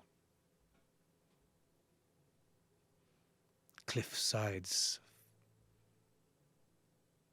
rubble and soil and things we do not know. You know the forest. The squirrel-torn forest. Yeah.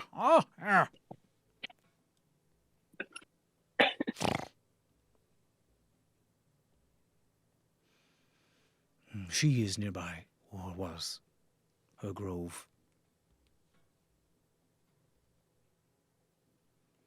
A grove of friends.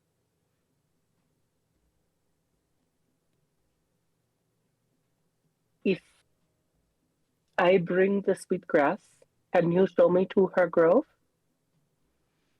We do not leave the forest. Hmm. You smell of her grove, or what it is in.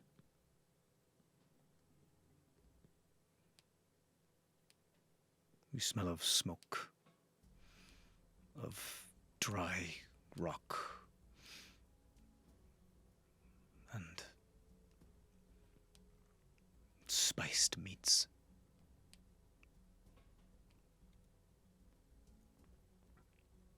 I have been in the city for many days. City. The term lost. Yes, city. She has said as such.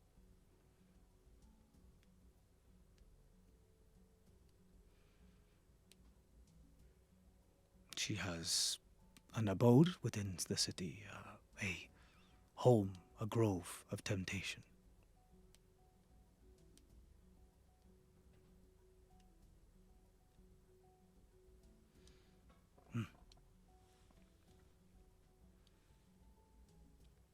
There was one of us that left. Came back. Tried to bring us with them. We did not agree. She did not come back. But Madame tells us that she cares for her. But we do not agree. She speaks the interloper's tongue now. And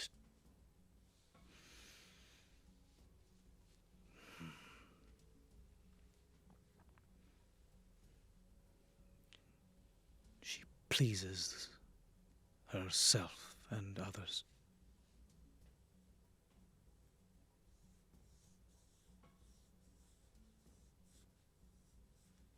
What is the name she is called?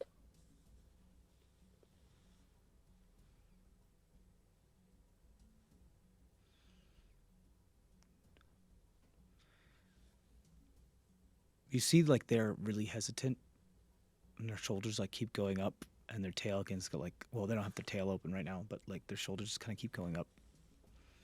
And you hear, like, rather than yips, you hear some, like, growls. You not give away names.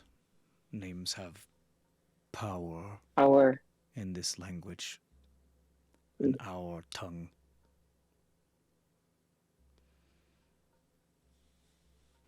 If she would tell you, then she would tell you. But in the tongue of the interlopers, which has no power, they call her a Shire.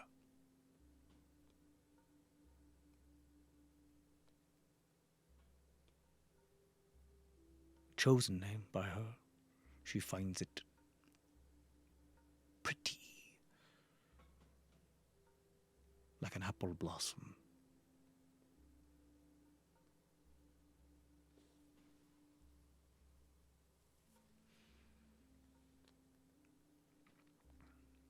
I do not have sweetgrass with me, but you have told me much.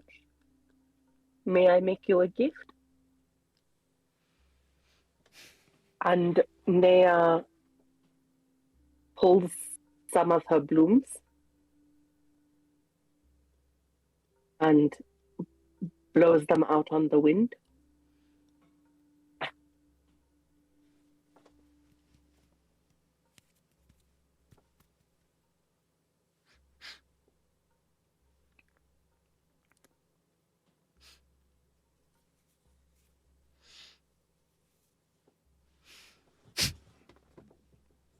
Smells pleasant.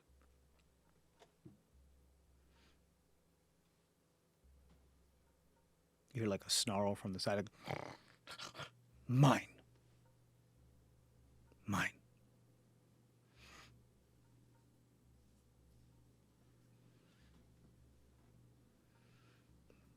Should you stay, beware the water. We do not drink for long.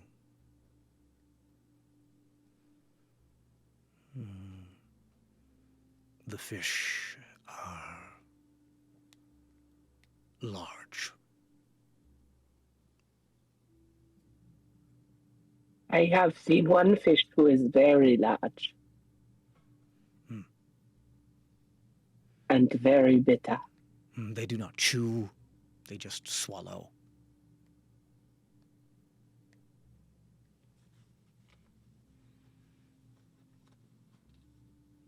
We do not like Thank you. fish anymore. You are welcome. We smell good. I shall smell good. And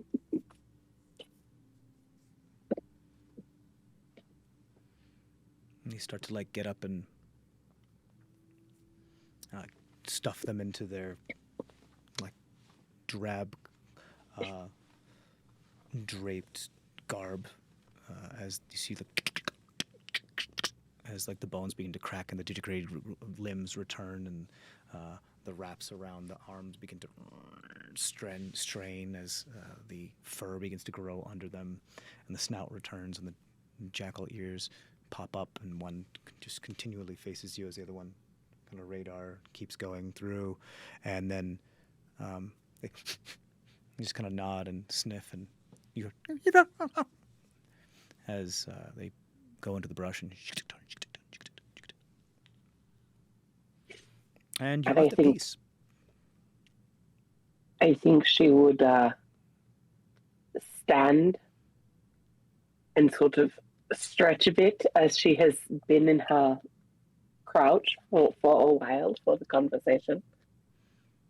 And I think before she leaves the forest and heads back to the city, I think she stops for a moment as she watches the jackals sort of disappear back into the vapor in the forest, and she says a quick prayer to Oocha to thank her for bringing them together and for finding what she has been looking for and some more information and a possible ally in the forest.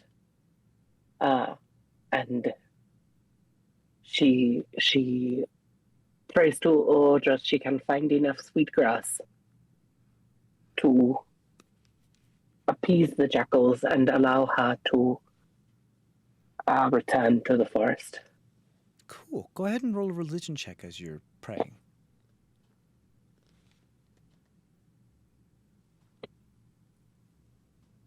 It's a 4. 4.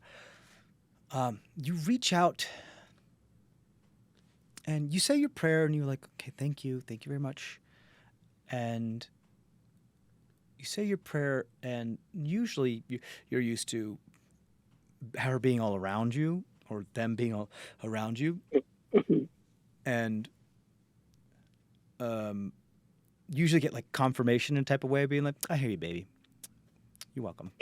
You know, type of thing of just like, oh, hey, even if it's just like a little like nice breeze of rosemary or like, you know, the trees sway a little bit and sprinkle some sunlight on you, those types of things. You try to reach out and like there's a tiny little moment where you think you may have felt like a little ray of sun on you, but then like the force is like quickly, no, you don't get to make me feel vulnerable. No. Like it, like the heart was melting for a moment, and then it's just like, we know better, and you feel it like fighting back. But I think you do sense it. You sense potential at the very least. I think you sense potential. But in an afternoon does not a healed forest make. No. But I think that Neya,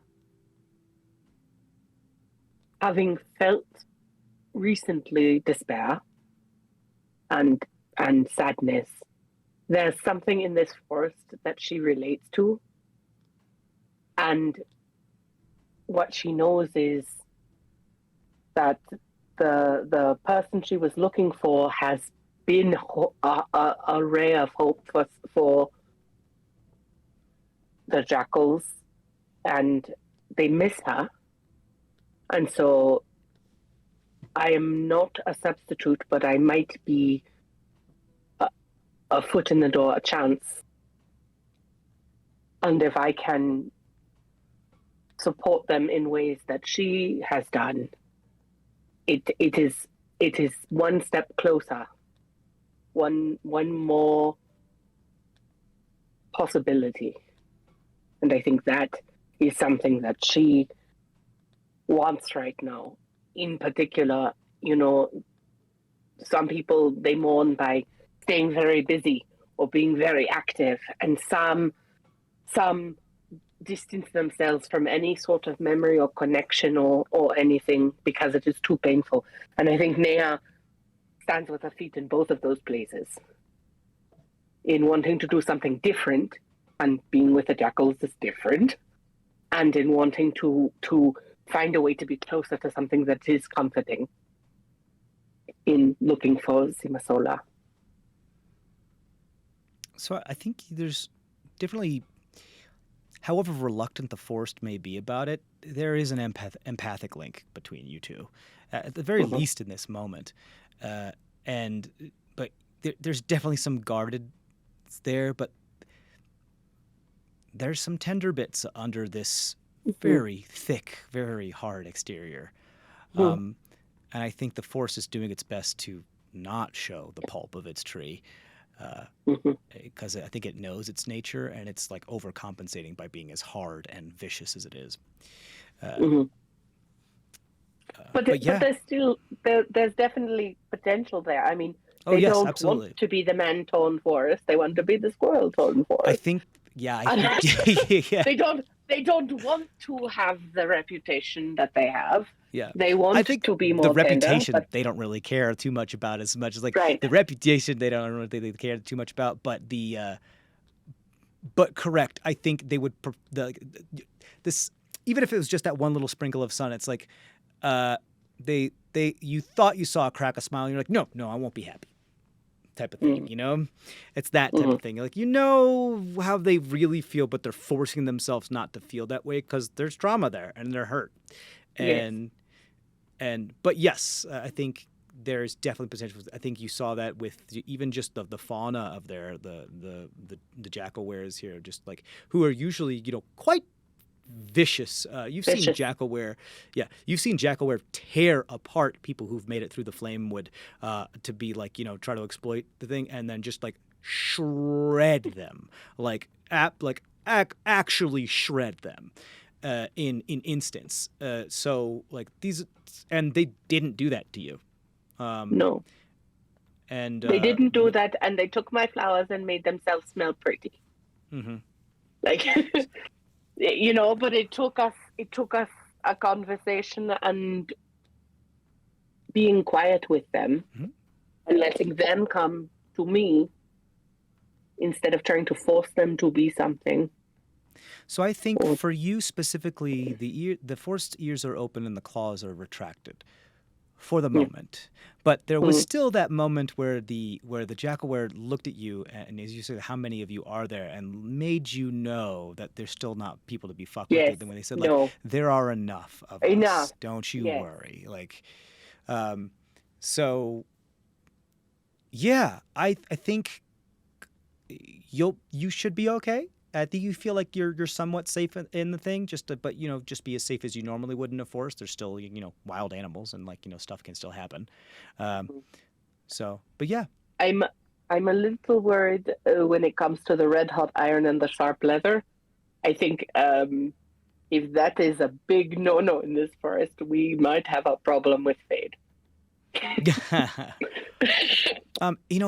if you want to roll an insight check on what that might be, I would. and then we're probably gonna wrap it up. Yes. It's only an 11. 11. I think.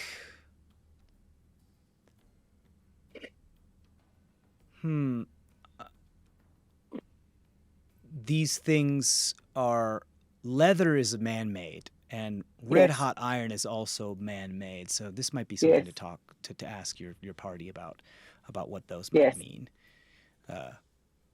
Yeah. And so I think you probably make your way out of the man-torn Yes. forest, and try to find your group. If you so choose to try to look for Semi-Sola or Ashaya in the city, Ashaya? that might be something that you might want to do with the group, being like, hey, I found this information. Yes. I've been trying to do this thing. That would also keep them involved with that too, and they Yes. it might be a good RP moment for them. So yeah. Is there anything else you want to do before we wrap up and you meet back up with the rest of the coterie? I think the only thing, in addition to sharing what I have learned, is finding a source of sweetgrass. And whether that's something that needs to be harvested or if that's something that I can collect from one of the market stalls that I have seen. You can. I think I think that's another thing that would be great to hold off for the rest of them, for the rest of everybody. You are not familiar. You are familiar with sweetgrass, but you know that it is not indigenous to the Shailene Cradle. So it's not something that you know of it because obviously they're the cherry and the wood elves and the forest elves that move through, and there's a lot of trade that happens within things, and they speak with some of the other humanoids that aren't really as nature-esque that make their way to Crosmalt and stuff like that. But that is more of a imported plant than it is not native to the Shailene Cradle, and so it is probably as rare to you as it is.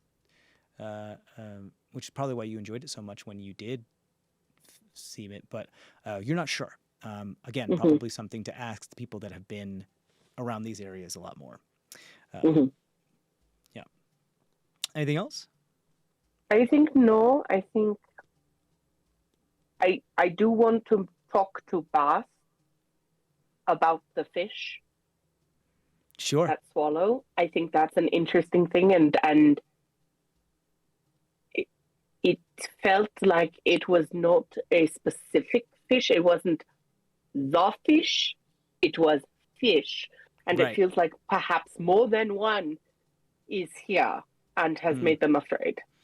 And Yeah, so almost like I the think that's Man-Torn a Forest good... is a bunch full of a bunch of very, Yes, and I think megafauna. I think that's worth noting for Bast is I have already seen him deal with a fish. But if there are more, that might be something he wants to know.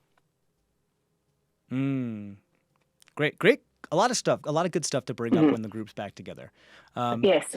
Great. So we cried a lot. We I have did, cried. And so that is going to be Neya.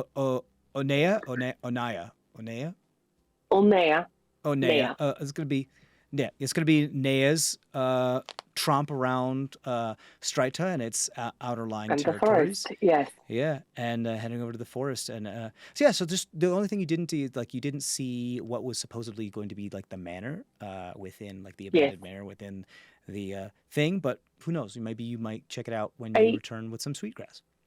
Yes, I feel like that is something that as a group we should do. Mm-hmm.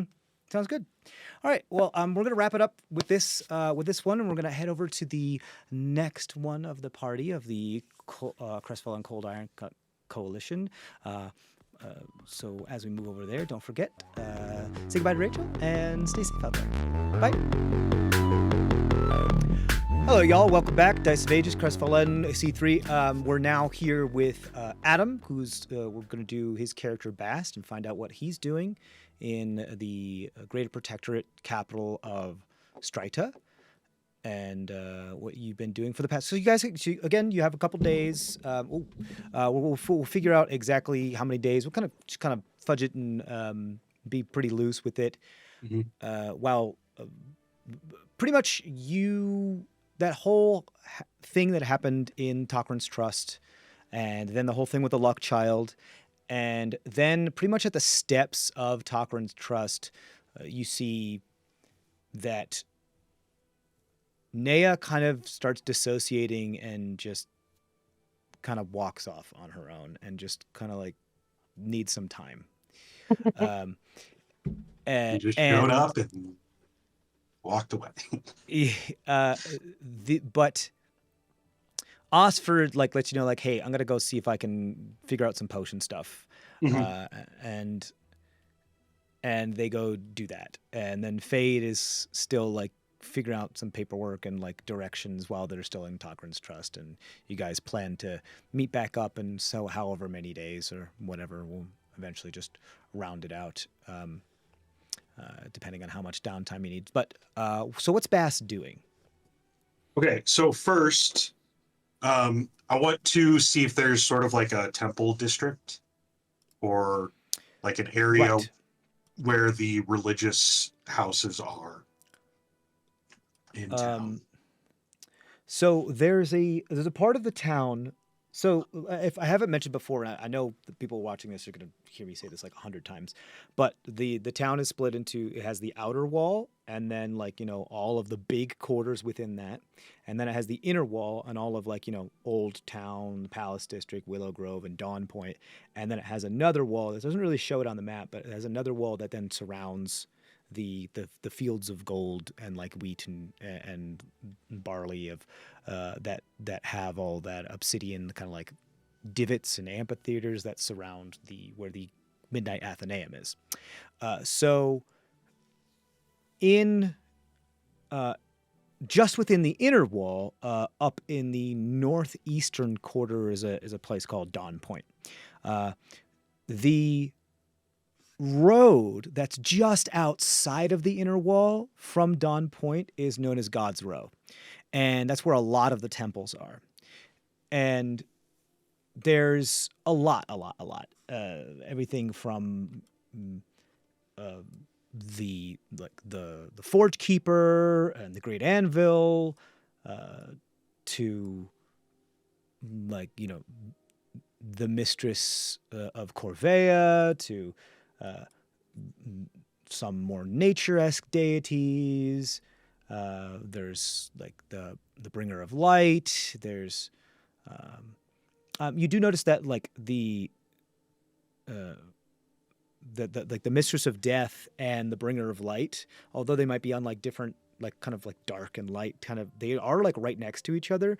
And there's a new construction happening there where it looks like where their statues depicting what they were that are kind of out, whether they be out on the steps or near the steeple, that did have like their arms in different types of positions, are instead now being reconstructed to have like kind of like the Colossus of Rhodes, or those the great kings in the the lands in the Lord of the Rings where they're like they have their hands out like this and they're saying like, you know, these are the lands of the free men and coming through that canal, except like now it's like coming across where like their hands are like touching together like steeple-esque. Like so the Mistress of Death and the Bringer of Light now have like their hands are like current stone people are like currently working on this. Meaning like something is, which is like, it's, you know, it's odd to have such juxtapositional things be working in cooperation or that type of thing, but you know, that's what you see. Titan of Bravos. So there is, modern. yeah, the Titan of Bravos. Yeah. And so there's a lot here. There are definitely some smaller, like little gardens and little like not necessarily gazebos, but tiny little alcoves that have just a small statue or like a plaque or something that due to like lesser things. There's a lot of people that are pious and kind of giving alms around at this area. This is kind of the place you go when you do so. It is still outside of the inner wall, so all can still get to it rather than it being a little bit more kept. Dawn Point is where a lot of, although like this is where the temples are, Dawn Point is where a lot of the clergy of the temples kind of like, especially the greater temples, like stay, and they have like, you know, really decent accommodations. They have, that is where some of the more advanced, like rather than just being like triage and small treatment centers and medicinals and alchemists and like herbal remedies and you know, homeopathic stuff that's like spread around the marketplace and everything. The Dawn Point is like where proper like hospitals are, like proper like the infirm would actually go for long-term care. There's things like sanatoriums and stuff like that there. The like working and resident, like the behind the scenes stuff happens Is in actually Dawn behind Point. the wall. Yeah. But like all the worship type places for the public are on this God's business road. facing temple, we're open to the public, is all there. Yeah. So what are you looking walking for? down God's road, looking for iconography that makes sense to me: waves, tridents, storms, like anything oceanic. There's one that pops. So you look here and like there's not a whole lot for water actually, but you do notice one, and it's on the northern side, north by northeast side, because that's closest to where like the river actually intersects, like bisects the town. So if this is like, you know, because it goes from northeast to due north, it's closer on this end. You do notice like it's a smaller temple. It looks. What you do notice about this is that it is open air. It's kind of like an observatory, but it has pillars but no roof, and it is open to the sky.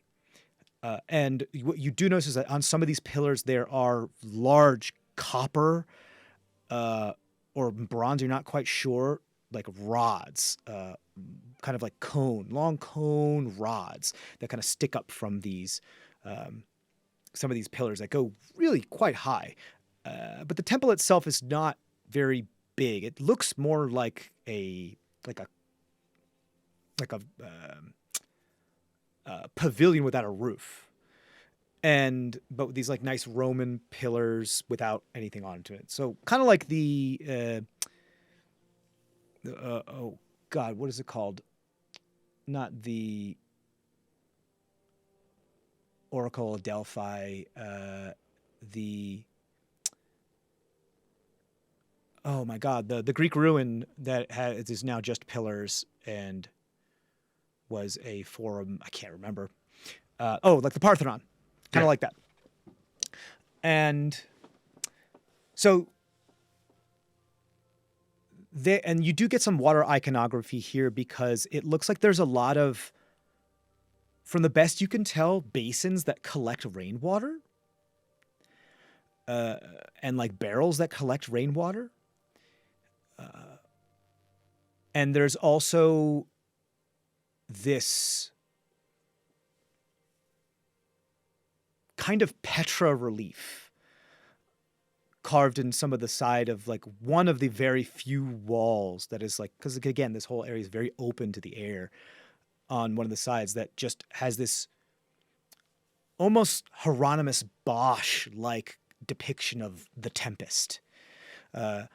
And just like this waves crashing in and just the brutality and lightning crashing through the cone of a wave and no like tridents, but very intimidating like storm clouds that appear to like even though it's not three-dimensional except maybe just a little bit because of relief, it feels like the cloud is imposing and pushing upon you. And that's like probably the closest thing you notice here. I would say go ahead and roll a religion check.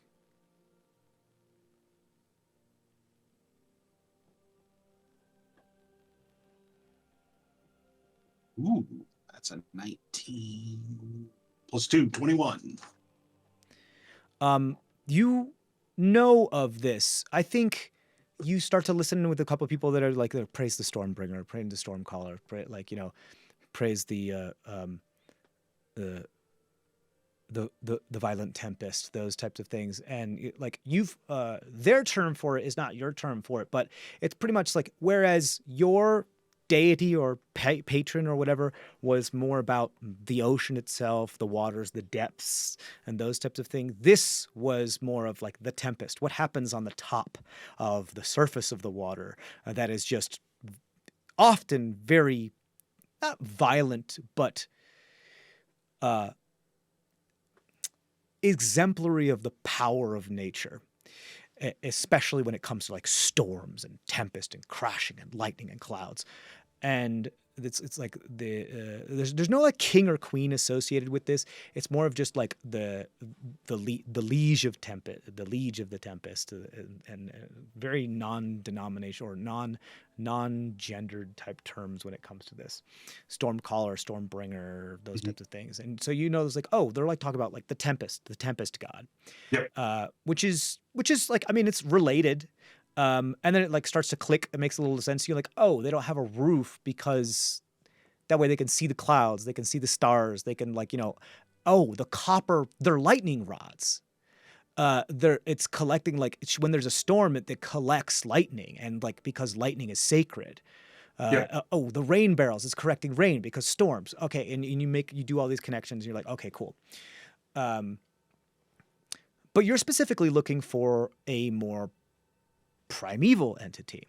Yes. And as you remember, as things before is that, and as you're walking through here, you notice there's not really any actual depictions or representations of primeval or primordial entities, like personifications of the archaic elements. There's no fire god type of thing. There's no earth god or earth primordial type of thing. There's no water. There's no air. And you remember the conversations you had before. It was like, oh, right. This pantheon, this virgin pantheon is like took over. Yeah. So it would make sense. Like, you're not sure if they're illegal here or not, but like if there ever was something like that here, it's not here anymore. What do you do?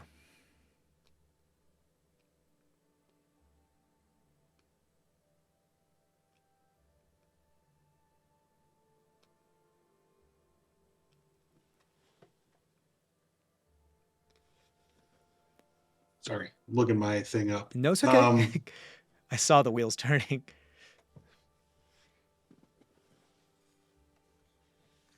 I'm going to pull one of the last coral pendants that I have on like a little leather necklace. Do these pools look like offering type things? Like, do people throw coins in? So they're not like pools. It's not like a cistern basin. No, it's like little bird bath basins. Bowls. Yeah. Yeah, like rain barrels and stuff like that. It does not look as that. So it looks more like you see somebody like very piously, like take a like a wooden spoon and fill a copper cup and like take a sip of it and then pass it to another person. Very similar, like how someone would take communion, like blood of Christ type of thing. And so you feel like it's sacred, but there's no like people aren't putting coins in them for good luck or anything like that. They're very clean. They're very kept very well. They're kept free of rust and those types of things. And a lot of this appears to be, at least where the basins are and the rainwater barrels are fresh water. Now I mean, there's probably, you haven't ventured inside. You can see a lot, but you don't see any like pools or anything like that from where you are currently on the street. I'll venture inside. Okay. You walk up the stairs. Well, inside. Yeah, you walk within the confines There's no of. roof. Yeah, but you do walk up the the threshold of the stairs because it's still kind of like kind of like court steps before temple, and you walk inside this kind of roofless pavilion, and the first thing you notice is actually startles you because you as you're crossing the threshold and like you step on a piece of metal that appears to be purposely loose, not dissimilar about how some Japanese architecture, in order to keep people from sneaking up on them, purposely put like nails in a certain type of way that made the floorboards squeak like on purpose, and so people couldn't sneak around. There appears to be like a type of metal that is when you step on it, some with the ground and the stone makes like a kind of like a saw blade. Gotcha. How they in the back of the cast and like little theater, thunder rumble. Yeah. How they do Foley for thunder sometimes, right. And so I think it like startles you for a second, just because you weren't expecting it, and like nobody else seems to be startled except like it just lets people know it's like the door chime. Like somebody's coming. Somebody's here. Yeah. And then you like, you see an individual that looks, how do I describe? They do look to be wearing robes, and like on their shoulders there appear to be like epaulets, and epaulets, they kind of like have those punk spikes, but they're punk spikes of like tiny little copper lightning rods. And you kind of like watch and you see like there's actually copper wiring that goes through them, and it looks like it also goes like each part of their garb is different. Like it's like, shirt, pants, whatever, robe that then goes into like whatever it may be, and then shoes. But each of them appears to also be like linked. Like when they put that on, they link the copper wiring together. So technically they're grounded. Like if they would be struck by lightning, it would go through them in their garments and then into the ground, which is kind of cool. It looks like some sort of ceremonial garb. Yeah, kind of like a Faraday cage. So it looks like a ceremonial garb where like if they were to hold a ceremony in the middle of a lightning storm and get struck, it would be like a good thing and they wouldn't die. Right. And it would be like, yes, the storm caller has graced us. Has blessed There we go. this Yeah, exactly. ceremony. Their lineage though it's at first you're like, another one of my kind, and because you see this like kind of sea foam, very, very pale, kind of like sea foam skin about them. And you think you see, you're not quite sure, but you think you see gills. You're not sure if it's part of the garment or if it's part of this.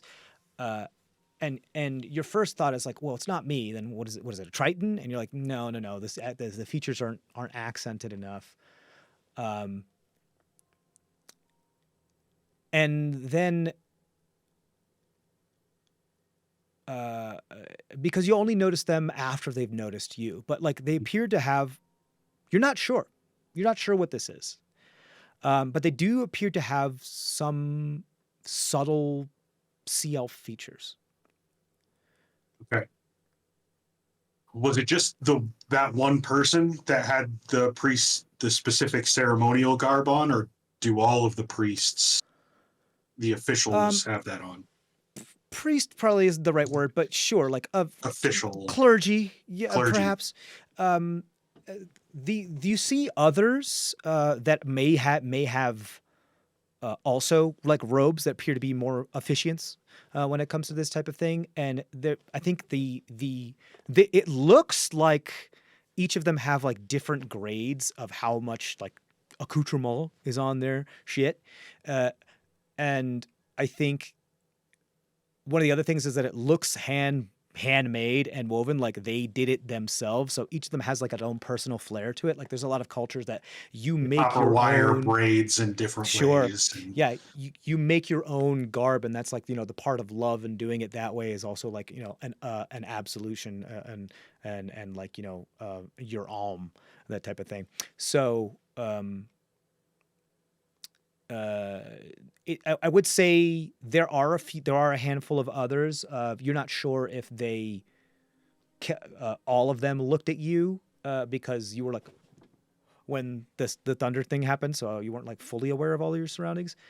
But as far as like ranking, when it comes to this, it's possible to tell because Yeah. it's just I just just wanted appears to to be clarify if it was that one person that was dressed like that, or like most of the, No, like the there's like- clergy there's- is dressed like that. It looks like there's 4 other individuals that appear to also be dressed similarly, but it's not uniform. It's like Sure. I want to make that very clear. It's Yeah, yeah. definitely not uniform. It's theme. very It's just- not.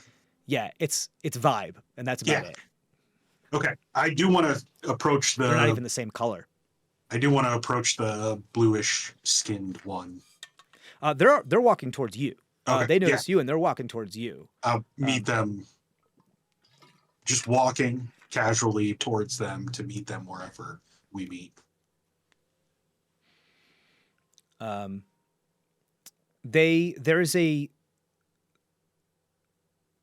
There's a small like kind of baptismal pool, about maybe like 10 by 10, in the center of this pavilion that's kind of like dug out.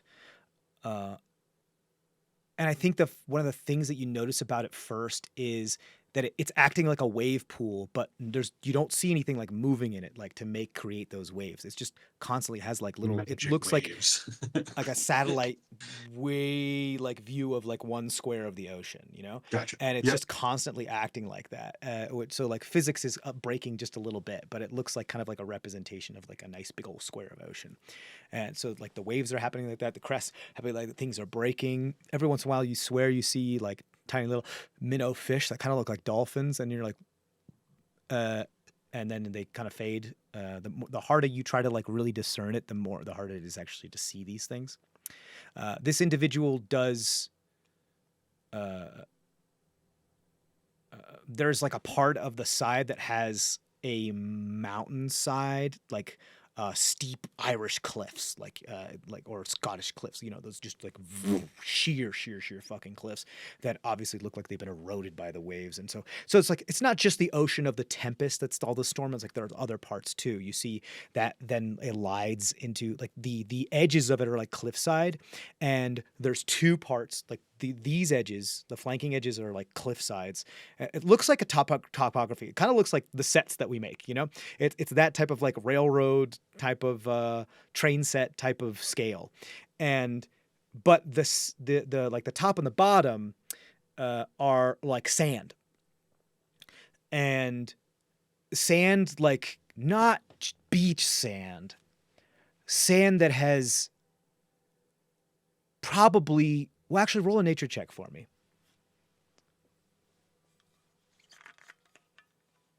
That one's not good. 4.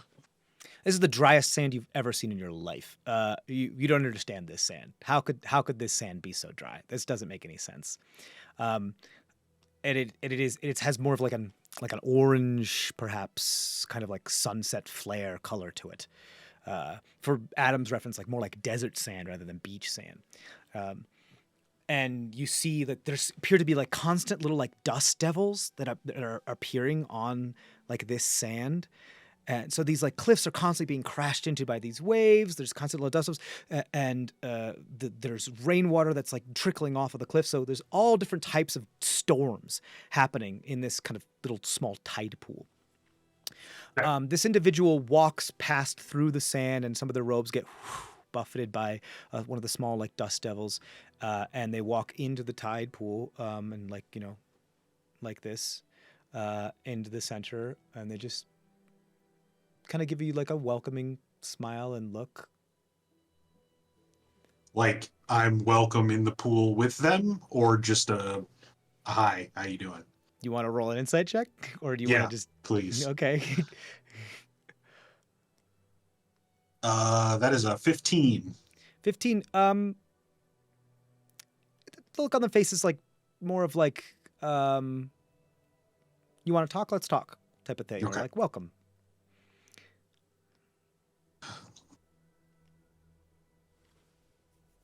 Pleased to meet you. My name's Bastian. They, just recognize. They don't say anything. I am. I mean, I'm not from around here. If you couldn't guess by how I look, but I do need to pay homage. Is there maybe an alcove around here where I can make a little bit of a ruckus without being too disturbing? You see, as you start speaking, they are listening quite intently, and then they like are watching your lips, and you see them, your lips, and you see them kind of like mouthing the words that you say almost immediately after you say them. So yeah, you see them mouthing the words. Repeating. Yeah, Yeah, you see them like but I don't repeating. hear anything. Yeah, they're not saying anything just quite yet. And then they say, homage. Here.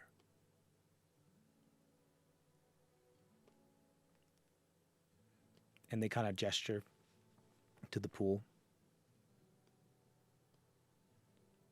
I'll step into the pool. All right, you step and eventually like wade into the pool, and it's like it goes up to about like maybe your navel. It's salt water, and it's like it is a more pleasant temperature. It's like that colder ocean temperature that you're used to. The sand that you had to step on before you got here, though, was the worst feeling you've ever felt in your life.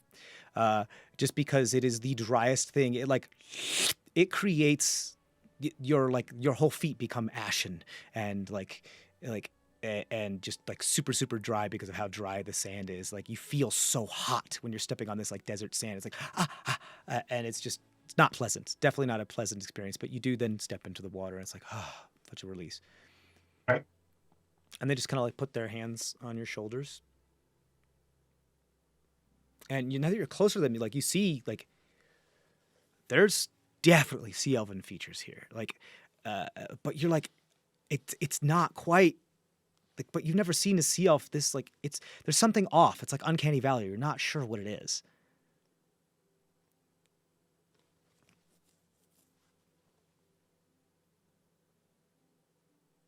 I hope y'all don't take offense to this, but I had a little ceremony I wish to perform.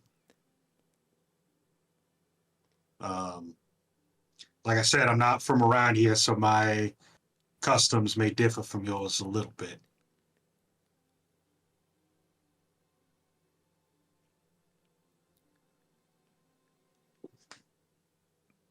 Though you may be different, I believe that you are welcome here, brother. You may want to step back a little bit.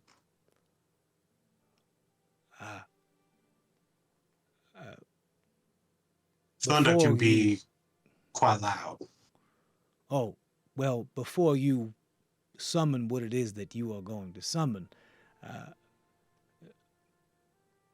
you should ask. Ask? You should ask as if it's... You should ask for the storm's permission.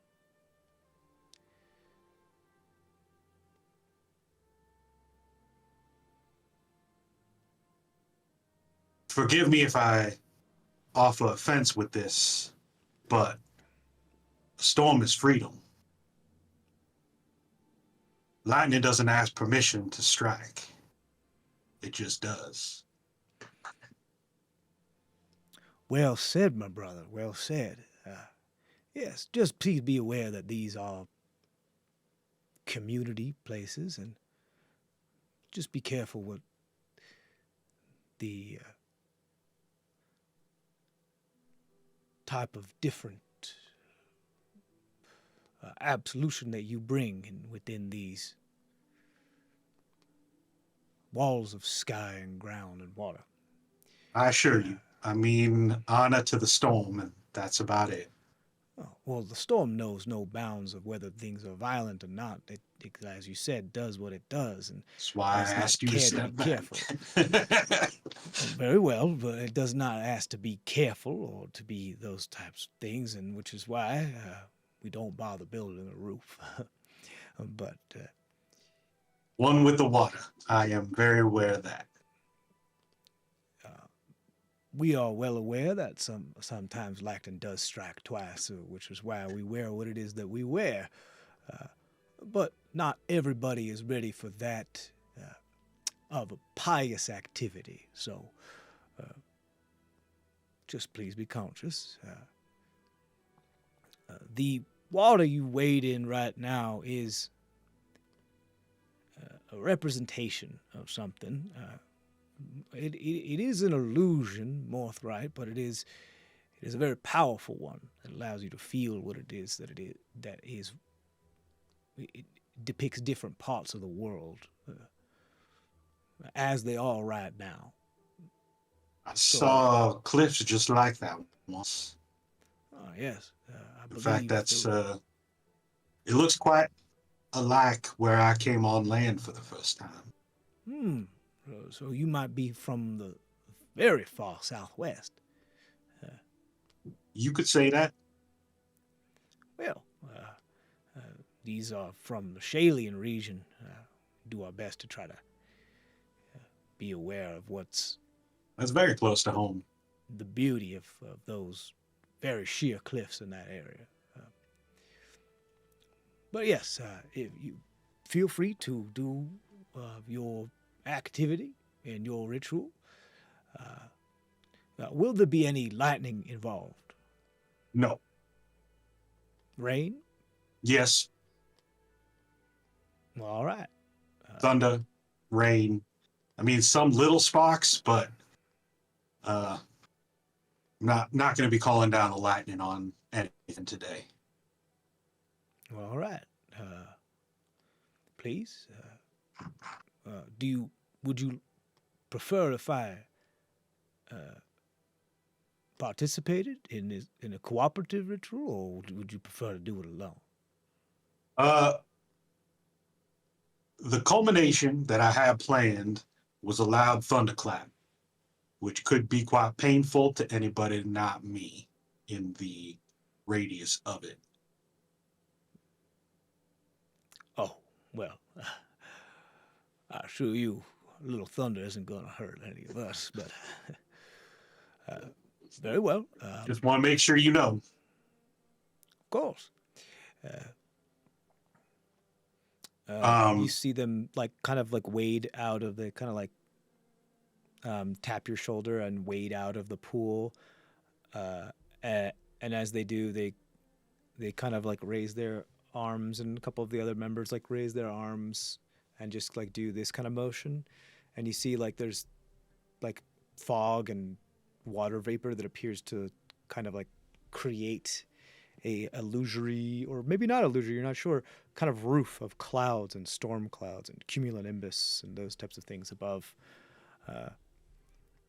And you feel like it's kind of confining it in a way where this is a very loud temple. Yep. And so they do certain things to do their best to try to be aware of their neighbors. And so this is probably one of them. Yeah, and you have the tide pool to yourself. So, third level, create water. So I can do it as a storm cloud, a rain cloud. It's a 30-foot cube of rain, essentially. Sure. Yeah. Go ahead. It was like 50 gallons or something. Third level is 30 gallons. It's 10 gallons per level of spell. Okay, yeah. So you make it rain for Yeah. 30 gallons.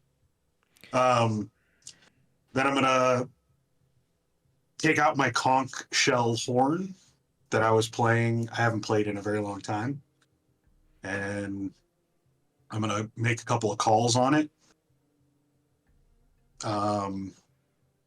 And so ceremony is also a spell. So just sort of kind of making it up, but remembering some of the things I saw along my travels when I was in the ocean.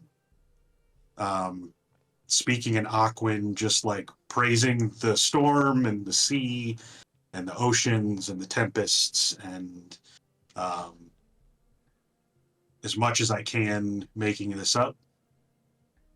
And then a little prestidigitation every once in a while to like make like little sparks snap between my fingers and, you know, my arm and my body or my legs or whatever. Just as much as I can storm, you know, imagery. Okay, cool. So you raise your hands, you cast create water, and the rain falls. There's a small rumble and thunder, and the rain falls from these now heavy and gray clouds that cover as part of this makeshift ceiling. And the others, like, you know, they nod in silent agreement as everybody's. This is like common occurrence, and some people just kind of like bask in the rain. And then there is a moment where you then you did the thunder thing as well, or you did just ceremony. Ceremony. So which Here's ceremony are you here's the invoking? order. Here's the order of spells, right? Sure. Create, destroy water, ceremony, And then prestidigitation. Yeah. So the ceremony is sort of a combination. Starts with like praise to the storms. It's a little bit of a dedication to the ones that I've lost in the middle there. Not quite like funeral rites because they're not here, but more just like a remembrance kind of thing. And then close out with a little bit more like atonement and praise, blessings kind of thing. So create water, prestidigitation, playing my horn, and then I'm going to finish it up with a thunder wave, just as like a blast of thunder out from me. Interesting. Okay. And you play the conch horn as part of the ceremony. Yeah. Okay, so I think as you play the conch horn as part of the ceremony, your eyes are closed, so you don't notice it right away, but the rest of the people kind of, as you open your eyes, the first thing you notice is some of the other people kind of like looking up and like they're smiling, but they know that they're keeping their distance as it has stopped raining on you. The clouds above you have started to like turn and churn like the beginning of a tornado. And the waters beneath you has also started to churn like like a whirlpool. And like you're in the eye of a storm, it has stopped raining on you, but is raining on others. And, you know, again, this is still storm stuff. So they're like, oh, yeah, cool. But they also know, like, you know, I'm sure you're doing stuff, so we'll keep our distance because we don't want to die. Right. But and I think there's a moment as you press digitate that it's a lot more powerful than you thought. As you start to ignite the electrons in the air around you, like with little sparks and stuff, it connects a circuit and completes a circuit where the clouds from the top have a lightning bolt that goes straight like inches from you into the water, but you're not hit with it somehow because you might be grounded in some way, you don't know, but it goes right into the water, and then 3 more also, and some like everyone's like oh, and some of the clergy look a little concerned at each other, most likely because you are shirtless and not wearing a grounded suit, being surrounded by lightning. And as I'm going to say, I want to make sure I get this right. As you realize that it's quickly spinning out of your control. Like this whole thing is quickly you gassed it, and now you're in a bit of a runaway train scenario. But you do complete with the thunderclap because you want to complete your ritual, and as you do, like the maw of the whirlpool opens up, like, and you can see some of the ocean beneath it. It's like tar. The ocean floor is almost tar-like and like undulating and breathing. And the sky above it begins to downpour. The hurricane winds now begin to blow through, and a lot of the things here are battened down, specifically because storm and wind. They're used to this type of thing. Yep. So again, nobody's like super surprised. Temple of the Storms. They're just more concerned for your safety because lightning, and you're not protected. Yep. But there appears to be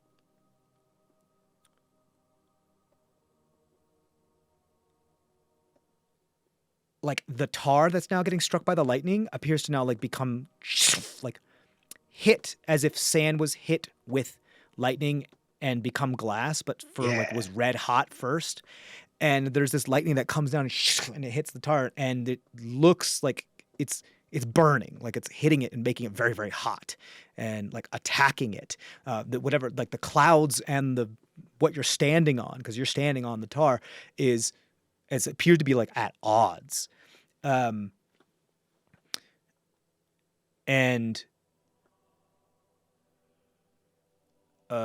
it's at this time that when some of the other clergy members look, they look a little surprised and concerned.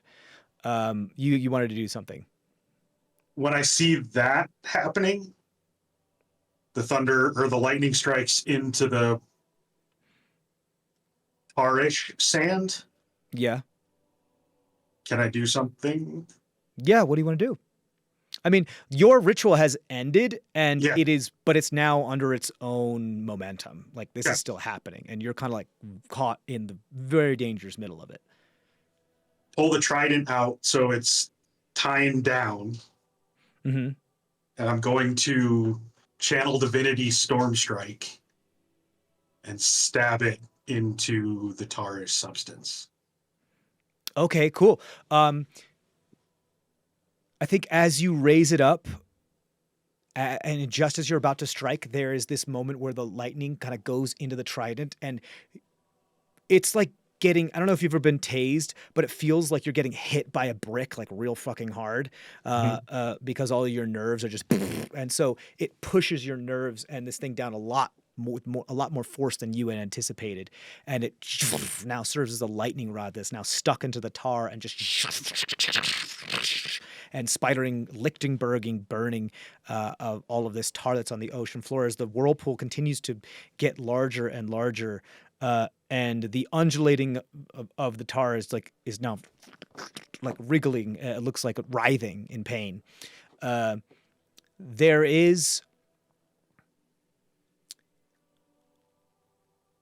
I think everybody's just kind of like agape watching, but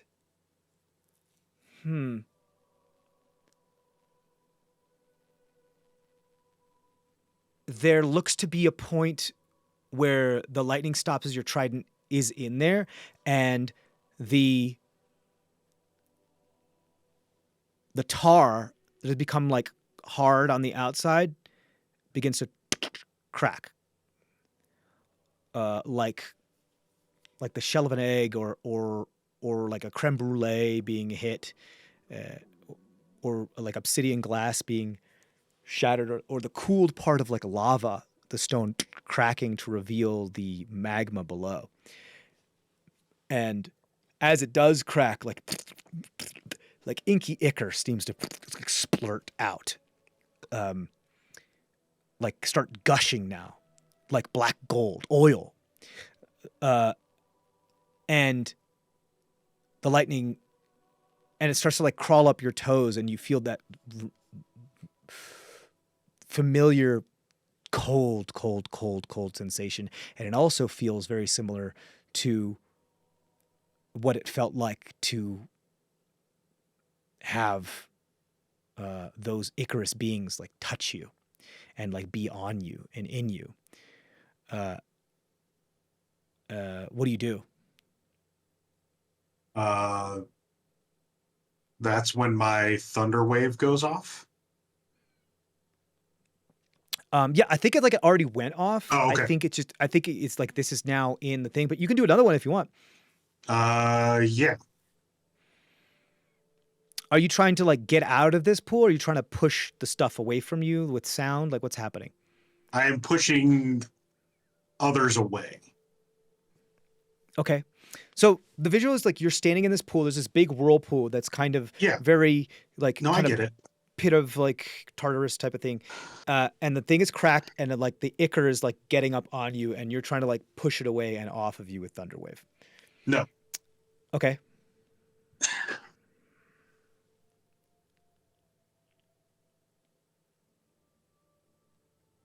It's a little bit of trust that something's happening here and I need to let it happen. But it's also, this Icar is dangerous. I know that. I don't want anyone else to be around it. So the second thunder wave is more of a everybody stay back kind of thing. Okay. While I let whatever this is happen. Interesting. Okay. I think then your second thunder wave is just like another cue to call for more lightning then. Yeah. As like more comes down. It's and actually I want you to either roll a religion or an insight check here.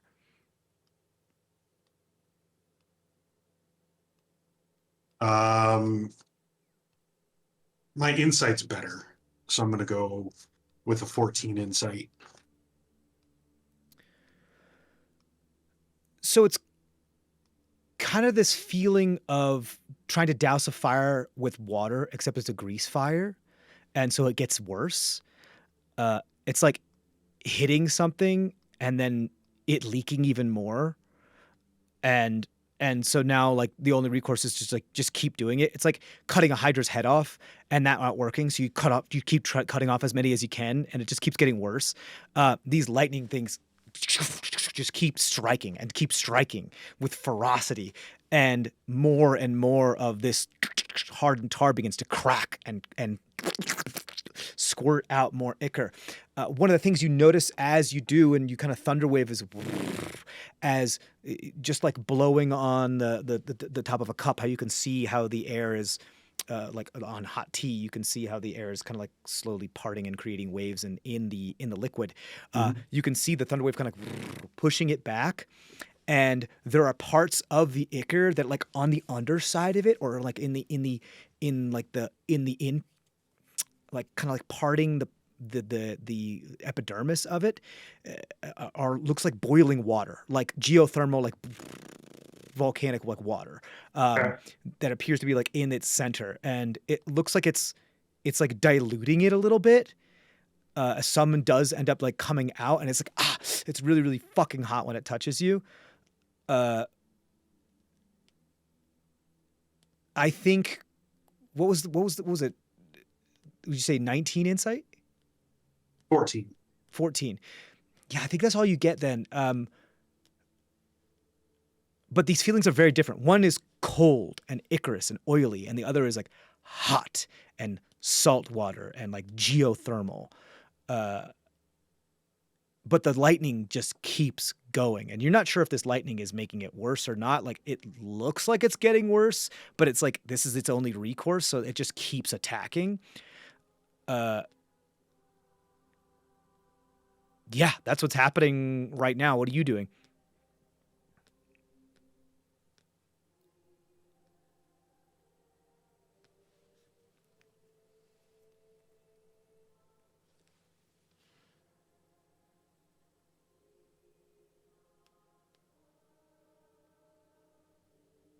Can I? It's skin like the ichor, the tarish substance is in contact with my feet. Yes. Mm-hmm. Yeah, it's like Okay. crawling up your calves. Okay. And every once in a while, like when you like kind of part it and some of the very boiling water can get out, it like scalds your feet and your shins. Okay. Can I differentiate between the two halves of it, or is it all sort of one, just sort You of can try. roiling? It was more okay. They're not My like thought was- homogeneously mixed. It's like oil and water. They're not Yeah. mixing. Right. So, in my mind, even though it's burning me, hot, salty water, good. Tarish, black substance, not as good. I would like. Does Up that to make you. sense? Yeah, sure. You can think whatever you like. Okay. I'm not gonna. What I mean No, by that I is know. that I'm not gonna give you a confirmation or deny on that. I know. You do what you're gonna do. I'm explaining to you my thought process Sure, so that this sure. action makes sense. Sure. No, you know what? I'm going to heroism myself. So I'm going to imbue myself with bravery and then just stop, surrender. Let whatever is going to happen happen. Okay. I think like there's this moment where one foot kind of goes back on the heel, and then you like think better of it, and you hold on to the trident as the wind is buffeting you now, and you stand stalwart and like a sentinel, and you concentrate and you say, "I've seen worse." One last horn call, just one loud peal kind of thing. And as it carries on the tempest wind, War horn kind of call. Yeah. And it carries on this tempest wind, and I think I want to make sure I have the right stuff for this.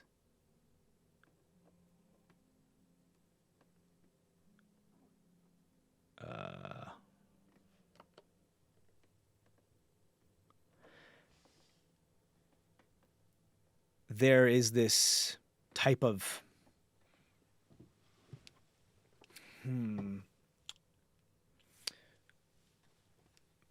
the call kind of pierces the wind. It carries on the wind and it kind of pierces the wind, and the thunder wave kind of echoes out, and you as you push them, and you just kind of like close your eyes and you're holding onto the trident, and you give one more call, and you just say like, I'm gonna weather this, literally. And the pool starts to quickly fill with oil.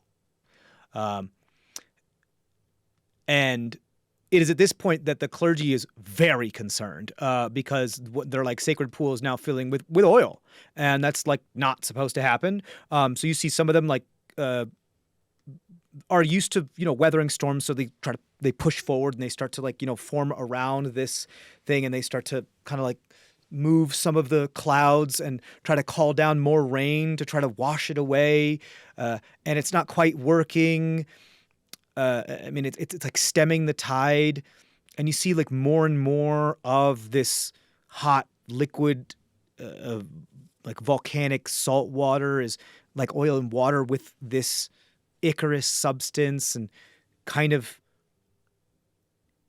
there you don't know if there's anything in it now, but it's now deep enough where there could be something swimming in it. Like you don't know, but it looks like it's not bubbling, but it is having waves that crash up against each other that doesn't make sense. Like it's not just going in one way, like where the wind kind of like always pushes the wave and then it goes in that direction. Like you have contrary waves like crashing and engulfing each other. And there's sometimes like parts of it that just go and crash into it as if it were like a big whale. That's something that came out of the water, and then but there's no whale. It's just the water itself. It just come up very kind of like waterbendish it, and the ink itself. There is a moment where, as one jumps out of the water, the lightning strikes it, and all of the oil and ichor from that particular one that has that particular bulb of wave or whatever it may be, it gets like burnt off and evaporated. And for like a split moment, all that's left is like this very hot kind of like water, and you can see it moving through the air as tiny little bubbles are moving through it, and it's just salt water. And it goes back in, and it burns kind of the oil, and the oil kind of recedes a little bit before reasserting itself. I think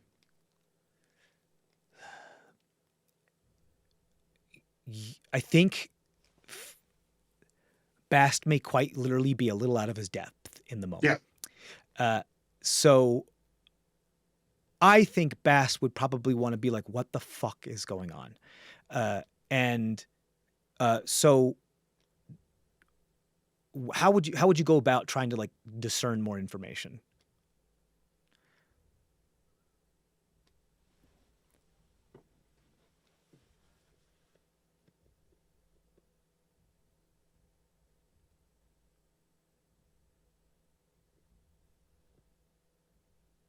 I don't know.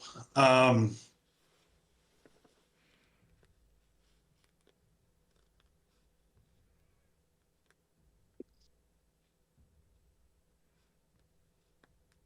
don't know that I would. Okay, you don't have to if you don't want to. If you just want to like let this stuff happen. Trying to think, like, in Aquin,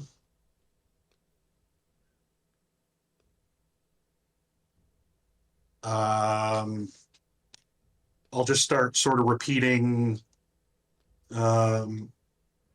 surrender to the storm. You say that in Aqua. Myself. And you're like saying it to yourself. You Yeah. say it out loud. The sea cleanses, or water cleanses. Everything comes from water. Surrender to the storm. And I'll just sort of like repeat that mantra to myself as I let whatever is happening happen. So you keep chanting this, and the pool keeps filling like with oil and this hot water, and you can feel yourself being scalded, and the storm continues to come down.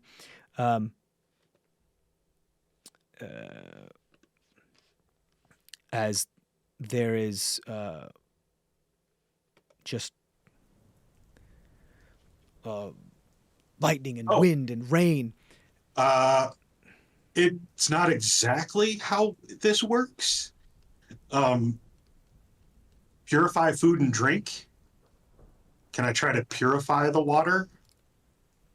Okay, cool. So I think as you say that mantra and everything as the vocal component for like purify food and drink, and you reach out your hand as like another thing comes up, another like tendril of this liquid begins to come up.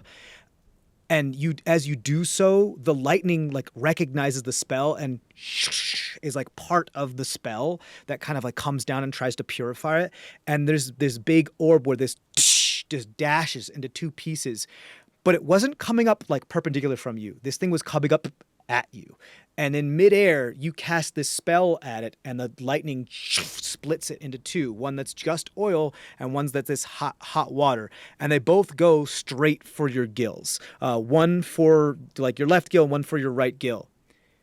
And there yet again, there's like another like lightning strike before you pass out. And the last thing you feel is the coldness going down one of your part of your esophagus, and just this boiling hot water that's going down another part of your esophagus. And you hear doublespeak in this like blackness with flashes of light that just intermittent. It's like someone flashing a strobe light at you when you have your eyes closed. Mm. you hear like two layered voices on top of each other that are like the exact same voice but layered twice.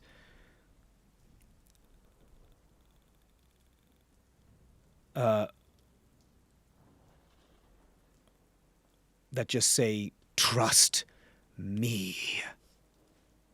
I am water. I am the sea. I am thee. I grant you your power."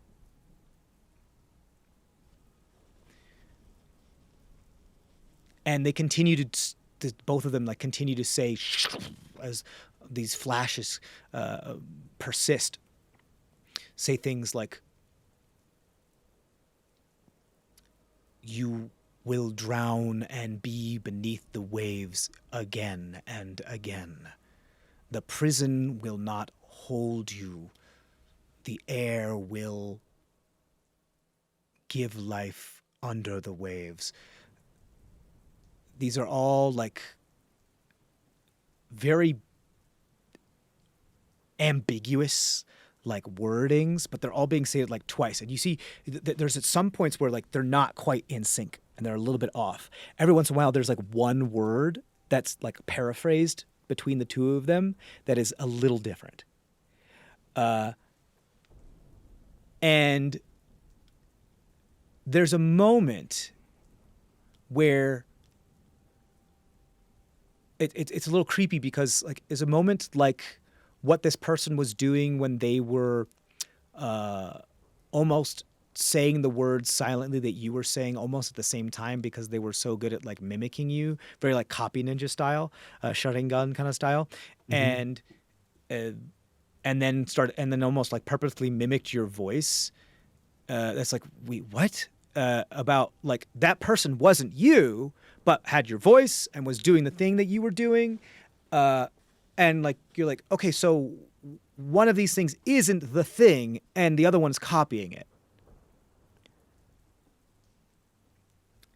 And I think, go ahead and roll a religion check on this. I'll say you can add the D4 that you were given for your heroism as well. Heroism just makes me... It's just temporary hit points, I know. Yeah. Okay. I think it's like a D4 temporary hit points or whatever. That was a bullshit. 4. So 21? It's like 5 temporary hit points. No, that's aid. What's heroism? It's like a D4 temporary hit No, points? it's 5 temporary hit points. It's 5? Yeah, Yep. so let's just do D4. But then heroism is the immune to fear. Right. Yeah. Yeah. You're imbued Okay. with bravery. You are immune to fear. You gain 5 temp hit points every round of combat. Yeah. Okay, so what did you get for your 21. Religion? 21. There's another like flash and another crack of lightning. And this is all in like Mindscape kind of thing, yeah, right? like and like you don't like see the lightning, you just see the flashes. Like this is all in like monochrome like flashes, and you just hear these voices. You're like somewhere between consciousness and unconsciousness, but you can't really like see, as if you were a mole and all you could see were like you're basically blind, but all you could see were like shadow and light. Mm-hmm. And the I'm sorry, what was the number again? I forget. 21. 21. Ooh, okay.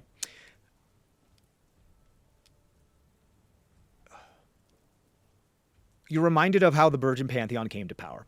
Yep.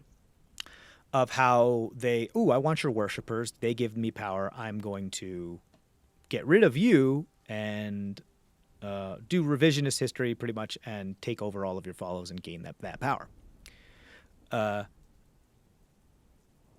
But whichever one of these is copying the other one, you're not quite sure what's going on and like trying to take the place of the other one. You don't sense you don't know a whole lot about the Virgin Pantheon, but one of these seems more primeval, primordial, like elemental, and the other one doesn't seem like current virgin pantheon. It seems like something else. But that kind of vibe is like what you're getting. And you're also getting this sense of like kind of like a cockfight, like two like, you know, roosters stuck in a pen with each other with nothing else to do but to fight each other. And you're getting this sense of the pit that kept all the titans at bay, that like Zeus put all the titans at bay, like that type of thing. Yep. Yeah. The pit. Well, was it the pit of Tartarus? Because Tartarus is hell, isn't it? Well, but anyway. Tartarus is where like they threw the pieces of Kronos after they chopped him up.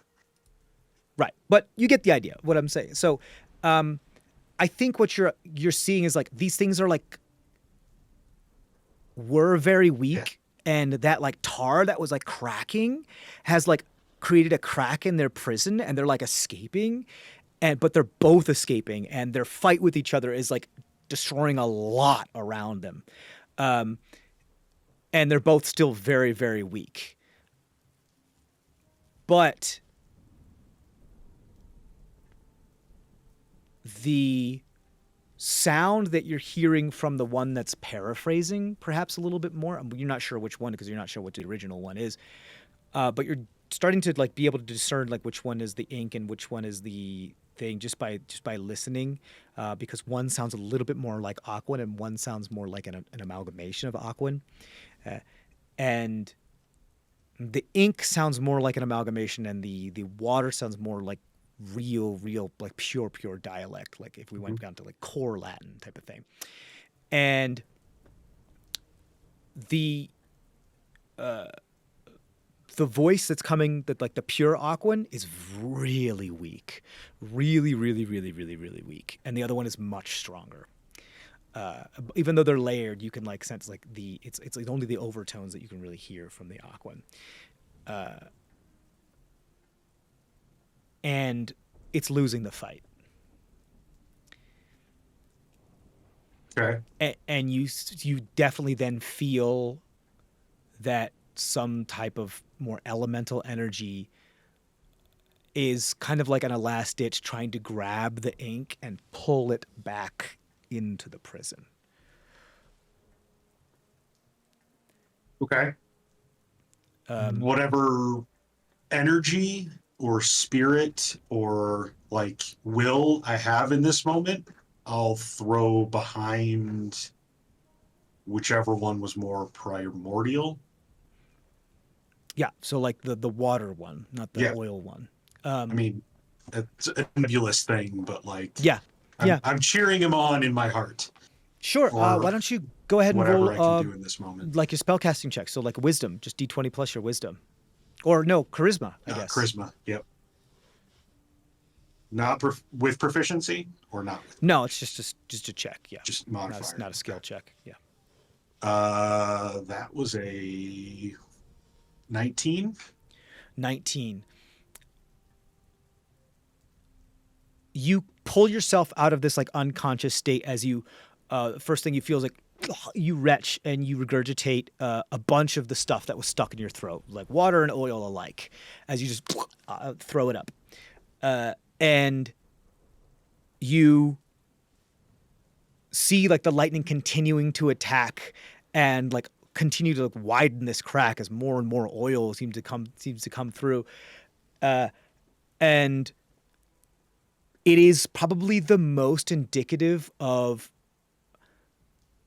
when you were in that elven like ruin with all those bones and you had to like fix the runes and like reseal something. You're like that kid with the finger in their dam, like you got to plug this hole because stuff is leaking out. And did I come back to consciousness? Yeah, you're back to consciousness. That's how you came back to consciousness and threw up. Like all the stuff that went into your gills, you threw up. And so you retched, and like the oil's like up to your like thighs now, but the wind and the cyclone and the whirlpool are still like parting this stuff, and so as it continues to eke out, it's like pushed against the side and then rises. I'm going to pull out the ironwood dagger from my dagger bandolier, and I'm going to cut my palm Okay. and put my hand into the water. Okay, cool. Like on the crack? Yeah. Okay, cool.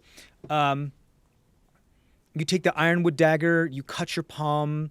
There's like the blood kind of like splatters in your face because of the wind, and you jam it down in there. Some of the ink begins to like form around your hand, but also as your blood kind of hits it, your blood gets hit by the boiling water and begins to coagulate and kind of form a scar. And as you continue to do so, go ahead and take 5 points of damage. But the scar's not complete, and all of the blood that you put in there now, but now your hand is scarred over as well, and you're no longer bleeding.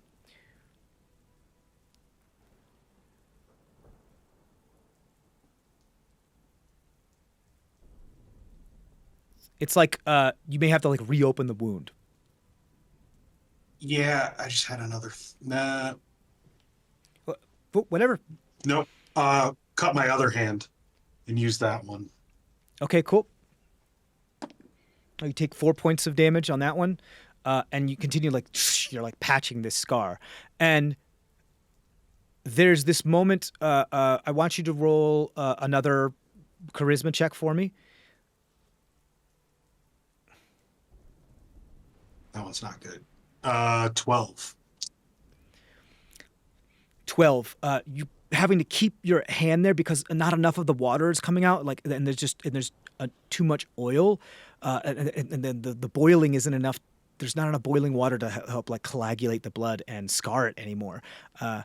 And you see that the oil is now like unsure about whether it should cut its losses and go back in rather than be trapped out by itself, and it's like noticing is like, oh no, wait, I do have the upper hand. And Well, it's like it's still gushing.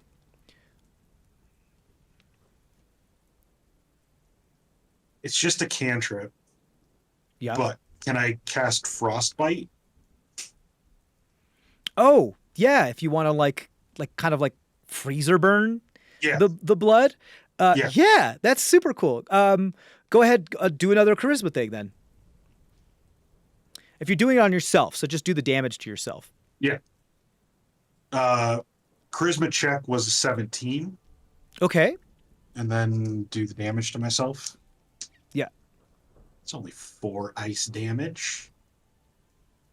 It's not good. While this is all happening too, so, like because some of it's all like there's a lot of splashing going on. The oil in the ichor is like trying to get out of the pool, and all of like the clergy here are just creating buffets of like torrents of wind to just keep it from like wind walling all around you, just like to prevent it as it just starts to go up the wind wall and just as you're just kind of like in a pillar as it keeps going higher, and it's almost like straight up. You can see the cloud just coming down.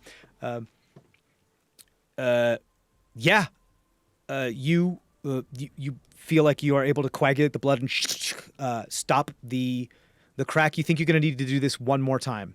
Okay. It's at this moment where the oil appears that it's like it starts to retract and head back into the crack because it doesn't want to be separated and like divided.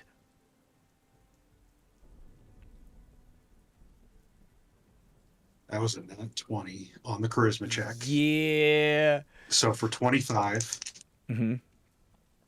and 10 frost damage. 10 frost damage. Okay. Are you okay? Like, Yeah. Are your hit points okay? Yep.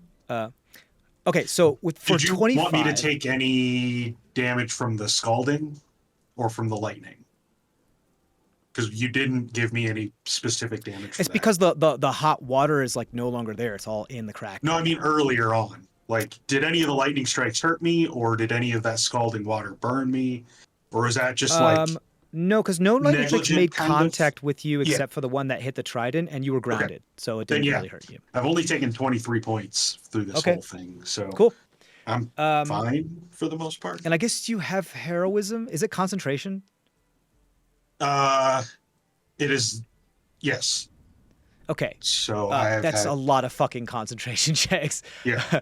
I don't want to deal with it. Let's just say, why don't you just take 10 off of that, and we'll say like 2 rounds it worked, and then we'll just move on from that. Okay.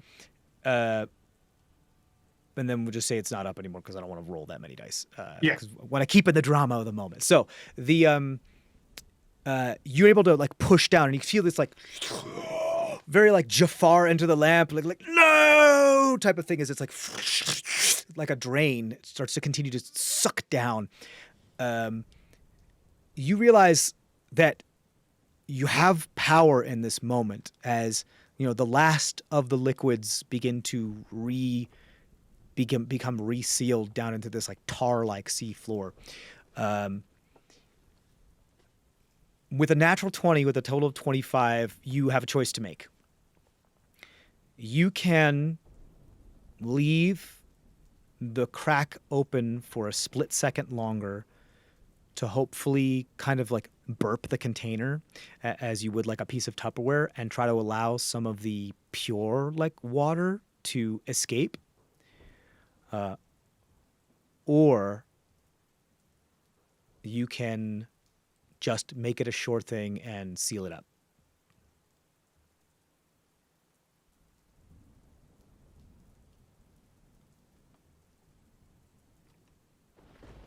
I've just fucked these guys' temple up. I'm going to take the risk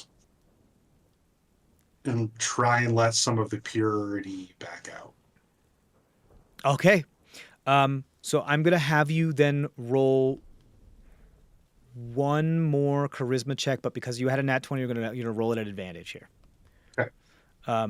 You have to get a 20 or above. If it doesn't work, things could happen. Okay.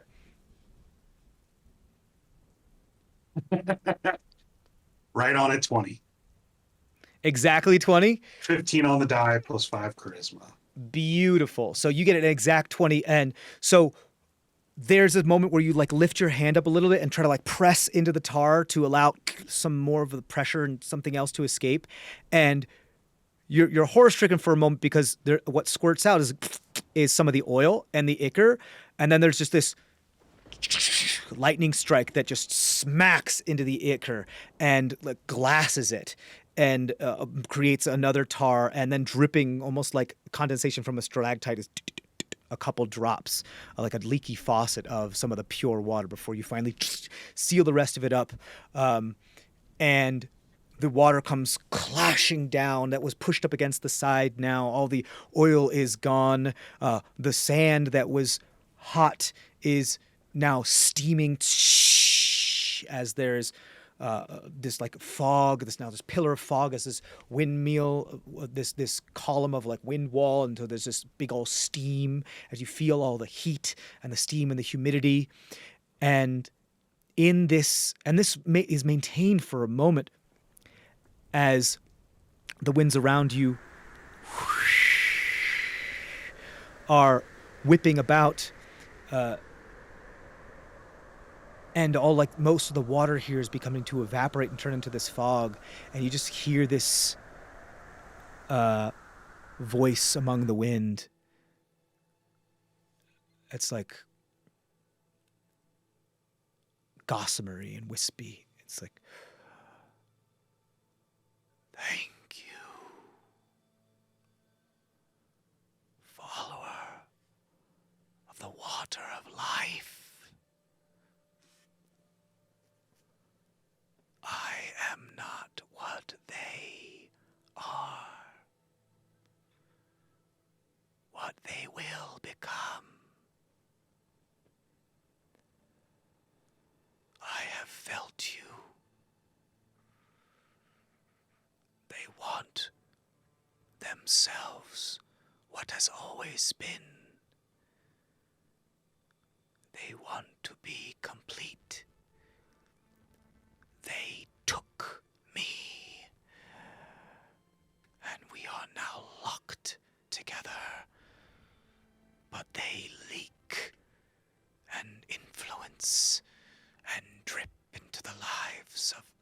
yours. You were deceived. And I am not long.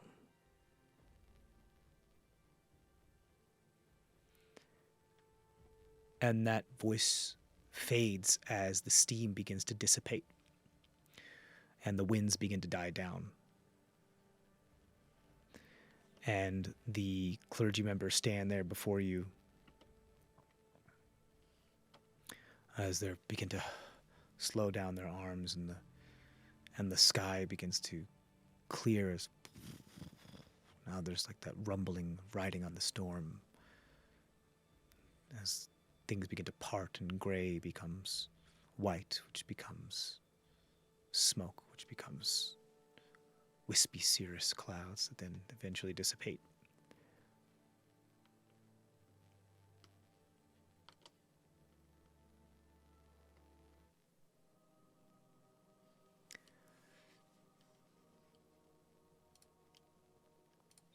And you stand there in the tide pool.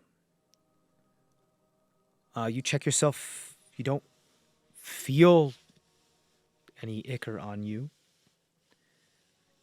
You move your foot around the bottom. You don't feel the tar there anymore.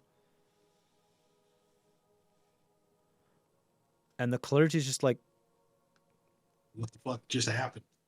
the one that was speaking to you earlier that kind of has... well, actually, what you see is you don't see that one there.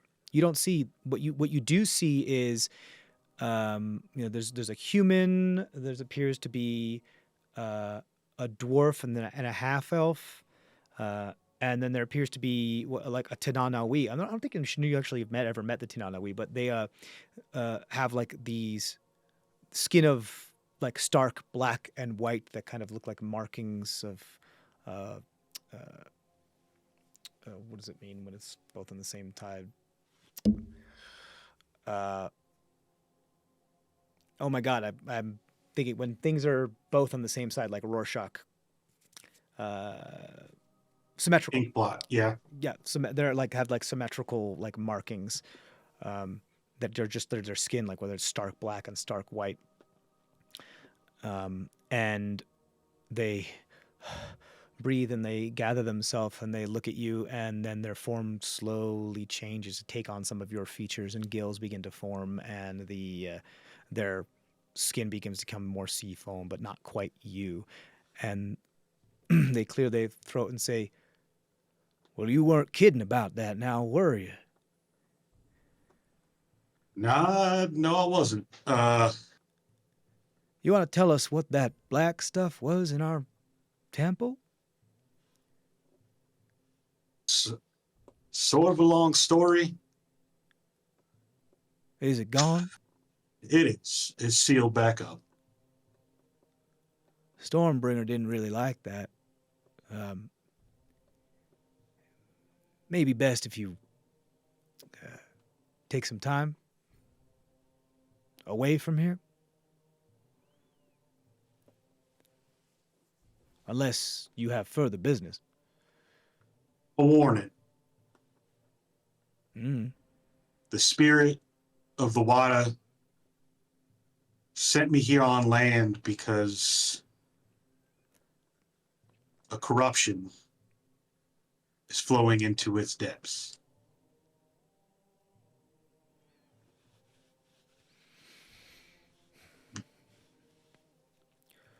Well, sounds like there's a storm a brewing. Beware the Ica. Be a little cautious of anyone that comes out of the Shalian through the twins. The stocks. The stocks, yeah.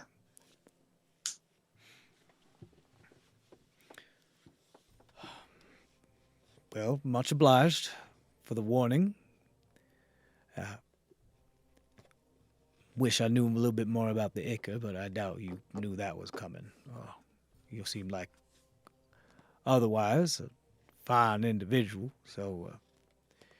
I knew there was a battle, but I thought this place would be safer. I was Well, I apparently mean, wrong. we did our best. No one else was hurt. No, so- no. I'm not asparging any of that blame on you. It's more of a state of the world kind of thing than a comment on your piousness. But yes, I apologize for disturbing you here. I will let you get back to your normal duties. We should pray on this. Apparently, the Stormbringers found a new object of their ire, so be careful. I'm not sure what it is you're mixed up in, but this, whatever whirlpool it may be, you best bring some floaties. Make sure you listen to the water of life and not to the darkness. Well, I mean, The voices water- are eerily similar. Mm. And I'll start walking. Yeah, you walk out. I think there is a moment where Tumon Jr. kind of like pops up on your shoulder as you've left, and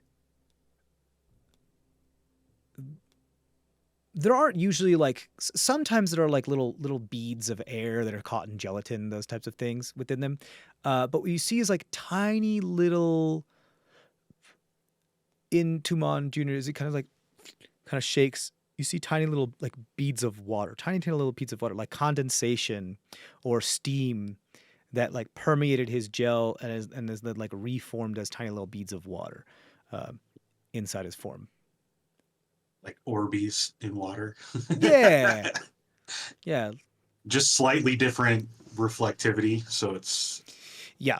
gotcha. And like in these tiny little beads of water, you see it like bubbling, as though something was being like fried in oil, type of thing. Yeah. Is there like a collection box anywhere in here? Interestingly enough, the rain barrels are like kind of like storm in a teacup, where it's like sometimes people will bring like water from other storms and like put it into the barrels, and like that's their alms. Not like gold or anything like that. Yeah. It's like, here's another storm. Let's see if we can get all the storms together. That type of thing. No, I'll take that coral necklace and I'll drop it in one of the barrels. Okay, cool. Because it's coral and it's like dead coral, and it's not salt water. It appears to be fresh water, but it appears to have like the buoyancy, the salinity of like the Dead Sea, where almost anything can float in it, because as you put it, it doesn't like sink to the bottom; it like floats on top. Which is interesting, but that's what it does. Okay.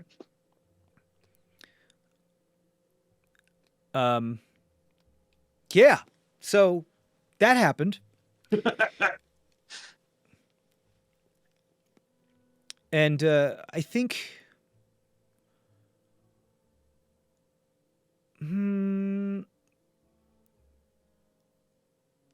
you feel, actually, why don't you go ahead and roll an insight check for me?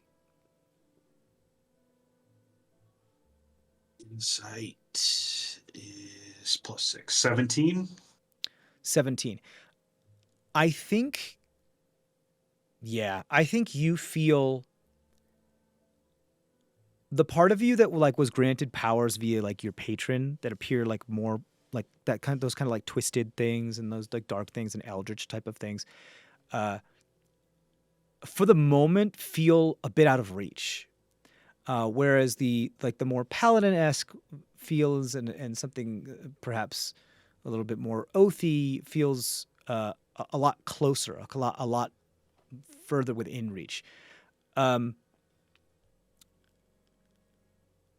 I think Bast has. I'm not sure if Bast knows what that means. Who knows? But Bast also feels like he could lean in either way. Mhm. And how that could manifest is that some of your paladin abilities might become darker if you lean one type of way, and some of your warlock abilities might become more like, not necessarily like pious, but like, purer if you lean another type of way. And because I wouldn't want to be like, oh, well, we're going to get rid of your warlock abilities and everything. You also have the option here, like, depending on how deep you want to lean in, you could respec any of those levels with all of, like, you could go full warlock or full paladin. Like, if you wanted to renounce certain things, like, you could go and redo those warlock levels as paladin levels, and you could go or you could do all the paladin levels that you could take them as warlock levels instead. I would say that the only caveat to this would be, like, your hit point max wouldn't change either way. Okay. But your hit dice would. Okay. So and then, like, all the other, like, spell slot stuff would change however it needs to change. the more primordial voice told me that I had been deceived. Mm-hmm. It told me that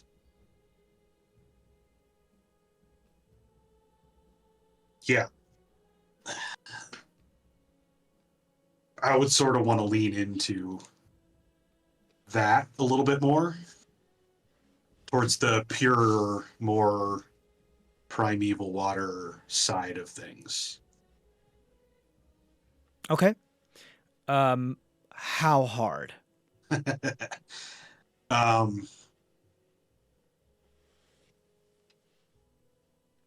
So, I mean, feature-wise, Because this is going to take, like, this isn't going to be something that's going to happen instantly, but it is, Yeah. but like relatively quickly. I think it might happen like gradually a little bit. I think it might be like something as you do some RP and like ritual moments of like kind of devoting yourself more to a type of thing and like, you know, complete that thing and like rest, and some things might start to shift over and those types of things. I also don't want to make it too protracted because that's no fun. But it'll be all dependent about like how much you're actually, as Bast, leaning in. right. Now I'm trying to think. So,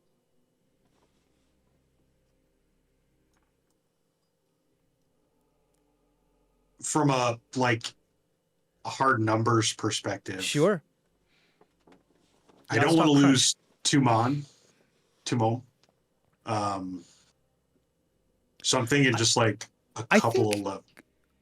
Like, I think like part of that insight check of you in that is like, now that like Tumon has like a part of some of that pure like boiling water in them, there's some sort of like anchor with him and you when it comes to that. So no matter what it is you choose, I don't think Tumon is gonna go anywhere if you don't want them to go anywhere. Okay. As far as like, you haven't really been using them as like Pact of the Chain really anyway. No.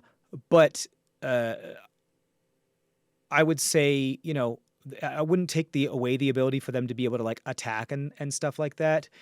They would technically be immortal rather than being like, you know, poofing. They would just like splatter into a bunch of goop, and then you just like collect the goop, and then eventually it will reconstitute if you like put a spell into it or whatever. And you could have it attack and like do the distract action, those type of things. Anything you could do with a familiar, but its attack would be like, you know, a D4 of like, you know, acid damage. And that would be like it. But it has a lot of RP purposes because it dissolves so fucking much. Yep. So yeah, I don't want to take away, like, I'm doing my best. I don't want to take away anything like that. But I will say for certain features that aren't like manifested and things that are like kind of like have been established of role play wise, things might shift over. Like you might, like, and there's an option for you to like kind of mix and match too. If you want to pull some shenanigans and try to have your cake and eat it too, and like hold on to an invocation or two, but go full paladin, those types of things, that's possible. It's all going to depend on how hard you lean in and how well you do that leaning in, and like navigating the trying to have your cake and eat it too type of thing. That's going to depend on a bunch of roles. And you just tell me what your intent is, and I'll make a judgment of like how, well your ritual is, how like good of an offering you're doing or whatever it is, or like, cause it doesn't have to be a ritual, could be anything. But I think it's all going to be very dependent on a bunch of dice rolls and what it is that you actually do. But yeah, I think a lot of it's up in the air when it comes to that. So there's a possibility for you to get some things. Okay. Intent-wise, then, yes, I would want to start leaning in more towards what I feel is that primordial, but also like the paladin, the holier side of things. Rather than I think the original deal I made. You haven't gotten whatever to this deceiver is. Okay, you haven't gotten to your oath yet, have you? Yeah. Oh, you have. I'm 5 and 5. Oath is at 3. Right. What was it? Oath of Conquest? No, I did one of the ones from the new book. Oh, it right. was, Oath of the Deep or something like that? I can't remember. No, it was storm-based.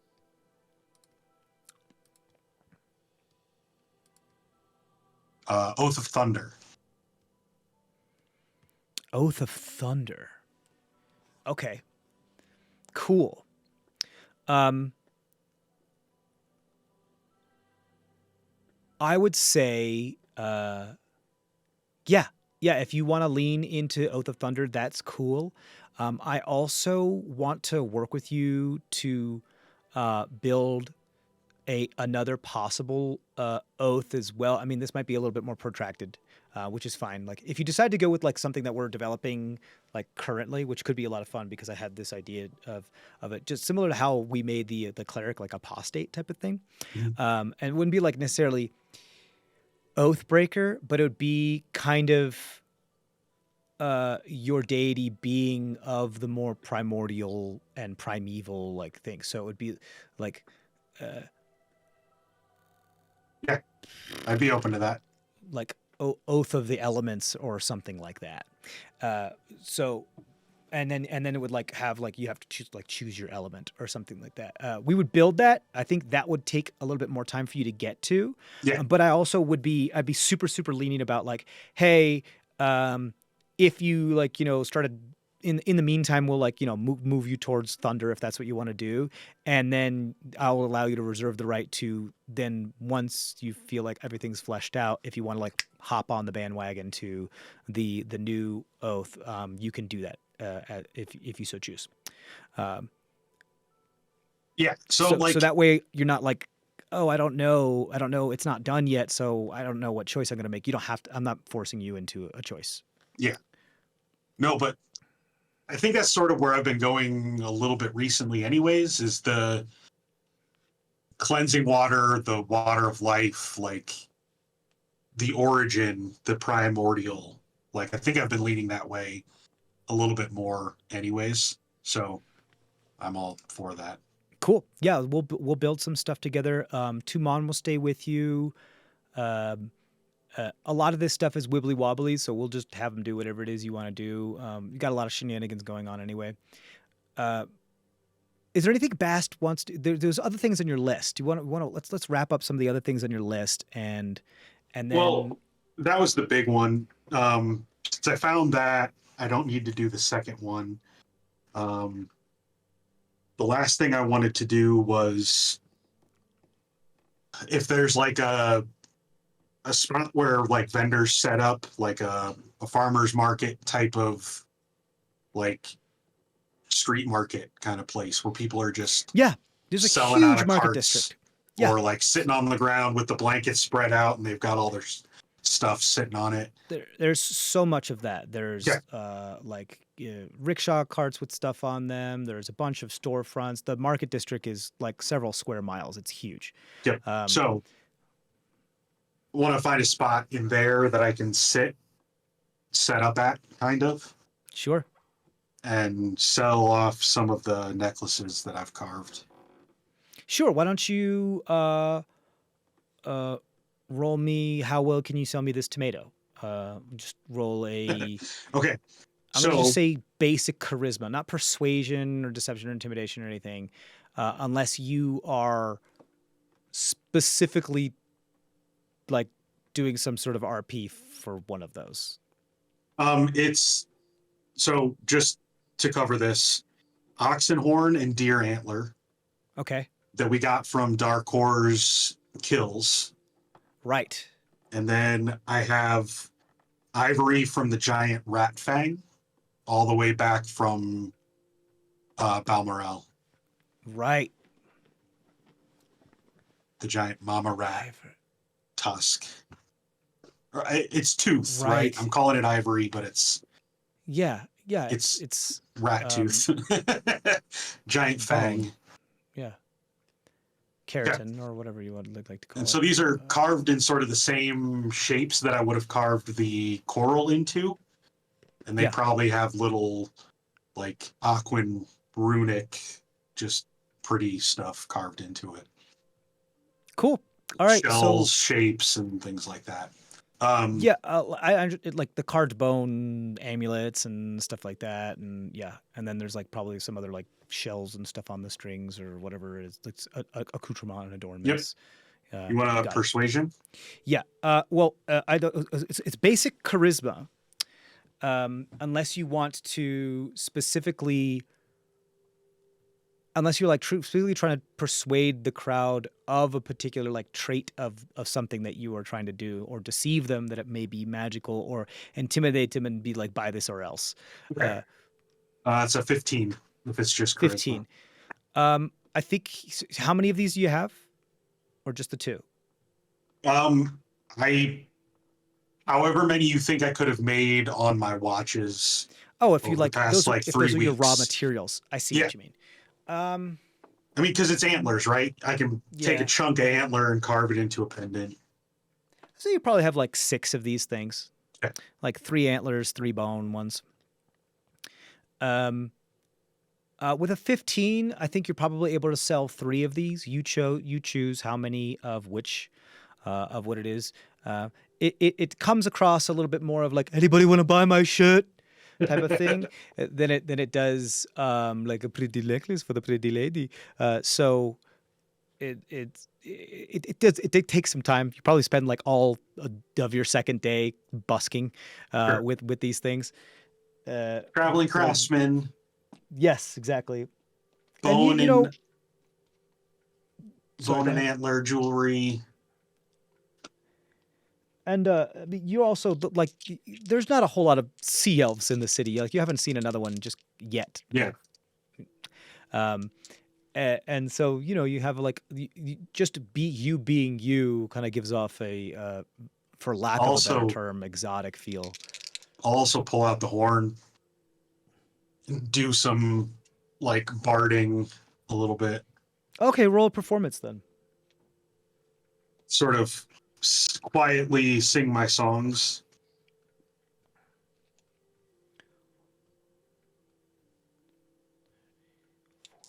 Hey, that's a 22. 22. Okay. So we'll say this plus these. Okay.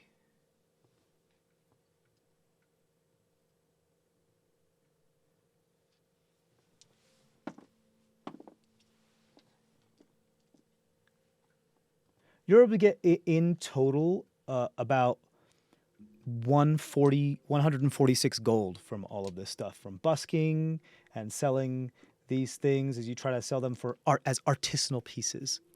Not a whole lot, but enough where the more affluent passersby be like, ooh, Something I'm a exotic. collector. Yeah, Yeah. something exotic. And so, you can amp up the price. And even though you're not from the landers like places, you still recognize a sucker when you see one. So not that your shit stuff sucks, but you know what I mean. Yep. A good deal, as it were. Cool. All right. Is there anything else you wanted to do? No. I think that's the majority of what I would spend my time doing. If there's any sort of, are public baths a thing? Yes. Like Roman style bathing pool kind of places? Almost exactly like cistern-like. There is one in the eastern area, specifically called the. Where is it? I had it here. Precipitation, liquid lividities, curved bill, lazy basilisk, metal matters, type of this, residues from barn broadcast, general goods, forever homes. Right, it is in this document. It's called the cauldron, the steamy cauldron, I think. But let me just double check.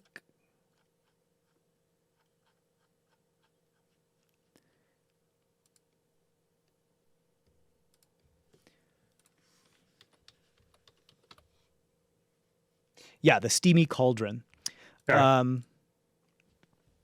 And it is like off to the east a little bit, and to the eastern edge of the market area. And it's like this big terracotta. It's made to look like a cast iron big old black cauldron. Okay. That has like but it's terracotta rather than black, and it's got a lid that has a couple like smokestacks that come out of it from the steam to come, and you can like just smell the aroma and the humidity as you get near it. Spend an hour or so there towards the end of each of those days. Sure. Does that make sense? Kind Yeah, of you like could spend there. business hours busking and then swing by and soak for a couple hours. Sure, it's a gold a day per person. Okay.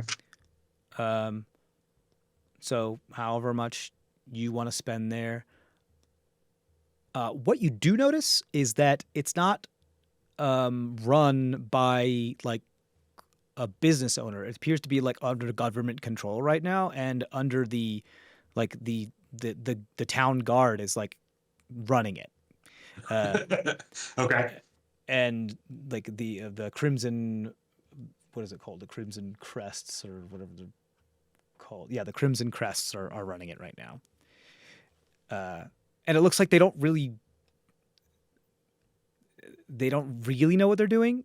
So they're definitely not the ones that made this. It feels like it was like some type of thing, almost like a foreclosure, and like they're just kind of still running the business until someone else can take it over, type of thing. Gotcha.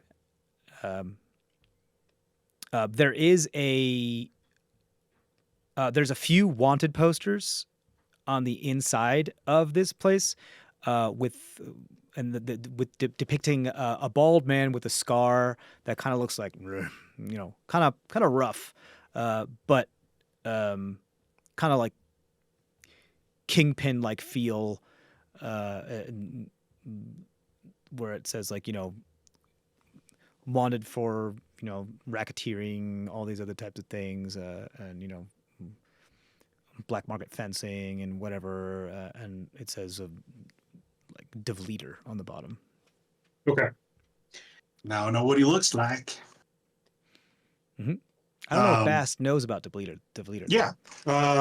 Queenie asked us to find him. Or no, not Queenie. Wasn't it Log? No, the floaty head book guy. No, yeah, you find Darius.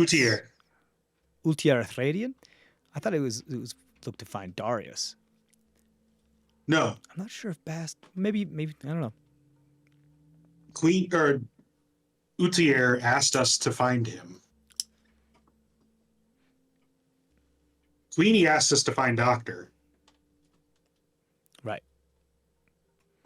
Queenie also said that their like underground contact Yeah, might find us. was like Darius, Yeah. who was with the Noxetra, and then Fade narked. So there's that. Yes. Yeah. So that's the Yeah. information No, you find out. we were told to keep on to. We were asked to look for Devleader because they had done something. My notes aren't great, but Ultier did ask us to find Devleader. Yeah, we'll cross-reference them with everybody else because I'm trying to remember too, but it's okay. I think okay. So the last thing we'll say is, how do you want to take your first step in your leaning or transition in this type of way?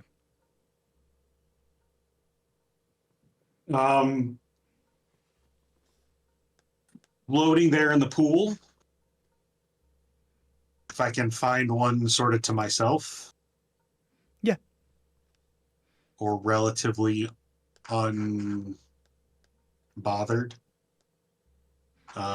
It looks like a lot of there's the like the top floor has like a lot of wood in this like terracotta steamy cauldron that has a bunch of like baths that are separated by partitions but open to like a main hallway, and then there's like another floor that you go down and there's larger pools that are like, you know, geothermally or wood heated, and then if you go even further down there's like smaller, so there's like several levels of this.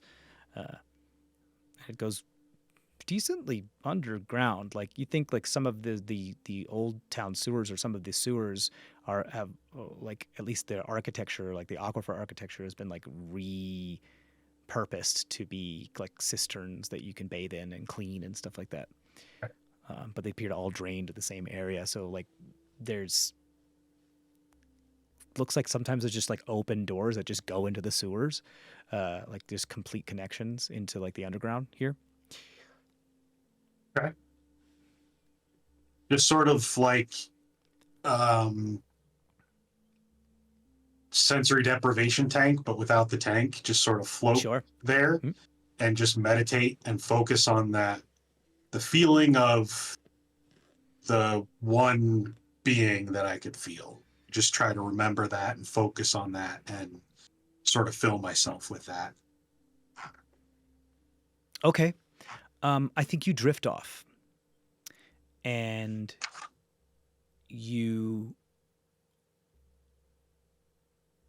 end up in that kind of floaty pool thing again where it is those like two wolves, like two sea lions, two of these things like constantly like kind of shifting between like a crow, a wolf, a predator, a seal, a sea lion, and moving around. And they're definitely at odds. So there's some type of balance, but they're definitely at odds. And the lighter of the two predators kind of like is what you feel like this tug towards, if that's like the way you're trying to lean. What do you do as you're like, because you're in this pool again, but you appear to be like as if you were a camera. You're not like, you don't see your own body. You're not there. You're just an observer, as if you were like a scryball or whatever. Right. Witnessing these two kind of like, it starts off as like playful prey play with each other in this tide pool, and it starts to get a little bit more aggressive, and you're not sure, like it's when dogs get like kind of carried away with the play, and the water starts to get hotter and like start to bubble. What do you do? Sort of like I did in the moment of a consciousness, like throw my will, my faith, my spirit behind the one that I'm rooting for. Okay, cool. What is your chant, mantra, or actually, why don't we do this? Why don't you roll a charisma check? And then depending on how that is.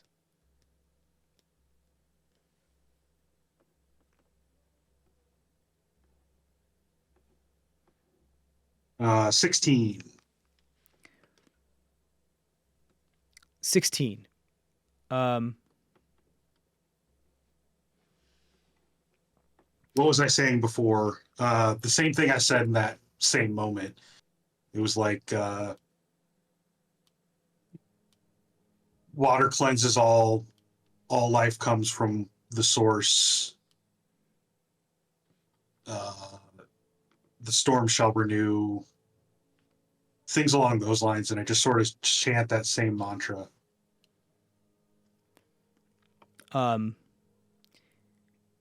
You chant this mantra as the waves continue to like crash and careen into the tide pool and fill it up, and the water begins to boil. And you, did you write down what words you said?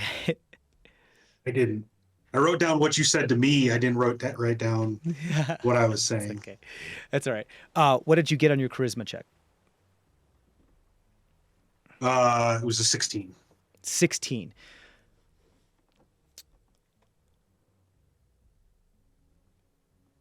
There is a moment where you're realizing that the lighter of the two predators is at a disadvantage, and you kind of instinctively like reach out, like you don't have limbs, but you kind of like instinctively reach out with your arm as if it was like a phantom limb, and like kind of be like no, as if like you were trying to like fight a dream that you don't like, and you're kind of like protesting from it, and sleep paralysis doesn't hit in as much as you expect it to. Go ahead. I sort of reach into myself. I've got the lycanthropy, and I also that's where like these two are coming from. Yeah, I also have like the innate ability of like the shark type transformation. Can I sort of like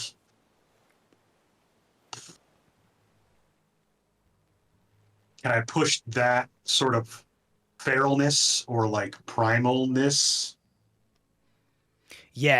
into that like spirit of absolutely like that, so giving it my aggression to use. Yes. So I think what you do is like you kind of like you reach out with your phantom limb, and you kind of like water bend like a wave up out of the tide pool as this one is like gone down and like going to do a dive to try to attack the darker one. And as you do, you kind of like give it a lot, like a big oomph and a lot more momentum, and as you also do, as where you imagine your palm is, that kind of like the image of like where your palm like superimposed over the body of this like lighter predator, the sea lion skin that is shine becomes far more like slick and perhaps scaly, and as it gets closer to the head, it starts to like elongate and become like a barracuda like, and like there's rows of teeth that just kind of like anamorph style. It's like changing and morphing, and the much stronger jaws eventually like clamp down and take a big bite out of the other seal before the water again comes crashing down and splashes you, and you like find yourself like for like the first time ever, like you thought you were drowning because you somehow, in the sense of deprivation rolling on your back, found yourself face down and like and like had to stand up to breathe, and like your gills stopped working, or your medulla oblongata wasn't like pushing your gills to work because it wasn't switching back and forth between the air breath and the water breath. It was like exactly, but you pull yourself out, and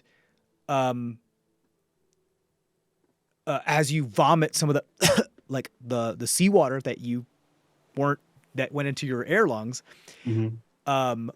some of this, when you drop like a drop of black, like really, really black ink into water, and it just diffuses and like all that color, and it's like those really cool art pieces, you like splat out a bunch of that, and it just kind of and begins to spread, and it's very potent, like black food coloring dye that's like Vanta black, really potent, and you start spreading into the pool like a lot, and it's starting to get like close to where you are as the like water is clear, and you kind of like step out, and like the whole pool is now like completely black, but you feel like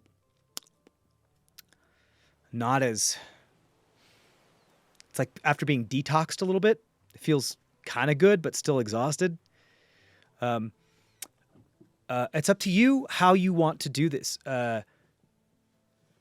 if your intent is to like really start to go towards Paladin, you can replace one of your Warlock levels with Paladin and instead go like 4 and 6, Okay. if that's how you want to do it. Or what I'll say here is that if there's something you want to hold on to from that 5th level of Warlock, let me know now and I'll make you roll some stuff. 5th level is just 3rd level spell slots. But I would be okay stepping back if that's what happens. I'm not super attached. So I think it's going to be cumulative. For each level that you want to like keep each time you try to want to hold on to something extra, it's going to get harder and harder and harder and harder and harder. Yeah. So like if you do it once, it's this DC. If you do it twice, it's even higher. And if you do it 3 times, like it's even higher. So it's good to choose your battles. This is not something I would battle over. If I lose a little bit of power to gain a little bit of peace, I would be okay with that, I think. Okay. This moment. But yeah, so you can. So that will bring you to level 6 Paladin, down to level 4 Warlock. Just be aware of the multi-class spell slot thing, but whatever. Yeah, I'll figure that out. You figure that out, and I believe that gives you your aura. It does. Which is big. That is an aura of. What does it say specifically? Is that just the saving throw thing, or is like there additional part to it? Or is that later? Aura I'm of not protection. sure about the thunder one. Gives charisma modifier bonus to saving throw of anyone within 10 feet of 10 me. feet. But thunder doesn't do anything special with any of your auras? I think those level up at a certain point, but it's not right away. Yeah, 7th. That next level, they change a little bit more towards whatever your oath was. Oh, cool. What does it do? Thunder Oath. Aura of Alacrity. So increased initiative. You gain proficiency bonus to initiative rolls of anyone in the aura.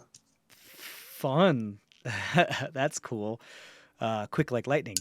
Yeah. That's awesome. Love that for you. That's super cool. Okay. Great. So do we have I think quick minute to do one shopping trip? Yeah. What do you want to do? And then we'll wrap it up.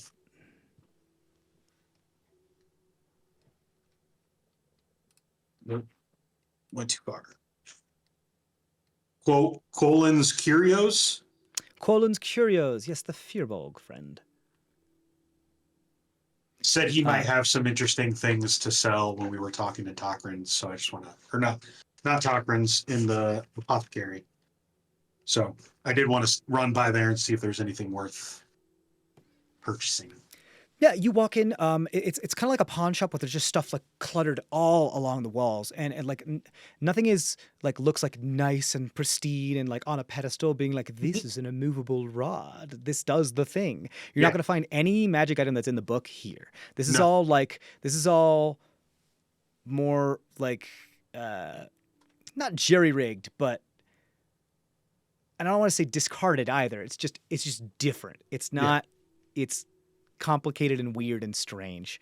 It's pawn shoppy at the very best, secondhand, but still cool stuff.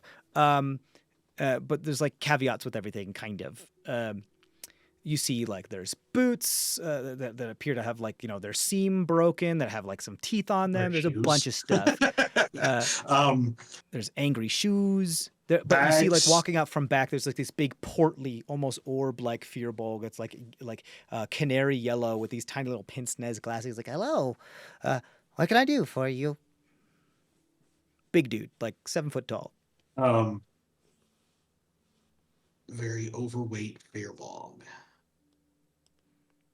He's not like obese. He's just orb-like. Spherical. Yeah. He's rotund. I just somebody told me you had quite the collection here. I wanted to come see if anything that you have for sale tickles my fancy. Oh, well, is there anything in particular, any type of genre or specification that you were looking for? I have quite a assortment of accoutrement and a veritable assortment of bubble. I am a collector of daggers, for one. Hmm. I also am a Daggers. traveler, so anything that might help me out on the road would be welcome. And Traveling lastly, anything you can daggers. think of that's oceanic, related to the seas or And thematic wet. in that nature. Got it. So, pointy, well-traveled, and wet. And what? Yes, sir. Let me think. Not necessarily all in the same item, but along those lines. Well, too bad. I may have the thing. He goes like, 1 moment, please. And he goes back and he comes back momentarily with what looks like a compass. But there's like a very sharp river stone that appears to like be constantly like sweating. And like it's a compass that is kind of like how a charged magnetic needle sits on like a leaf and then floats on a pool of water. Mhm. It's like this river stone that is kind of like pumice, but it's not pumice. It's floating like pumice on top of the water, and it's just pointing in a specific direction, and it's just like sweating the water, so the water in the compass, and he like turns it upside down. Well, you can't spill it either, so it's just whatever. It's like a little tiny magical thing. This is called the horse medallion. Yeah, I didn't make it. Somebody else did. They said, well, I couldn't lead a horse to water, but I decided to make it drink. Yeah, no, I didn't get it either. But anyway, it's supposed to point to the nearest potable water source. And you can once per day cast animal friendship.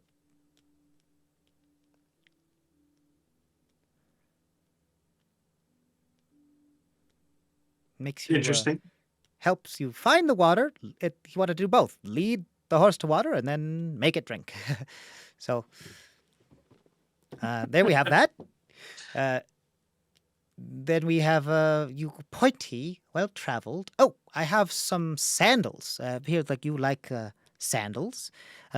These can serve as, and he pulls out these kind of like bamboo straw woven sandals that are a little worse for wear. Like these are wonderful, like water shoes. Pretty much, they allow you to swim as fast as you can run. Fortunately, I've been naturally blessed in that area. Oh yeah, well you look like you don't have any friends. Next up, we have Appreciate the thought, this. but He pulls out like this big old jar of like vinegar with a bunch of eggs in it. He's like, this is very wet. But if you carry this with you, you'll always have an egg. an Unless, egg? you run out of eggs. Yeah, they're hard-boiled eggs in vinegar. They're pickled eggs. It's not magical. It's just a jar of pickled eggs. Yeah, I got it. There's just a lot of them. Look how many pickled eggs there are. Can you It's a guess big how jar. many there are? 136. No. Good luck, though. You can't have my pickled eggs. Okay, never mind. You want a pickled egg? You want one? No, thank you. I appreciate the offer. Well, that's what I have that's wet. The sandals are well-traveled. Oh, pointy dagger. Pointy. I have a straight razor that is very good at keeping hair off once it's shaved. And by that I mean it's also... so, should you ever... I didn't make this. It was sold to me, pawned off to me, and left here. But I often get some leftovers from some of the more arcane schools that come here and try to get rid of their stuff. But some enchanter decided to put a magic on this that if you would shave a beast or any like another animal, preferably a beast that has fur or like a type of thick hair or just hair at all. Once you're done shaving it, it's a person. Yeah, no, still thinks like. So if I shaved a boar, it would It would become person-shaped boar. a man, a human man that's naked, that's acting like a boar. Interesting. Yes. I think they were trying to stop some sort of like druid from keeping to trick them. There was some sort of prank between the druid and the wizard, and then they would keep trying to like well, if I shave you, then You're then stuck in man you're shape. stuck. Yeah, something like that. And it lasts for an hour.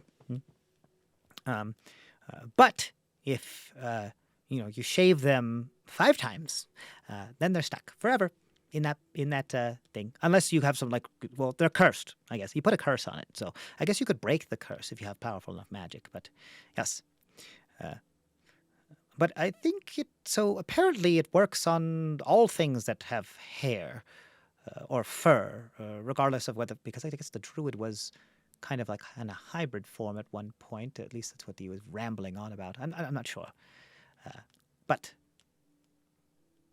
Those all sound like very interesting and very curious artifacts. that's the name of my shop. Fortunately, I don't think any of them fit. Well, can you give me a better idea of what you're going for? Because you said wet, well-traveled, and pointy. No, I mean, wasn't that Pacific? See what I said there? Pacific. everything that know you what that is showed yet. me fit that description and was very interesting. I just don't know that I would have a use for any of them. Well, what do you have a use for then? Do you have any bags, pouches, packs? You want a backpack? Yeah. A sack? Yeah, I've got plenty of backpacks. What do you want? Like an adventurer's pack? A Anything dungeoneer's that's pack? likewise interesting? Okay, well, I've got a spelunking pack. It's got some climbing rope in it. Stuff like that. I mean, all I've got is this leather satchel here that I've been carrying around. So you want like a camping pack with like tents in it and stuff? No, I was hoping for something more unique. More curio? Yeah. It's always with bags. Everybody always wants bag. Everyone's like, I want something that's bigger on the inside. Ooh, well, I mean, it doesn't have to be bigger on the inside. inside. Just be interesting. Let me see what I have.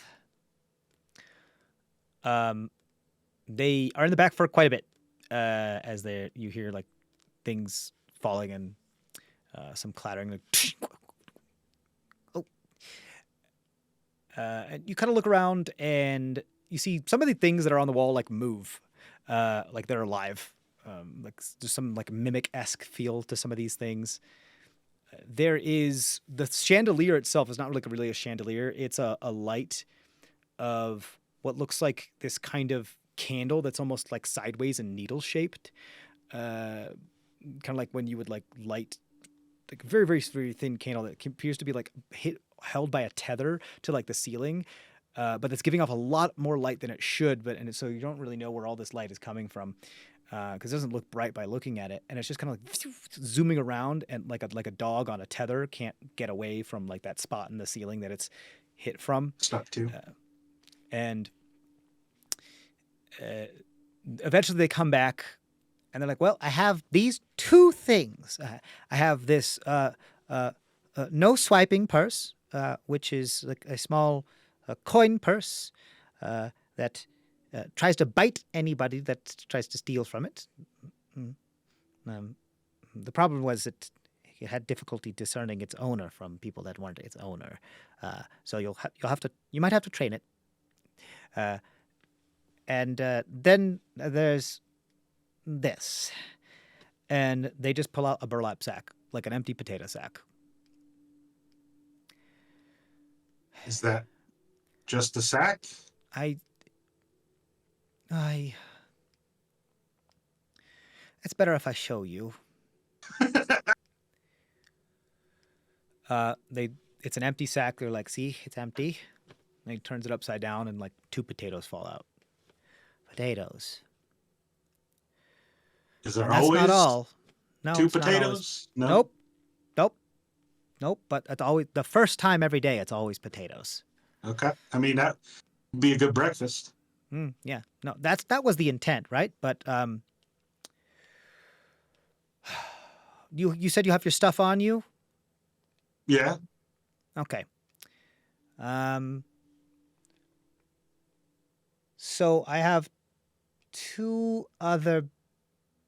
Actually, give me 1 second. He takes like a ring of keys and he goes around and looks like he's unlocking a bunch of things, and then he goes to, okay, I'm gonna lock this, and he locks the purse. And do you have anything on you that you have a lock on?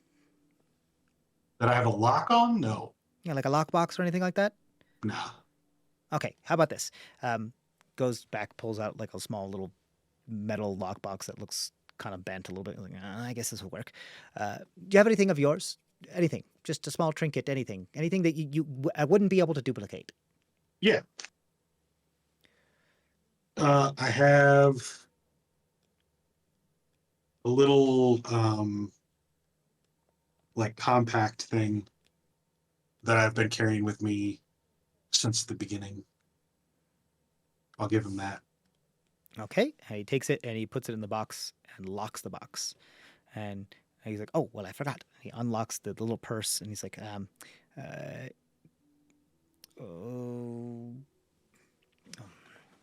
here. And he pulls out like a little wooden totem of what looks like kind of like a little smiling fearbog totem, and puts it into the thing. All right, and he locks that. He's like, so 2 potatoes, right? Yep. Okay, burlap sack. Locked thing, other locked thing with something in it that I can't duplicate, right? Yes. Okay. Taking the bag, turning it upside down, and which one? And your compact falls out of the bag. Short cylindrical tin. The lid has the word dreams embellished in filigree on it. Yep. And so your exact compact with the word dreams clatters onto the counter.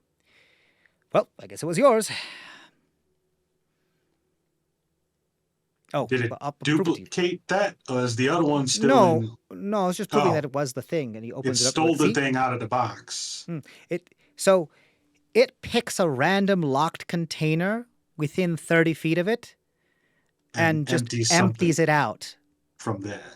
But if you get caught, the first time, it just empties potatoes.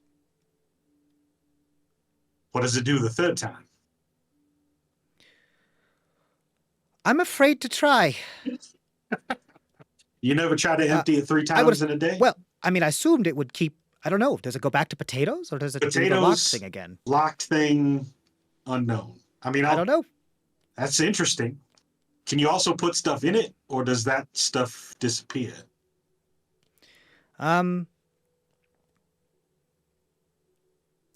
Well, you can, but it What happens empties to itself every day. It just disappears? Well, you know what? I did find potatoes in my cash box the other day. So it puts stuff in the locked boxes, maybe. Maybe. Yeah, maybe. Yeah, that could be a thing. Because I emptied it by accident. I pulled it off the shelf and 2 potatoes fell out, and I just said, and I threw the potatoes back in. That would make sense.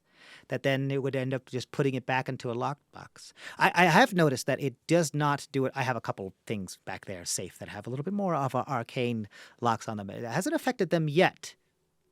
But I also haven't emptied it 3 times. So I don't know. Anyway, it empties locked things and puts things inside of locked things that are around it. However, what I have noticed, because I've done a couple of experiments, is that it's entirely random which locked container it takes from. Right.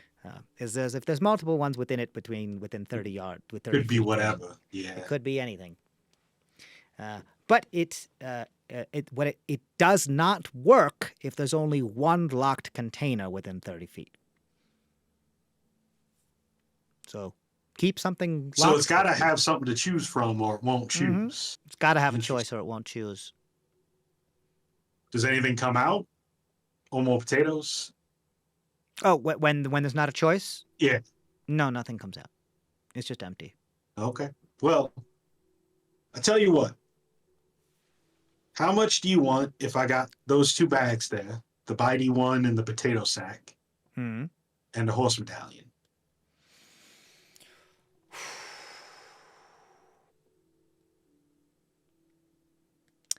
I would say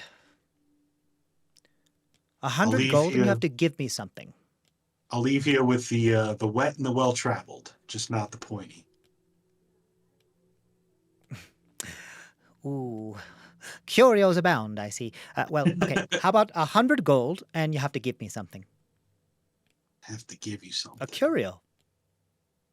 I like bartering, but I also like, food, so...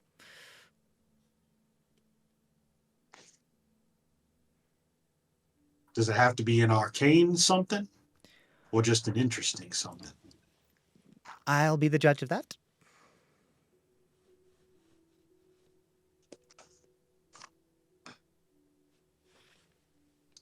Trying to think of what all Bast has.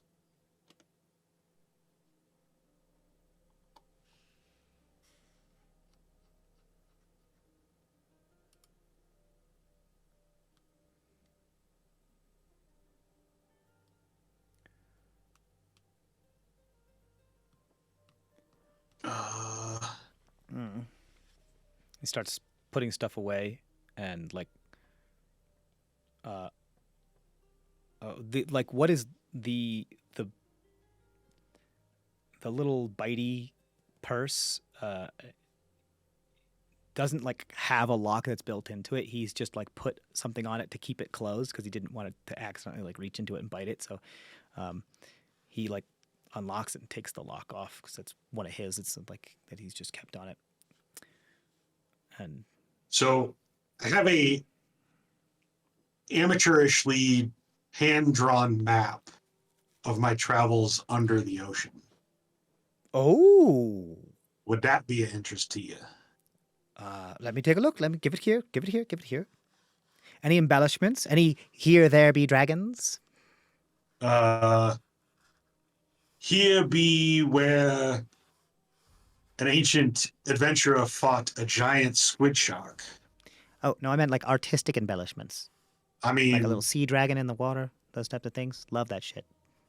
yeah, probably when I was bored, I might have doodled on a little bit, but All right, well, don't worry about it. Let me see. Come here. they unroll it. They're like, What paints did you use? This isn't tempera or oil or acrylic, as far as I'm aware. it's a sort of treated kelp, and then that there is squid ink, so that it would stand up underwater. I don't know how toxic that is. Now you tell me. It's a defense mechanism, so it may not be the most palatable. Oh, okay. Squid ink and kelp. Interesting. This is gorgeous. We don't get a whole lot of underwater maps. I hear there's more than we get a hold of, but they don't hold up very well once they're dried, and they become all crinkly and kind of fall apart. But this seems to be holding up very well. Okay. All right. I'll tell you what. I'll take the map. I'll take the 100 gold, and you can have all these 3 things. But I want one favor. What's the favor? If you figure out what it does on the 3rd or the 4th or the 5th or the 6th time, just tell me so I can sleep at night. All right? But don't do it anywhere near me. In fact, don't do it anywhere in the city. I don't even want to. I don't know what's going to happen. So go do the thing, come back at some point and let me know. Just so Okay. I can have closure.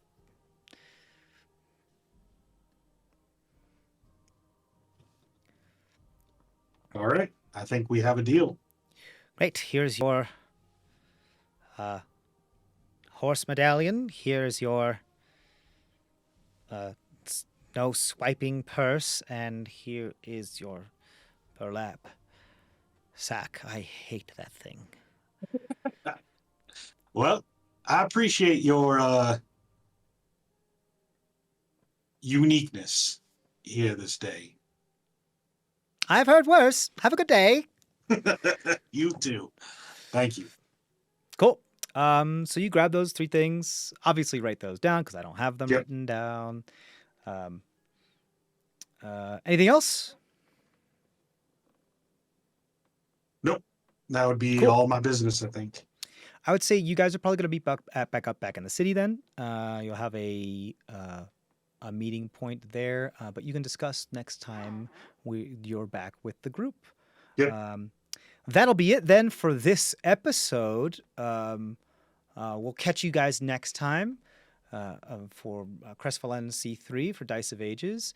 As always, stay safe out there, and we love you very much. Bye. Like I said.